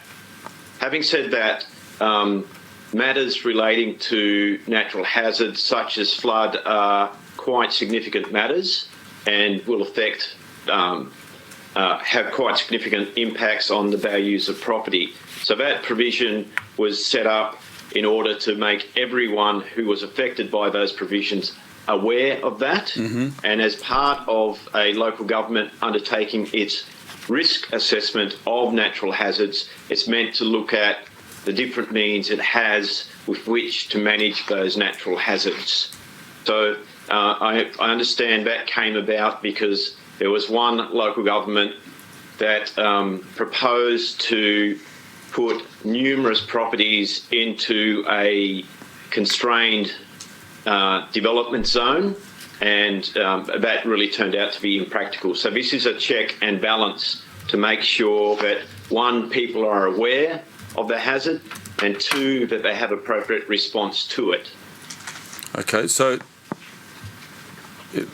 the concern here is a consistency across local government areas, and it may not, and we're only now sort of starting to look at this across the state, so I'm not pointing out Queensland in this case, but to me that indicates there's not a consistency of information or understanding across LGAs in this particular case, because they may be doing it a different way. That's not a concern, that's not the correct interpretation. So in terms of bushfire, any local refinement has to comply with the methodology set at the state level. Mm-hmm. In terms of flood studies, that again has to be undertaken in accordance with guidelines provided at the state level. So the studies are being carried out to a similar methodology. They may go into more detail. There's then one of the requirements, once the hazard has been identified, is to undertake a fit-for-purpose risk assessment. And as part of that, it weighs up considerations as to costs of mitigations and the like. So one community may have, one local government area may have some different approaches to managing hazards. For instance, one community may determine that they're going to put in flood mitigation works. Another community may decide that instead of doing that, they will put new development in areas which aren't subject to risk. Okay, so if I was to go to Queensland and buy a property today, where would I look for an up-to-date hazard map, or is there anywhere I can? Is there something that's attached to that contract where I get a good up-to-date understanding, noting it could be 8 to 10 years out of date, based on that statement there? Yeah, no, there a number of the larger local governments in Queensland have a flood property report which goes into further detail with that. Okay. And if someone is purchasing a property, they can seek a property report which will identify something is in a flood overlay, which then triggers people to look at that more detailed information. So a number of the larger local governments have developed quite detailed information which is put forward for everyone to be able to access. If you look at a number of the local governments, you will find flood property reports available as a free service on those sites. Okay, all right. Thank you very much for that. Commissioner Bennett, do you have? Yes, I'm just trying to put some of this together with some of the information we have this morning and trying to work out where it sits. I should just say, I understand that a purchaser can go in, and I just went in to check a property, and it tells me that it's in a bushfire zone in New South Wales, and that it then gave me some links to some of the documents that we've seen in this commission to talk about what I should be doing about my plan. But I'm now going back more into the question that was raised by council and pointed out, Mr. Doss, that Queensland had suggested that the CSIRO review methodology and parameters to build, but the parameters behind bushfire hazard mapping to take account not least of changing climatic conditions and the fact that we've seen that areas that were not previously bushfire prone would now perhaps be considered so because of the climate change that we've noticed. We've heard that Victoria is conducting reasonably frequent reviews of its maps. New South Wales does it every 5 years. There's been a discussion about the fact that local councils can come in and adapt or add to some of those for their local purposes. But I'm looking rather at the fundamental issues of the information that is available to bring in the mapping in the first place. And no matter how often you do it, it's a question of it's only as good as the information that you have available and the data that you have available to put in. Now, you were asked whether it was, you were asked about the idea of having a national, would it be advantageous to have a nationally consistent hazard exposure and vulnerability information? And I think Mr. Rogers said, well, he could see some sense in that, but I didn't hear anybody grab a hold of that and say that would be a fantastic idea, because then you would have national parameters. Parameters determined on a national level that could go in, put in get access to the best information, changing information, put that into a nationally consistent framework that could then still be developed and utilised by local governments for specific developments in their area. Now, it's sort of, to use Mr. Rogers' word, it makes sense to me, but I haven't heard anybody except for Queensland who suggested the concept actually put that forward as something to be embraced. And I want to know, is it the case that it is a good idea and something to be promoted, or is it a great idea but you're not really interested? because you've got your own systems in place and you're happy to go along with them the way they are, different as they are in each state, and different as they are between local governments who may or may not have the resources to adjust them accordingly. So I don't have a feel for where that stands. Can I go, Mr. Doss, to you first, because Queensland was the one that actually raised the concept. Okay, so from my point of view, having a very robust methodology for things like bushfire, as set out by the CSIRO, I think is very good in terms of Queensland being able to say that what we have prepared is consistent with that. That's the best science that's available at this point in time. I'm not certain if that same expertise exists in terms of other natural hazards within Australia. There's, again, the local jurisdiction and dealing with those. That becomes really important as well, to be able to modify where that's necessary. As we know, types of hazards, frequency and their impacts varies from jurisdiction to jurisdiction. Just adding one more little tiny question to my previous one. Does the state ensure that the local councils have the resources to be able to do that? There have been a number of grant programs that have been run in the past, and no doubt will continue into the future, where local governments have been able to apply for grants to undertake more detailed hazard mapping and hazard assessment. Thank you very much. Mr. Lincoln. Commissioner, yes, I would support the idea of national consistency in terms of hazard mapping. I would say that with a couple of caveats. So I agree with what Mr. Doss said, that making use of the best science available and incorporating that into a consistent framework that we all apply across the different jurisdictions is a good idea. But any national framework would need to recognise local variation that does occur. Across the country, we are subject to different natural hazards to a greater or lesser extent, and so any framework should pick up and have the flexibility to cater for local variation. And do you agree with what I understand is the concept that is best done at local government level, with appropriately resourced local governments? Yeah, certainly we have a planning system in Victoria where the frameworks are generally established by the state but implemented by local government, and I believe that's appropriate because local governments are closest to their local communities and can reflect the views of their communities in their work, and also closest to their local conditions. But I agree on critical things like bushfire mapping. It's important that they have support to do that, and certainly we have partnered with local councils on things like bushfire management overlays, and on other types of hazards had provided grants at times as well to support local councils in doing that work. Thank you very much. Ms Gibson and Mr Rogers. So I would agree with the Queensland and Victorian position about having national principles and a methodology for preparing the mapping. New South Wales has a spatial viewer, so being able to have that information live and available could be an option through the e-planning tools and the spatial viewers that we have in that way, so that the information is live and available. I think that was kind of what was picked up there in the Queensland comments.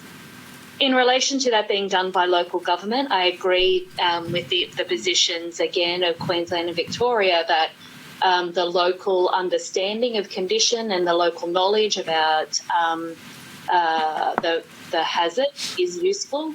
It also reflects where the majority of planning decisions are made, which is that the majority of those decisions are made by local government. And in New South Wales, there's some requirements on councils to prepare this mapping. And so because they have revenue raising capability through land rates and taxation in that way, councils should be prioritising that work and resourcing themselves to be able to do that. It doesn't mean that the state doesn't offer support, and I think Commissioner Rogers has mentioned some of that support that happens through the RFS with councils as they prepare bushfire-prone land mapping. Okay, thank you very much. Commissioner McIntosh. Thanks, Chair. I'll ask this question of Mr. Lincoln, and if the other two jurisdictions have anything to add to what he says, then yell out or wave your hands or whatever it might be. Mr. Lincoln, we have last week, I think it was, heard how Victoria has arguably the state-of-the-art, the leading system for bushfire management planning, whereby it uses Phoenix Rapid Fire to do assessments across the state and analysing areas which are at particular risk. And that's to such an extent that it can actually identify and quantify the risk to particular bushfire catchments. And in the strategic bushfire management plans, it actually identifies individual towns as being high-risk areas. I was wondering the extent to which there's a linkage between what's going on in the bushfire management planning processes and the standard land use planning processes in Victoria, and whether the data and the simulations that are generated in that bushfire management process are utilised for the purposes of planning, including in setting bushfire management overlays. Yes, Commissioner. So as I outlined at the start in terms of the way the Victorian planning system works, to start with, at that strategic planning level, so to determine where new settlements might go, that kind of modelling is an incredibly useful input to that. So councils that might be planning the location of new settlements can take into account that kind of detailed modelling that you mentioned, and at quite a granular level understand where particular levels of greater bushfire risk would occur, and ensure that in their settlement planning they're not looking at expanding settlements into those particular areas. In relation to the statutory planning system and the individual planning systems, at the moment it's really the Bell rating, so the bushfire attack level rating that applies in any of those bushfire prone areas, that determines the extent to which buildings have to comply with particular standards depending on that Bell rating, rather than relying on that modelling that you referred to. Having said that modelling becomes very useful in terms of working with local communities, working with the local CFA to understand particular places of risk and look at things that could be done, particularly around creating defendable space around properties, and we certainly have provisions in the Victorian planning system to allow people to create that defendable space around their property. Thanks very much. Other two jurisdictions, is there anything you want to add to that, or any differences in your situation? Commissioner, I might just add. Please. I think what you're referring to is the equivalent in New South Wales of the bushfire risk management planning regime that operates as a dynamic look at bushfire hazard as it exists, and it's really there about prioritising the mitigation works, hazard reductions, clearing. The two do interrelate somewhat when you consider a development proposal, and in New South Wales case, that map, obviously the bushfire prone land map, as I mentioned before, is only a trigger. But when you consider the actual proposal, if you've got, for example, an asset protection zone that's captured in the risk planning framework, and that's under management, then you put weight on that as an offset for, say, a new development. So if we're comfortable, for example, that there's ongoing management, then we will grant that as an offset from having to provide so much protection on board individual land when you're looking at development. But as far as the two being a single source, I guess, and to be honest, when I looked originally at the hazard mapping as it's described, I was a little concerned whether the two are getting mixed up. So I think it's important. They are very distinctly different planning regimes. One is about fire authorities and land management agencies managing the risk in a local government area or group of local government areas, and the other one obviously is simply a trigger. Now, I think it's fair to say there should be a good link, as you shouldn't have a risk in one and it's not captured in the other. So there needs to be that checking, but they are two different planning regimes for two different purposes, if that answers your question, Commissioner. Yeah, I was just trying to get an understanding of the extent to which the two talk to one another, but I think I've got enough. Mr. Doss, is there anything you wanted to add? Or? No, I can't add anything further. Thank you, Commissioner. Thanks very much to you all. Thank you, Chair. Mr. Tokley, are we going to talk a bit about the scenarios? There was just one question I had. I'll go to you first, and then we'll come back to us. Thank you, Commissioner. Thank you.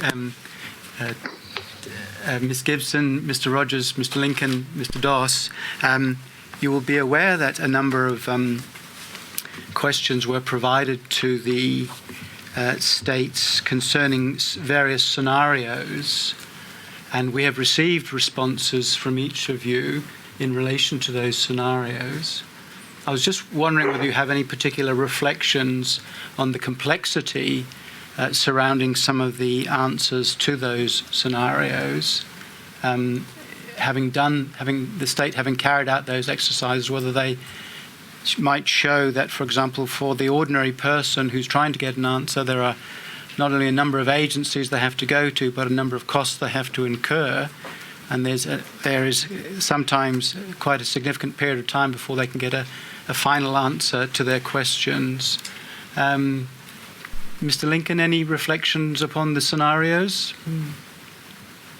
Yeah, Mr Tokley. So as you point out, there can be for individuals, depending on their circumstance, a range of regulatory requirements, the need to go through regulatory processes to get approval, such as permits, and the interaction with a number of different agencies, and some costs involved where permits and the like are required.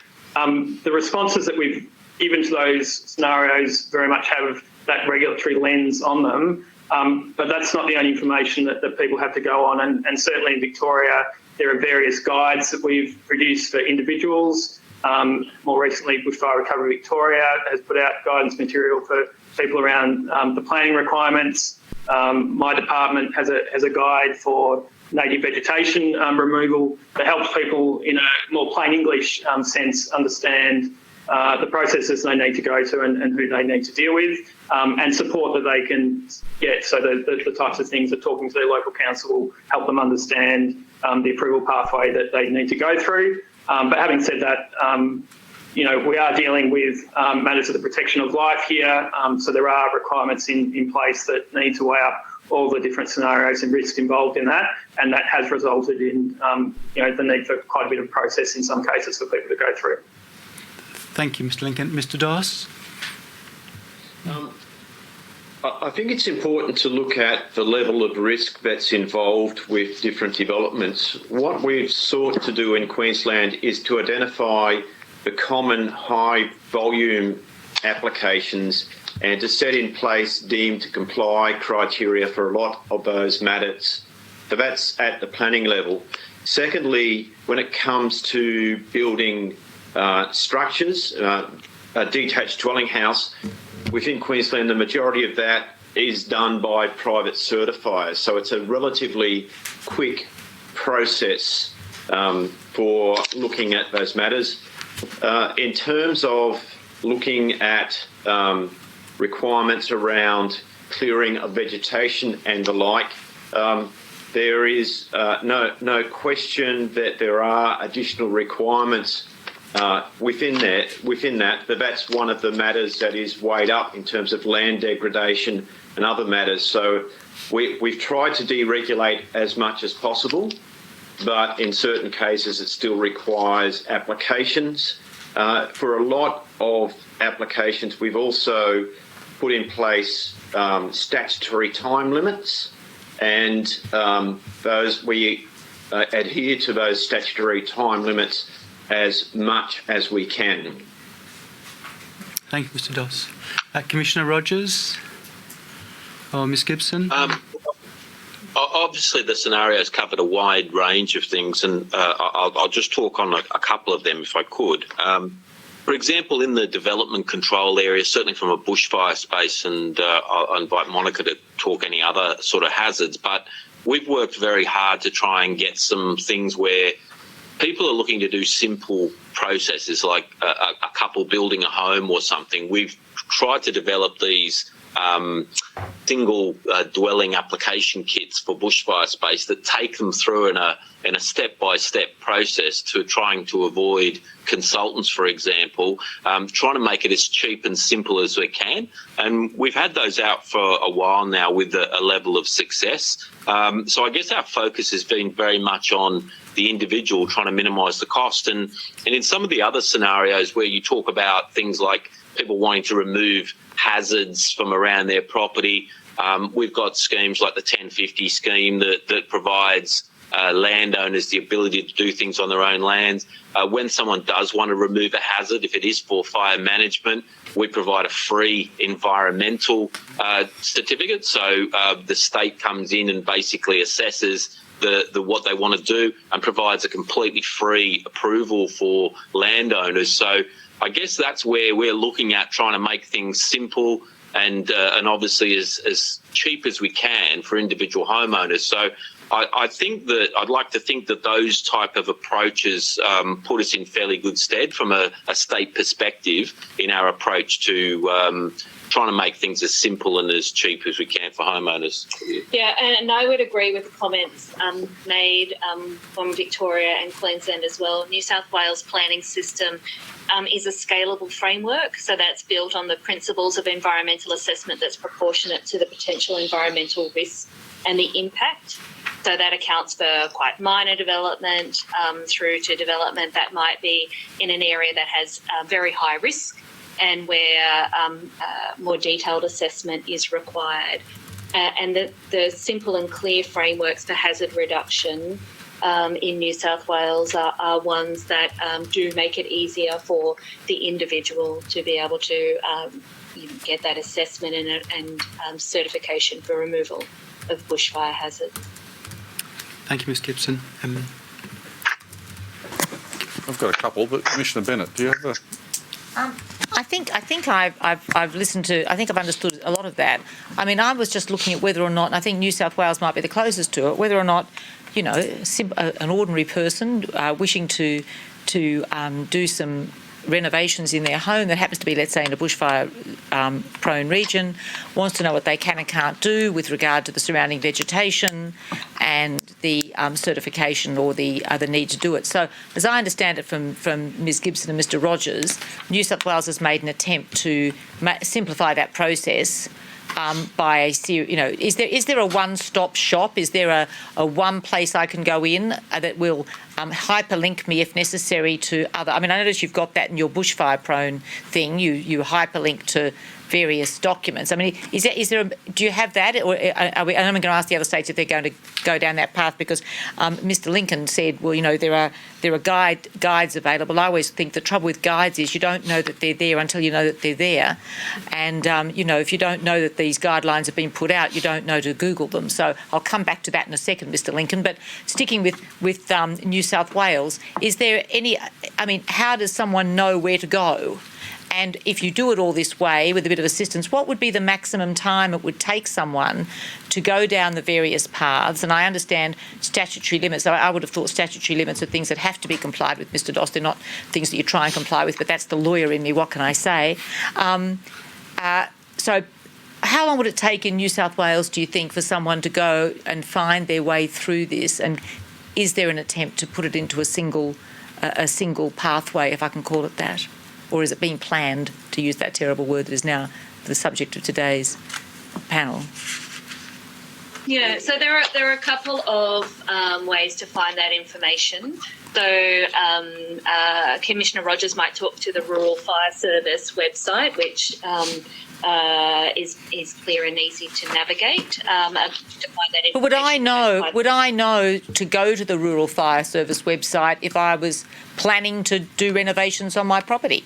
I mightn't think of going to the RFS. I mean, I might just try and Google New South Wales planning.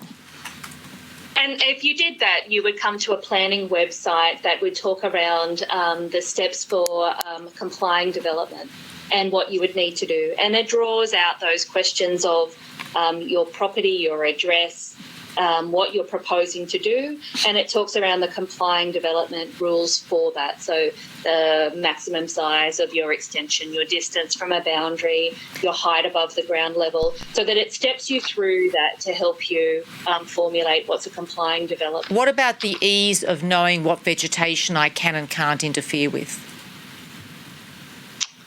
Well, I think that's pretty clear as far as you've got that 1050 rule, which you can remove trees within, if you're in a bushfire-prone area, you can remove trees within 10 metres of your home. And this is all on, all of this is on the RFS website? Correct. You can go and put your address in and you can find out if you're in that scheme, and you just simply type in your address and it will tell you what you can do. Okay, it doesn't cost me anything and there's no time limit? No, it doesn't.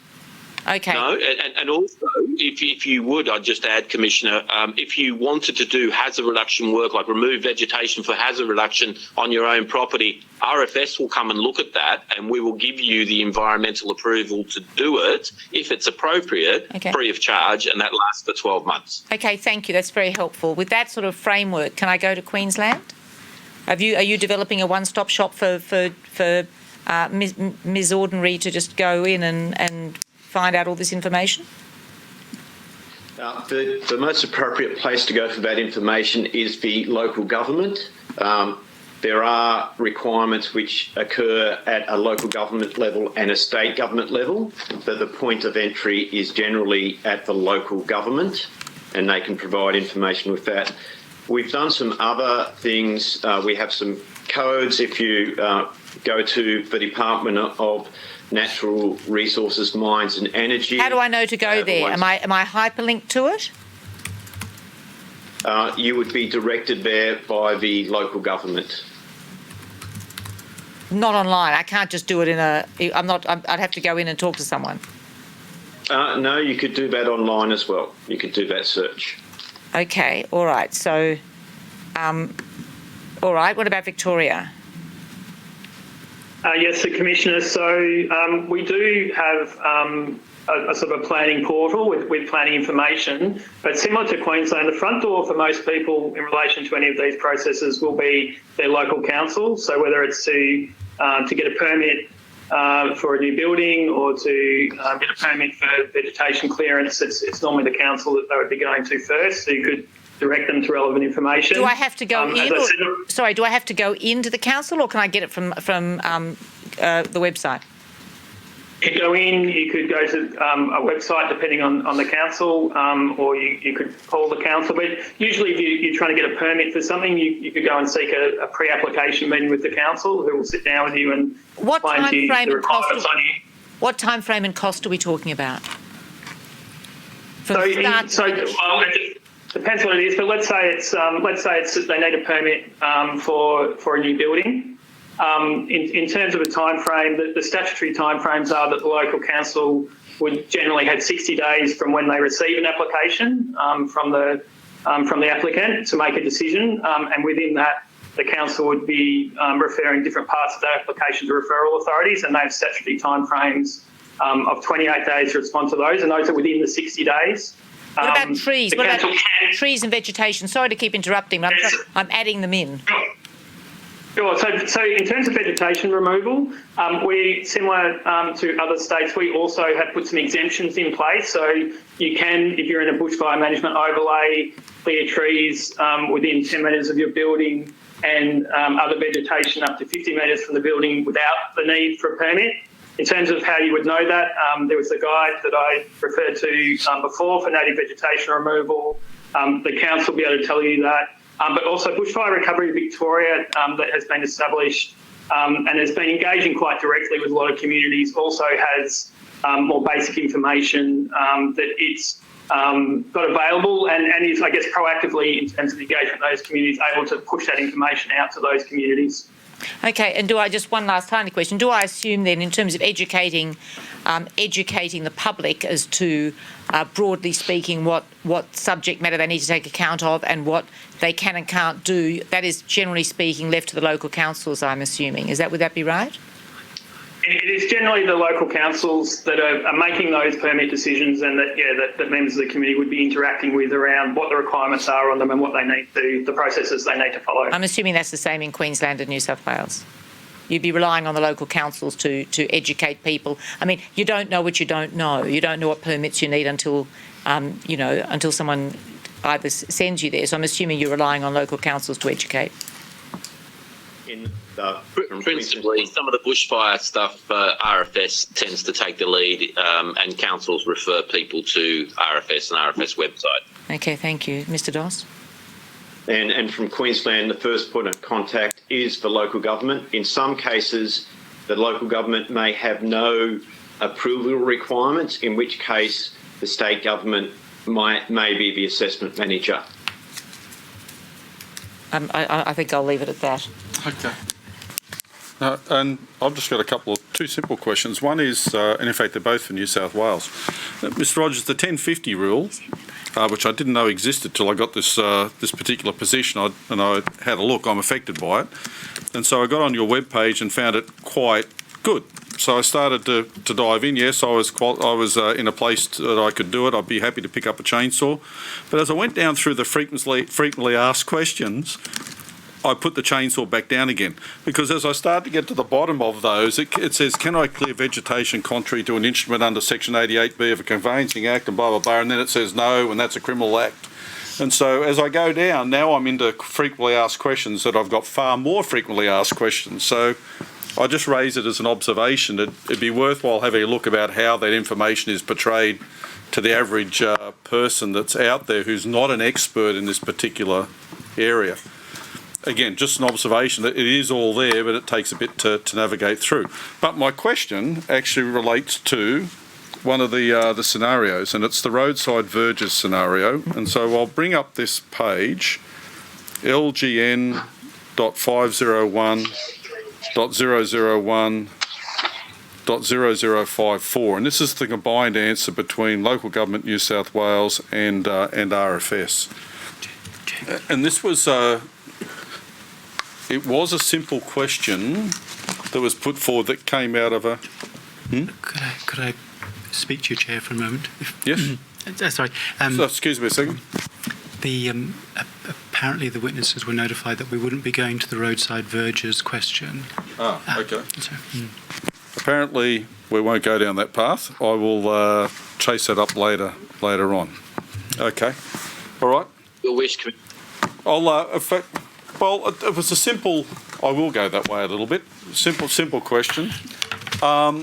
Because it came out of a discussion with one of the local governments, and it was along the lines, without putting this up, it was a roadside verge where a local landowner was concerned about the grass that was there and would like to have it cleared because it presented a bushfire risk leading up to the last season.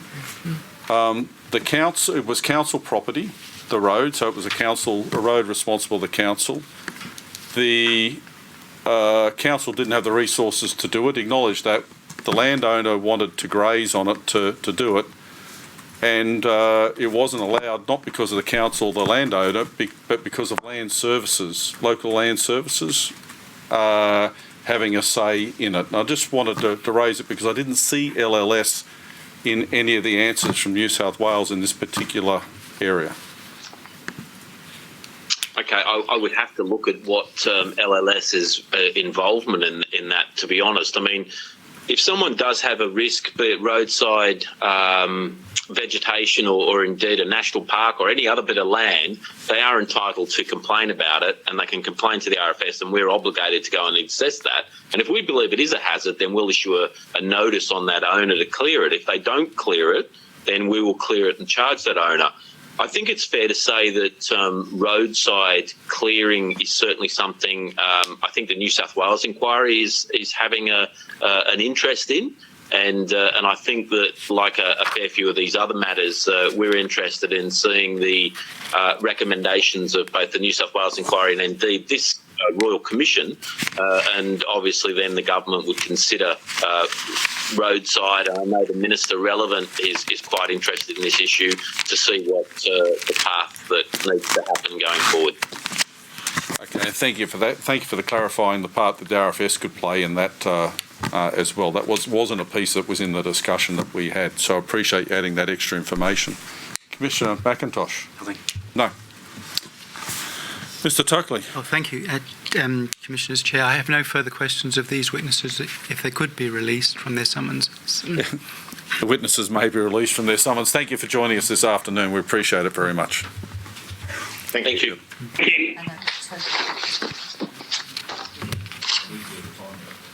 So how about we take a 10-minute adjournment Yes. till 15:45? Certainly. Well, I think I can get through the next panel on time, Commissioners. We'll hold you to it then, Mr. Tuckley. Thank you. Thank you, Chair. All rise.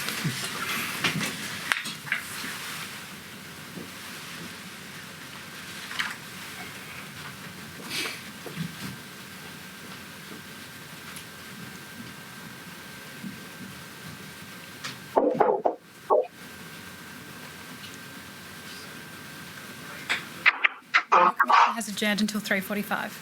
Yes.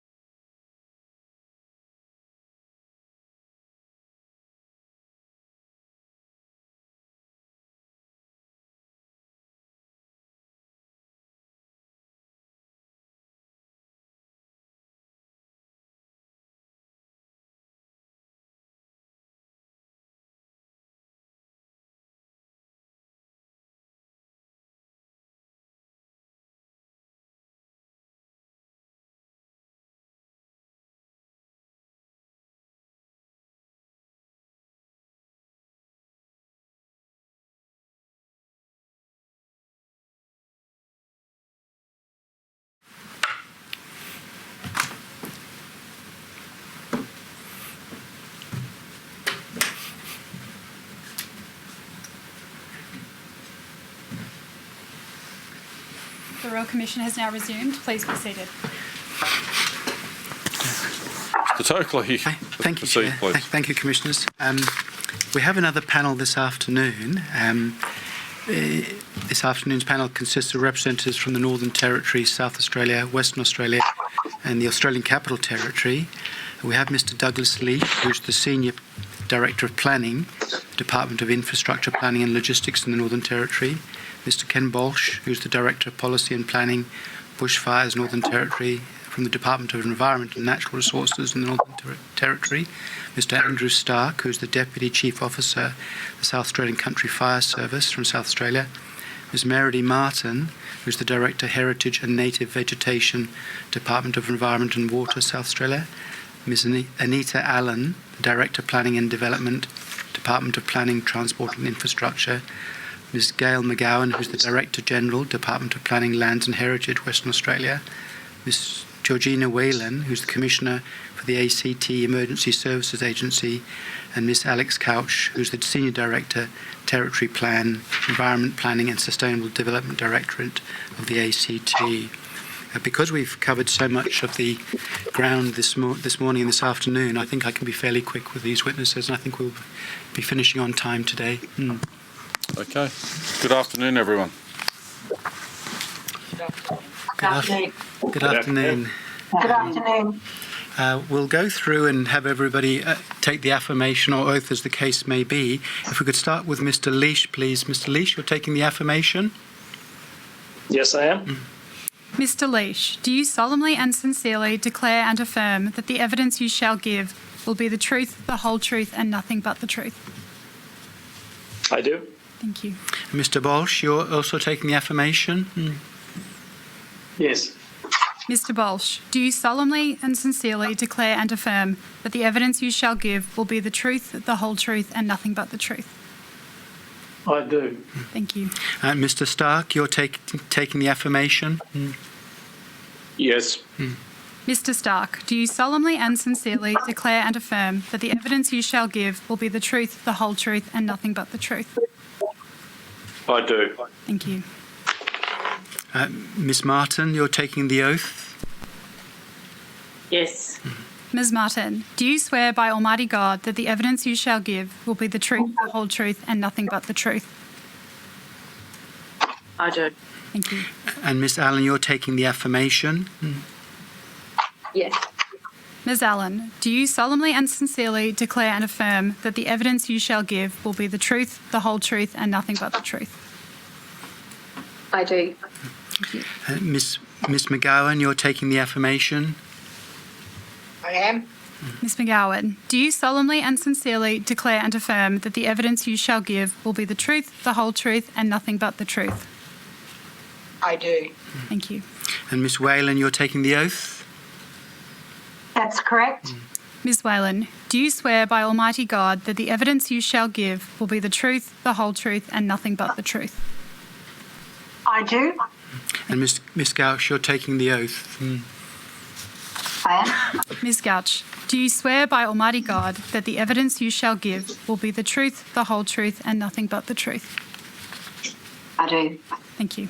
Thank you very much. Panellists, this afternoon we're looking at a number of topics, but in particular we're looking at limitations and gaps surrounding information in respect of bushfire-prone areas and mapping in bushfire-prone areas. To some extent, the Northern Territory is in a unique position, so my comments apply to South Australia, Western Australia, and to the ACT.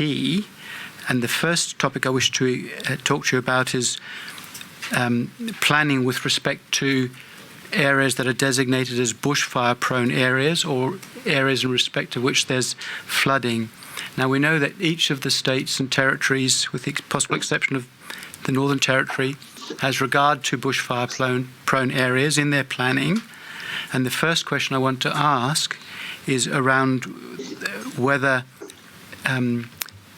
new developments in bushfire-prone areas are discouraged as a matter of planning, and if not, how such new developments might be managed in terms of building to particular standards. I might please start with South Australia and Miss Allen.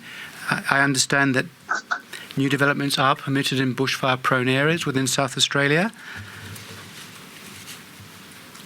Correct. So in South Australia, there is a hierarchy of bushfire-prone areas. So we have areas that are of high risk, medium risk, and general risk. We also have some areas that are excluded, and there are a range of policies and provisions that apply to each of those cases. So if you are in what we call a high bushfire risk area, you need to undertake particular planning requirements as well as building requirements to meet standards. Land divisions and forms of development are referred to the Country Fire Service, who has power of direction over the planning applications to make sure that the buildings are appropriately sited and located to deal with bushfire risk, but also to make sure that the buildings are designed up to the appropriate standards. Buildings in those areas also need to be provided with dedicated firefighting water supply, and also how that's been plumbed into the building to make sure that it is available for putting out fires. So that's in the high bushfire risk areas. We also have the medium bushfire risk areas where you need to have a water supply as well. You need to achieve certain bushfire attack ratings, so BAL ratings of around 12.5. And there are policies around how you locate and site buildings and how you design access points, so how people can evacuate those properties should that become necessary. In the general bushfire risk areas, there are also requirements about having appropriate water supply, and a low BAL rating is necessary to be achieved. In planning these requirements for things like asset protection zones, and I might add that actually applies to all of those levels.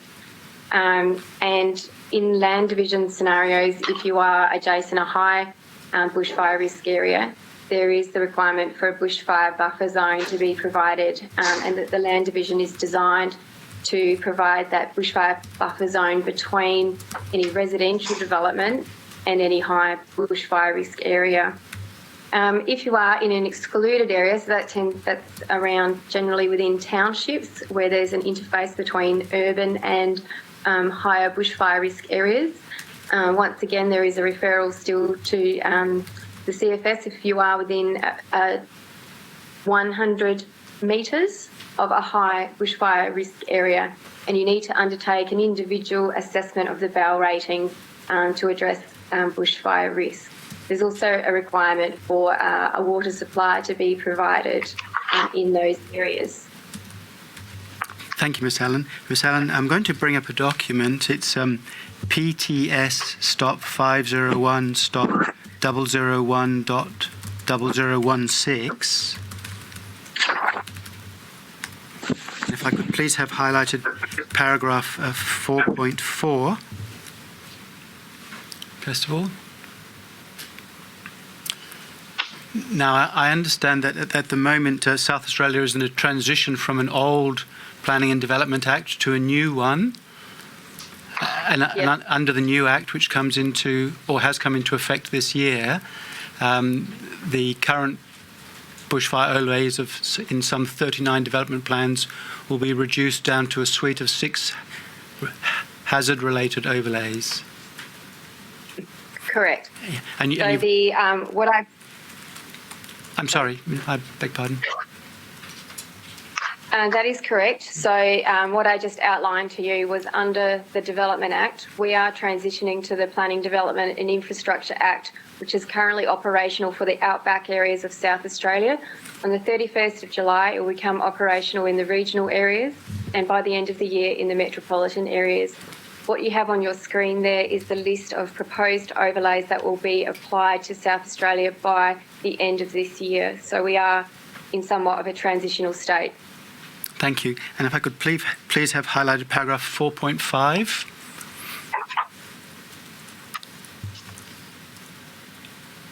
And Ms. Allen, if you wouldn't mind taking a moment just to read that paragraph.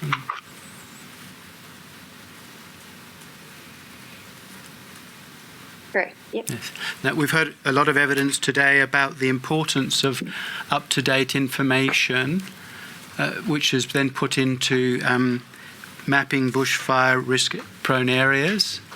And I noticed that in your in the paragraph 4.5, you say there is scope for additional work to expand the modelling, and finish off with all using a risk-based methodology.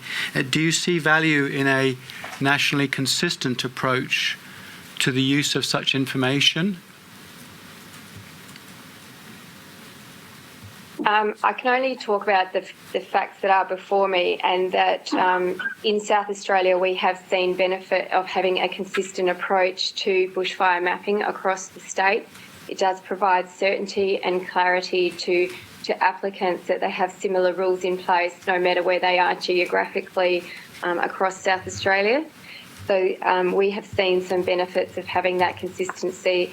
It also means from a state perspective that when the modelling is updated, it can be updated on a statewide basis, and that in fact is one of our next steps in moving forward from the overlays that we have today to moving into more contemporary overlays, which we would like to introduce next year.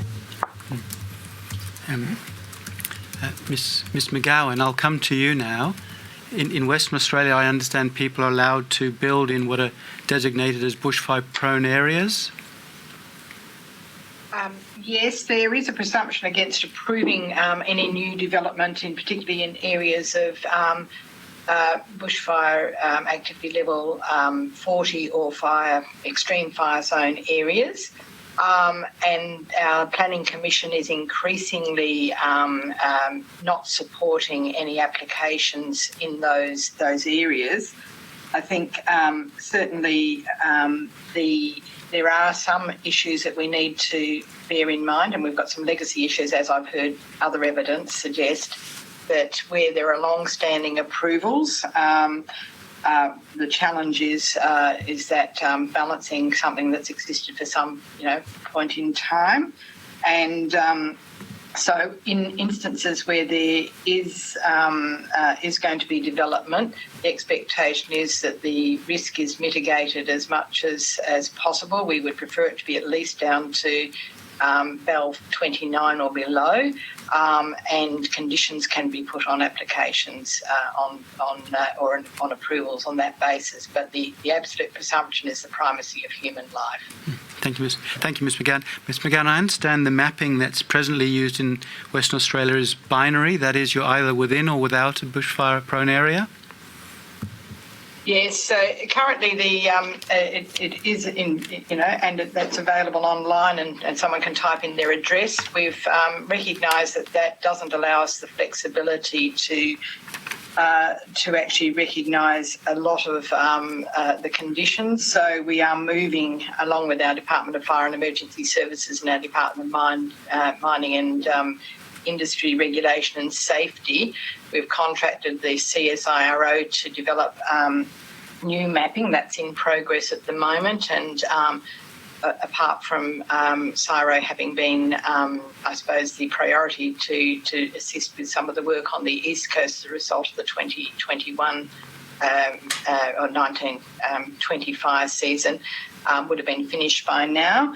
That mapping will better account for the locational context, things like settlement patterns, vegetation types, fuel load, climate change, topography, weather patterns and the like. And I think that's one of the issues in terms of certainly supporting consistent mapping and modelling, and certainly consistency across the jurisdictions, recognising, however, that there are some significant differences across those jurisdictions.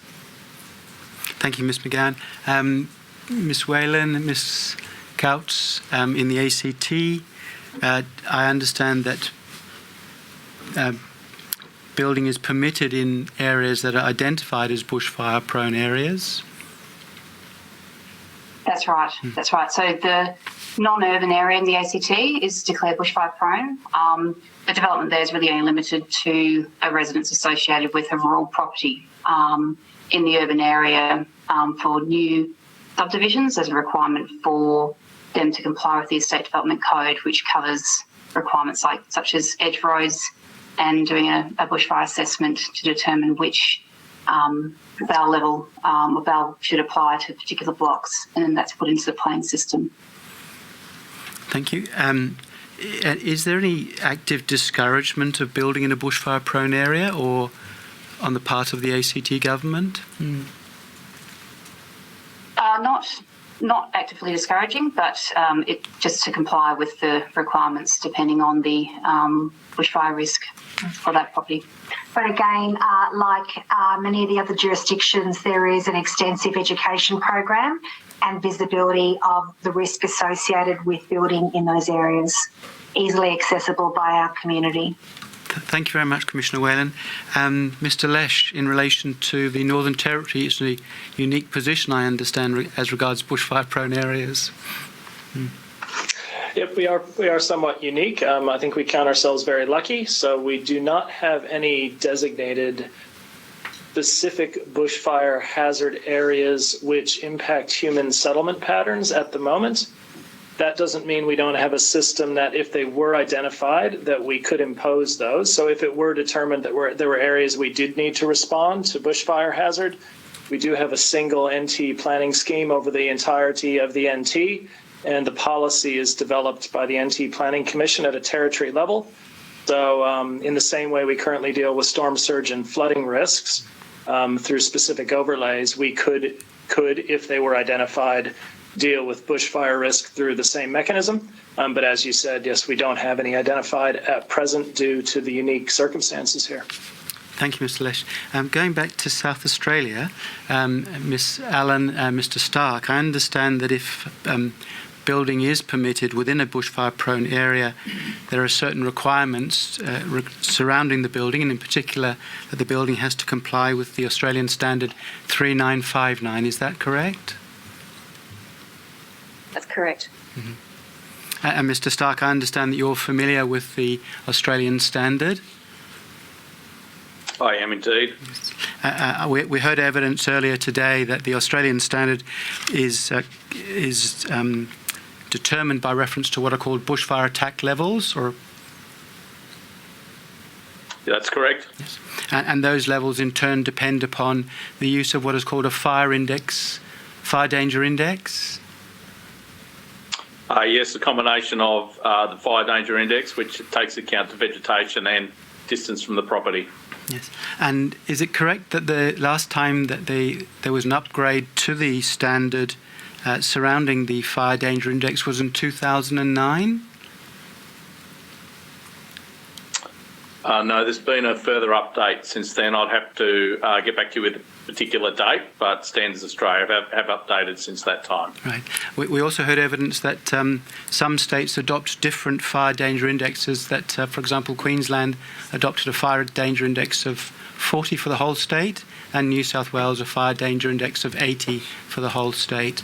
And that could in turn impact upon the bowel levels. You would need to go back to New South Wales to clarify that, but my understanding is that's not correct. A range of fire danger indices are used in New South Wales depending on different parts of the state. So what is applied in the alpine regions is different to the sclerophyll forests of the east coast. So, but yes, Queensland have adopted a low FDI across their state. Thank you, Mr. Stark. In terms of because of your knowledge of the Australian standard, is it correct to say that the standard mainly looks at the radiant fire heat, if I can use that expression, as opposed to the way in which the property might be affected by different embers, for example? No, the standard does not just look at radiant heat. The range of activities that the standard calls for complying in relation to ember attack on the property, that goes to the nature of the building materials that are being used in terms of their resistance, the construction methods in way those products are applied to the structure, how gaps or points of entry for embers are finished, and the construction standards around doors and windows and other elements of the property which would be potential areas for impact in terms of embers, as well as the overall heat, radiated heat to exposed walls as well. It also deals with under areas of the substructures of the property, of the construction, in terms of the way they are built to ensure that embers don't enter the dwelling. Thank you, Mr. Stark. Ms. Allen, Mr. Stark, if I can just give you this quick scenario, assuming that there is an application for a new development for which planning approval is sought and approval is given, that approval is prospective only, in the sense that if there are other buildings or other dwellings within the planning area that are built before the area is declared a bushfire-prone area, those buildings don't have to be upgraded or retrofitted to meet any particular building standards. Correct. So if you are saying that those buildings that were already in existence prior to the bushfire overlay being applied, they're not required to be upgraded. That's correct. For the new building that comes into the location, they will be required to be built to standard. If there was an extension, is that the question? Yes, it is. Thank you, Ms. Allen. Thank you very much. You're about to go into the extension. Yeah. If there was an extension, yes. Yes, so if there was an extension to an existing property of over 50%, then they would need to, the council or the authority could ask them to upgrade the entire building to meet the current standard. And I understand there's a role for the CFS in that regard. Development applications in high bushfire risk areas are referred to the CFS, who has power of direction over the application, so they can direct conditions of the application or can direct refusal. Thank you. Are there any incentives given to upgrade or retrofit homes that don't otherwise meet the building regulations or specifications? No. Thank you. Going now, please, to Western Australia and Ms McGowan. You've heard my questions of Ms Allen and Mr Stark in relation to approvals being prospective and not retrospective. Does the same position pertain in Western Australia? Yes, there are no retrospective requirements. The state does have a strong bushfire readiness and awareness program, and we'd always encourage individuals to upgrade where possible, but there is no retrospectivity. Thank you. And are there any incentives given to encourage people to upgrade or retrofit their homes if they do not previously comply? No, there are no incentive programs. Thank you. That I am aware of. Okay. And Ms Whalen and Ms Scouts in the ACT? The DAs aren't retrospective, so they don't have to comply with any new provisions if they're already existing, and that there's no incentives in the ACT. Mr Lesh, I don't think I need to ask you the question in light of your first answer. In relation to, and I'll start with Western Australia, if I may, Ms Gowan, in relation to the provision of information to purchasers, occupants or tenants in bushfire-prone areas, is information provided to the occupants, first of all, that they are within a bushfire-prone area, and is information provided to purchasers who may wish to purchase in such an area that they are buying a home in a bushfire-prone area? In terms of, most people would be aware through their local government requirements that they are in a bushfire-prone area, particularly and equally, as I indicated, the current bushfire-prone areas map. One can type in an address, and if any part of your property is shaded pink, you are in a bushfire-prone area. The Commission, through the Planning and Development Act, or the WA Planning Commission, is able to include a notification on title where the enjoyment of land is considered seriously affected by a hazard, and that includes natural hazards. Local governments tend to include various types of hazard maps in their local planning schemes and strategies and planning policies as well. And we also ensure information on hazards is transparent and freely available. On the change of ownership, the Department of Mines, Industry Resources and Safety do put out an advisory bulletin to real estate agents, whereby they expect but don't necessarily require agents to check the map of the bushfire-prone area and the certificate of title, and also they're encouraged to provide a property interest report to any prospective buyer or buyers.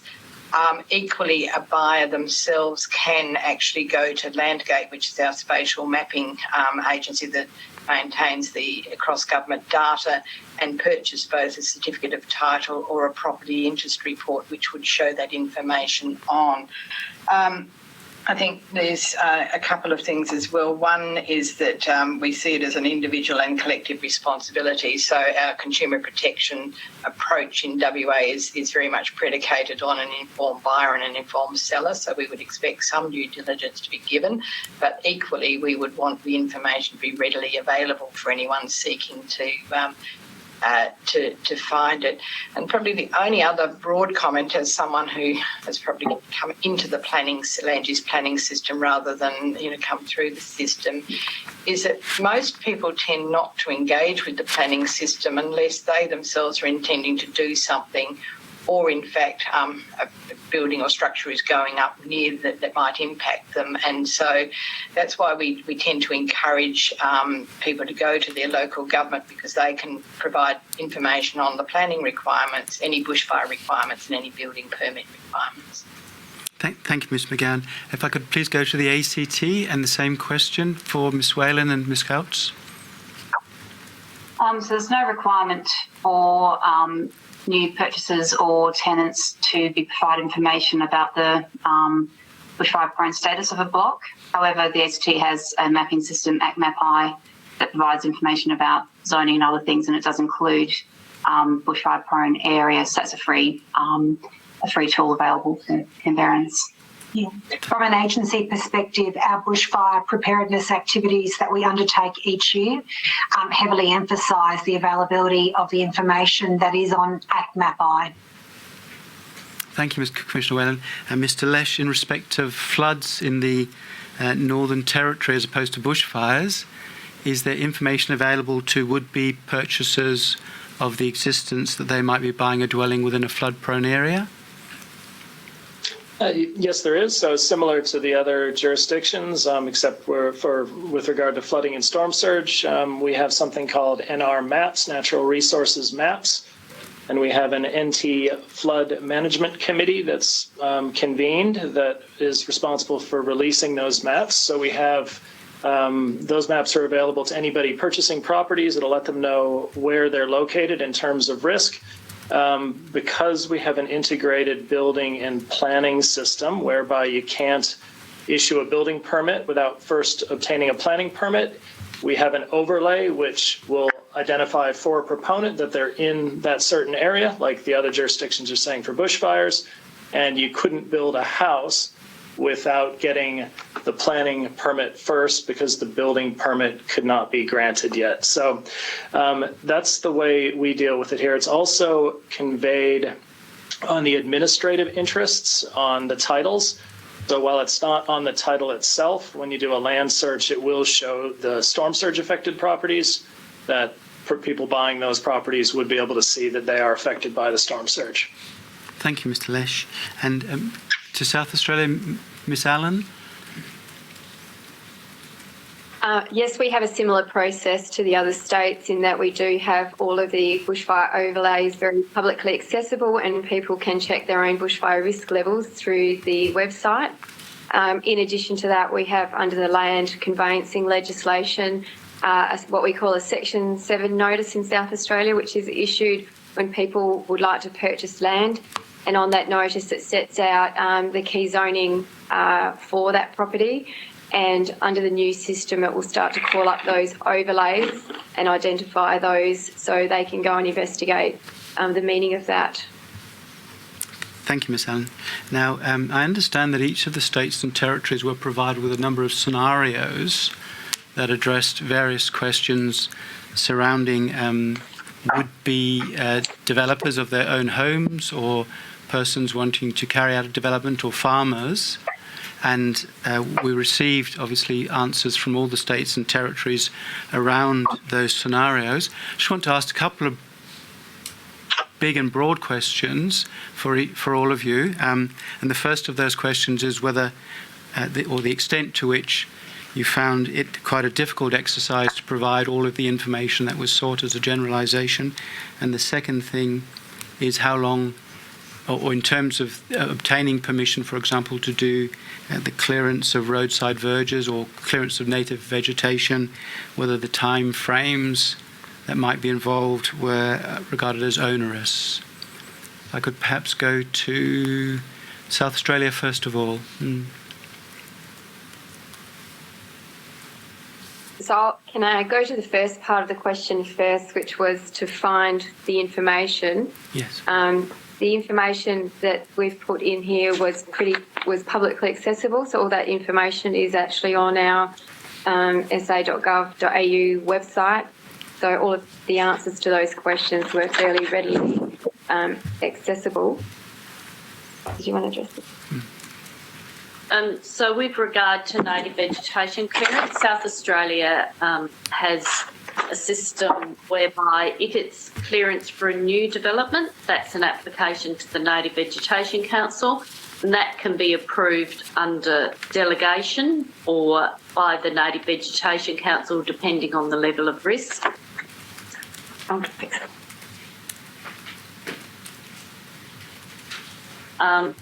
We'll just tune back in.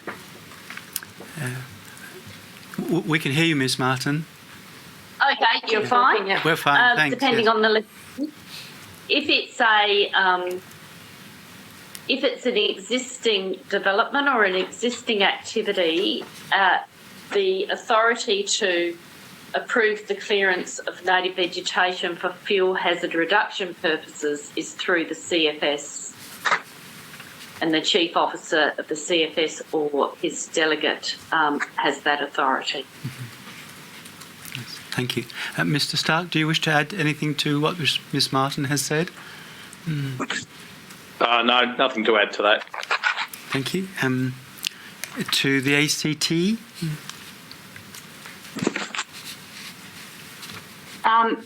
In regards to finding the information, it was relatively easy to find the information. It's just more, it covered across a range of different areas for the different types of scenarios and activities that were proposed.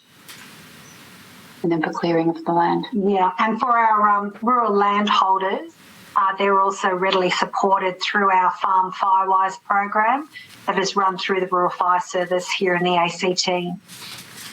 Thank you, Commissioner Whalen. Ms. McGowan from Western Australia?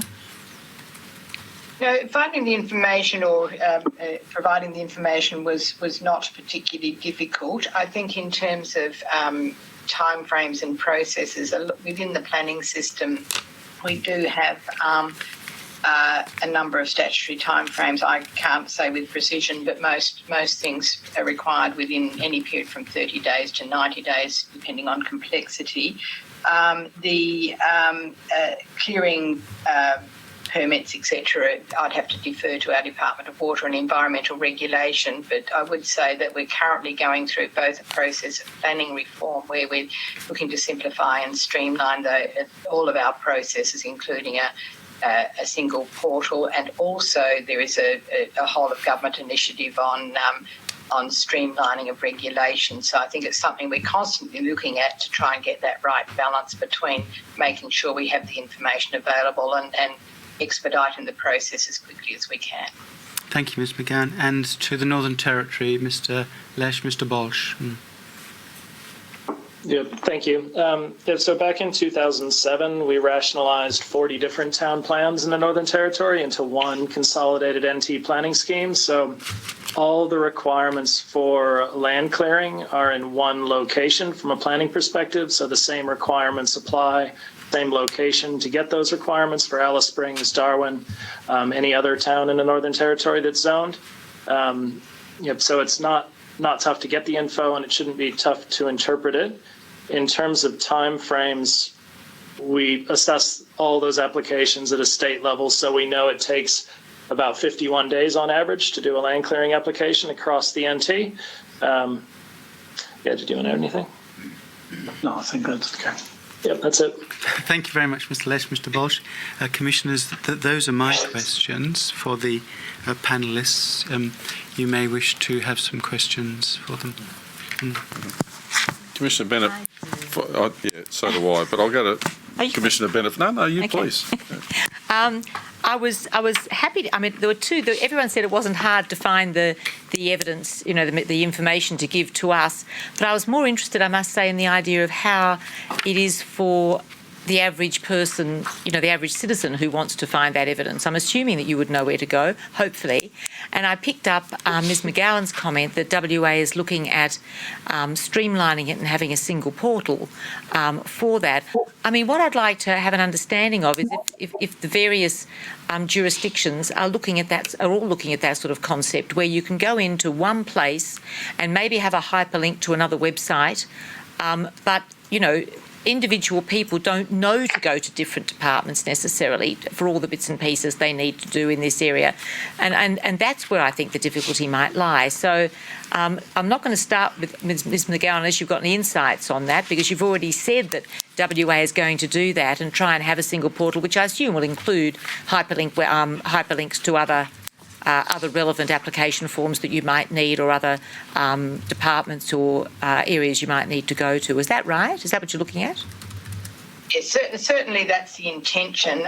It's sometimes easier to say and harder to achieve in terms to make sure there's currency there, but it's something we certainly seek to do. The other point that's relevant is that for an individual landowner, often, particularly if they're in an urbanised area, we would expect a lot of that work, including the mitigation work, would have been done at the higher order stage of the planning. So when a developer seeks to have a subdivision approved, etc., all of the mitigation would be done there. So the individual landowner really only has to seek their information from either the developer or the company selling them the lot, or, as we say, the local government will actually have that information. But also subsequent work on let's say a proposed renovation or a desire to do some land clearing. Absolutely, they can go and find it. As I say, log on and it should be relatively accessible. But equally, they can similarly go to the local government and say, "What do I need if I'm planning to do an extension or a renovation?" Thank you. The ACT, Ms. Whelan and Ms. Cowles. For a standard homeowner, the information is available quite readily on the planning website. Rural SCs, there's also other mechanisms for making them aware of the requirements that they've got for their block, both for the management of the land as well as the bushfire requirements. And that's on a single entry, is that? A single entry into the website will take them where they need to go? There is the information. It is a different. So when you go on the website, there's information for a person who's on a standard single dwelling block. There's other information available for people. So it is divided by the type of development that you're looking at, because then it's more targeted to what that person needs to know, rather than giving them everything which may not be relevant for them. So. But they don't have to go and find it themselves. Sorry, Ms. Whelan. Just to finish up, they don't have to go and, what you're saying is they may have to then go into a separate website that they're directed to and maybe enter that again. That's not such a big problem, I suppose. But they are given all of the information they need in a single place of where to go. They don't then find that they've failed to get some relevant permit because they didn't know they had to. I believe so, but I can confirm that for you. Thank you, Ms. Whelan. I did close you down before. I'm sorry I interrupted you. Would you care to finish? No. My apologies for talking over the top of you. No, it was the other way round. So that is supplemented by two other systems that we have. So we reference the ACT-MAP-I, which is our ACT mapping information system, which also clearly articulates the information for the landowners as to where their home actually sits. It then links them to what the requirements are. and then has hyperlinks for additional information.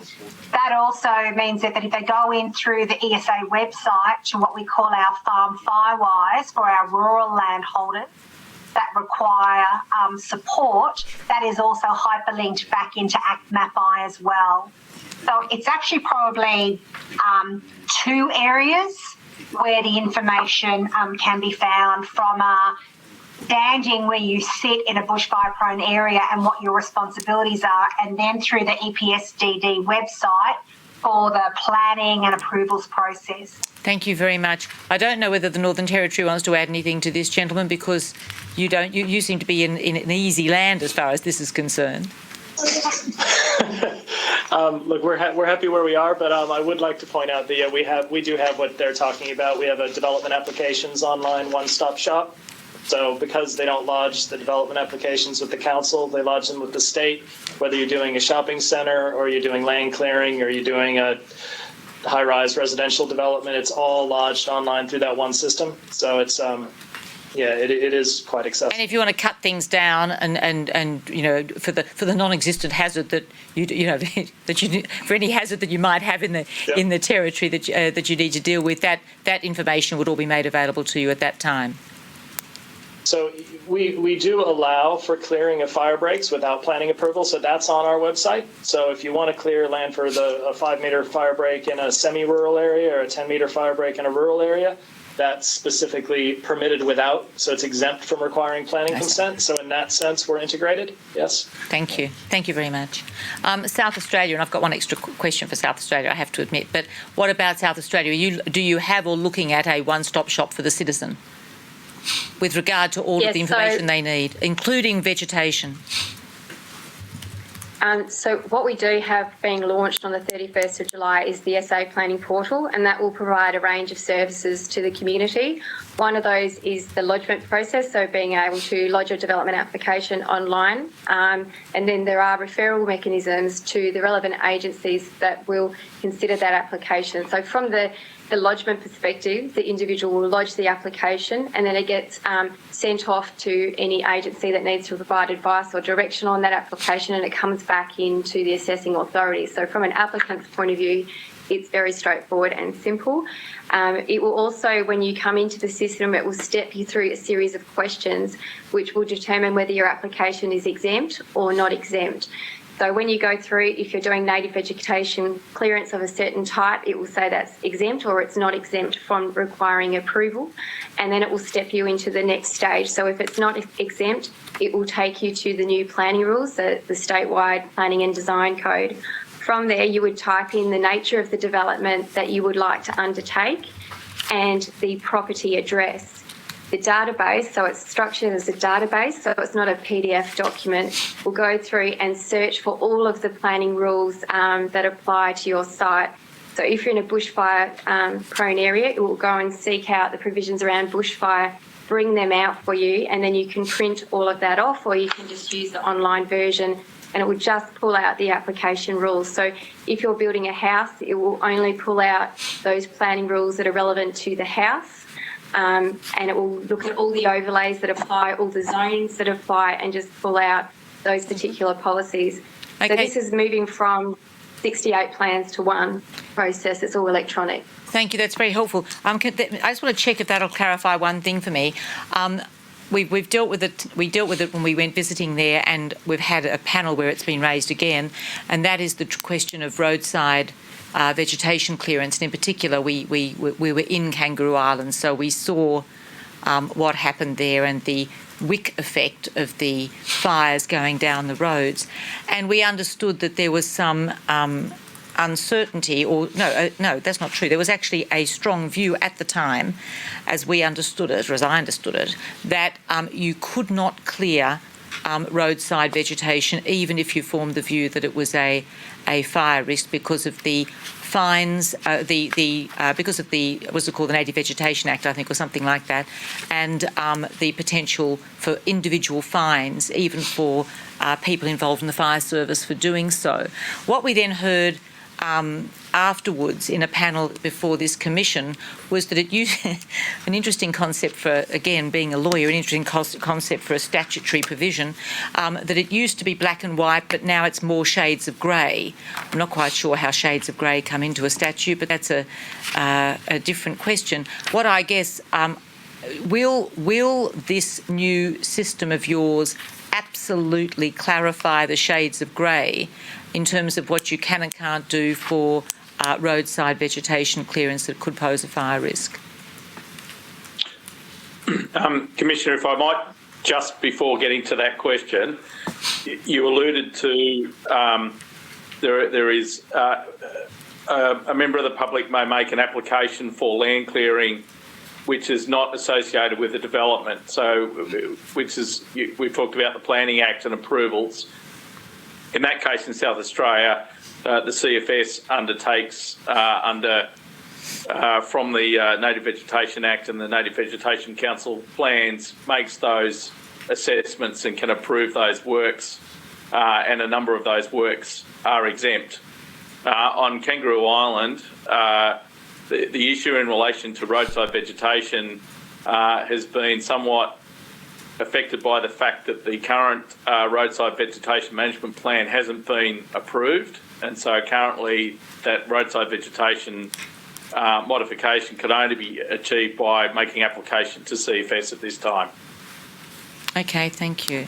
And I'd just like to clarify that the roadside vegetation management plan, in most instances, and for Kangaroo Island, it explicitly excludes removing vegetation for fire hazard reduction purposes.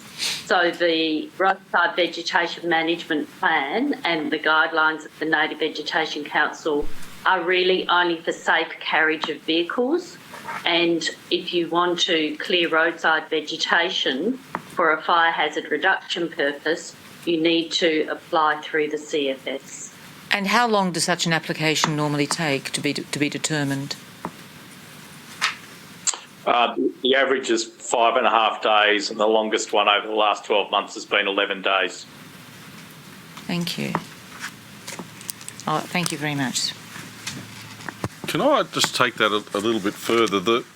Where Commissioner Bennett was coming from, and I'm not sure we answered the question regardless of who approves it and who doesn't, was more along the lines of, for example, and we use the Native Vegetation Act. I'm sure I could pick one anywhere in another state or territory, but Native Vegetation Act, is it so rigid that there is only one interpretation, or is it a broad interpretation of which up until now it's been interpreted right on the hard right, where actually if you took a little bit more of a balanced view, you could still come to a better outcome within the Act? If I can just, for the lawyers, I would say if you gave it a beneficial interpretation. Thank you. I'll just go with a simple fighter pilot. Yeah, so you gave it a beneficial interpretation, or is it so hard and fast that, but now the comment that was made, and it's in the pack, the tender bundle today, was previously it was hard and fast, now it is being interpreted more broadly in a more grey sense. When the CFS officers undertake their assessments, they base it on the hazards and the assessment of those areas. They're all done specifically, and the great majority are approved. So that would indicate that there isn't a rigid interpretation, as you were saying. They look at the nature of each vegetation, the elements of that roadside vegetation, and the different impacts removing different parts of that would have in modifying and achieving a fuel hazard reduction. Mr. Stark, I think you've got a problem between you and one of your LGAs, to be honest with you, because what you're saying and what they're saying are two at opposites here. And so that's my concern in issues that we're finding through this. It gets down to interpretation, and it's not in the development sense. It's normally where it's left up to a person to make an assessment. And when you have an annual report, which I think I read from the Native Vegetation, it was a South Australian report where it looked like a KPI with a number of non-compliances and how many people were fined rather than how it was actually working to help people, then actually that approach puts a lot of people off in doing something that actually they might have been able to do. Commissioner Bennett. I was just going to add one thing, and it may apply everywhere, that if in fact that is the approach, the broad approach, and if there is an interaction with other bodies or even with local people having to interpret what is a state view, maybe there's room for a greater degree of education or explanation down the line to local governments and to local various fire service people as to exactly what it is meant to be achieving, what is meant to be allowable, because it does seem to be an area of some ambiguity. And an example in the response that you gave to us, which you rightly said, you brought it all together. It's all online. You can find it, and the new portal in South Australia will help. But as I read down one particular column, which was a homeowner would like to clear vegetation and trees to create a break of 30 metres between their house and the bordering bushland to reduce the risk. And the answer looked quite simple. Are there thresholds at which the activity does not trigger regulatory requirements? And it goes right through where actually you don't have to abide by the Native Vegetation Act. You can do all this right to the point where it says, unless it's a significant tree. And I've had a look everywhere in your submission. I can't find what a significant tree is. And then I'll find elsewhere there's another reference to a large tree. So the question would be to you, if I was just a landholder trying to get on and navigate my way through this, are there other places I have to go for those definitions, or are they there and they tell me how to measure a significant tree or measure how large a tree is so that I can't do this? And does that leave areas of interpretation where once I've cut this tree down, someone comes along and says, no, you measured it in the wrong spot, you should have measured it there, and now we're going to fine you $1,000 or something like that. So how much is open to interpretation, and does a landowner get a bit of benefit of the doubt here as they're trying to do this for the right reasons, or do you have inspectors that are looking at this hard and fast through one particular lens? The CFS isn't responsible for investigating activities that are outside of the approvals that it gives. That's the responsibility of Native Vegetation and Department of Environment. So we give grant approvals or otherwise for the applications that come to us. The definition of the large tree is on the form that they fill in, which is a 4-page form which identifies the location, the activity that's being proposed, and that definition is within that form. Thanks for that. Didn't have a reference to the form, but if we go down the path, it's not a CFS area, but someone's been on a web page and had a look at this and what they need to do, then an inspector comes out and looks at it. How much is it quite clear on the portal or whatever it is as a landowner, where I'm trying to make the assessment myself with the best intentions, whether is there leeway or is it dead hard and fast and there is no chance of an error? So as I said, CFS has no responsibility for expiation or investigation if someone is undertaken that sorry, activity. Mr. Stark, that wasn't aimed at you. It was more at Miss Allen or Miss Martin. My apologies for that. I'm looking at a big screen with lots of little people on it. I should have pointed out who that question was to. So perhaps to clarify from a native vegetation perspective, so we talk about large trees in the Native Vegetation Act, and that is 2 metres circumference measured at 1 metre from the ground, and so that's significant. Those under the South Australian legislation, you can clear up to 20 metres from a house, a dwelling, but if within the 10 to 20 metre area there is one of these large trees, you need to get CFS approval to remove that. The reference to significant trees is under a different piece of legislation, which is managed by local government, and a significant tree does not need to be native vegetation. So we've got just, there's an issue there between significant trees or regulated trees, and they're defined by the circumference at 1 metre from the ground. So a regulated tree is 2 metres in circumference. A significant tree is 3 metres in circumference, 1 metre from the ground. But they do not, that is where they are not native vegetation. And you might just add, Meredith, that significant tree legislation was brought in under in response to community concerns about the clearance of large trees within the metropolitan area. So this is largely a matter for the metropolitan area, wouldn't apply to Kangaroo Island, but may in the Adelaide Hills. But the significant tree legislation was to deal with community concerns that trees were being removed from the urban form, which has impacts on heat island effects and other climate change considerations, and of course the amenity of the neighbourhood in terms of loss of trees. But it does have a slightly different purpose. If you were to lodge your application and it involved, it would be very clear on the portal when you went through that lodgement process whether you could or couldn't remove those trees, and it would give you the definition of what a significant tree is. But like I said, we haven't yet launched the portal. That's aimed for the 31st of July.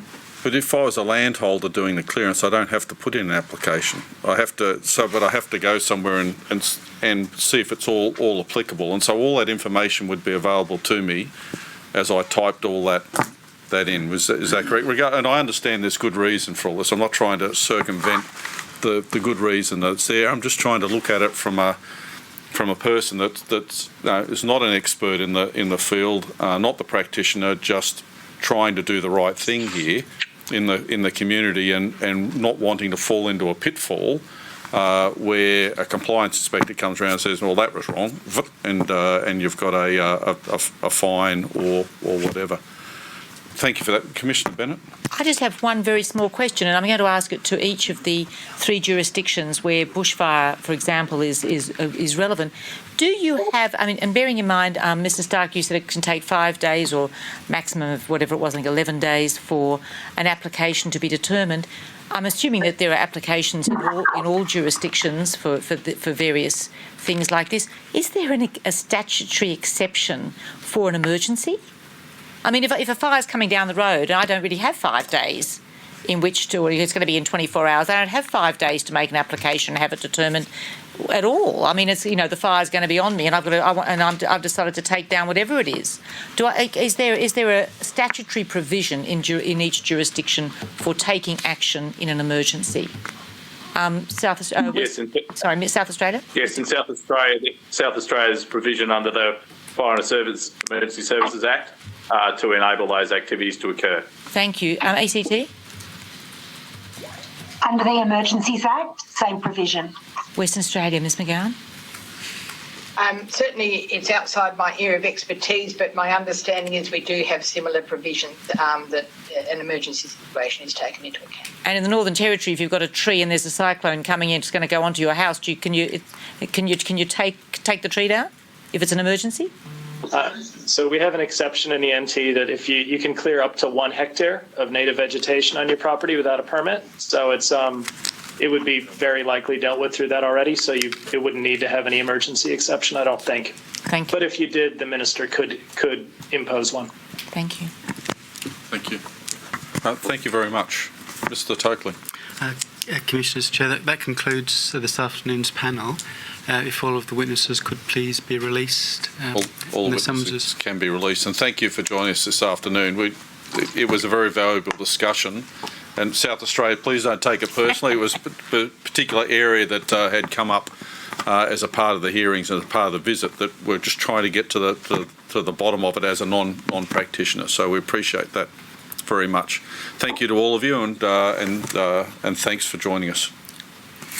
And you're released from your summons. Thank you. Thank you. Yeah, Chair. Thank you. That concludes this afternoon's. In fact, concludes today's hearing. The only thing that remains to be done is to adjourn to tomorrow morning at I think 10 a.m. 10 o'clock. 10 a.m. tomorrow morning. Okay, we'll adjourn till 10 a.m. tomorrow morning, Canberra time. Thank you. All rise.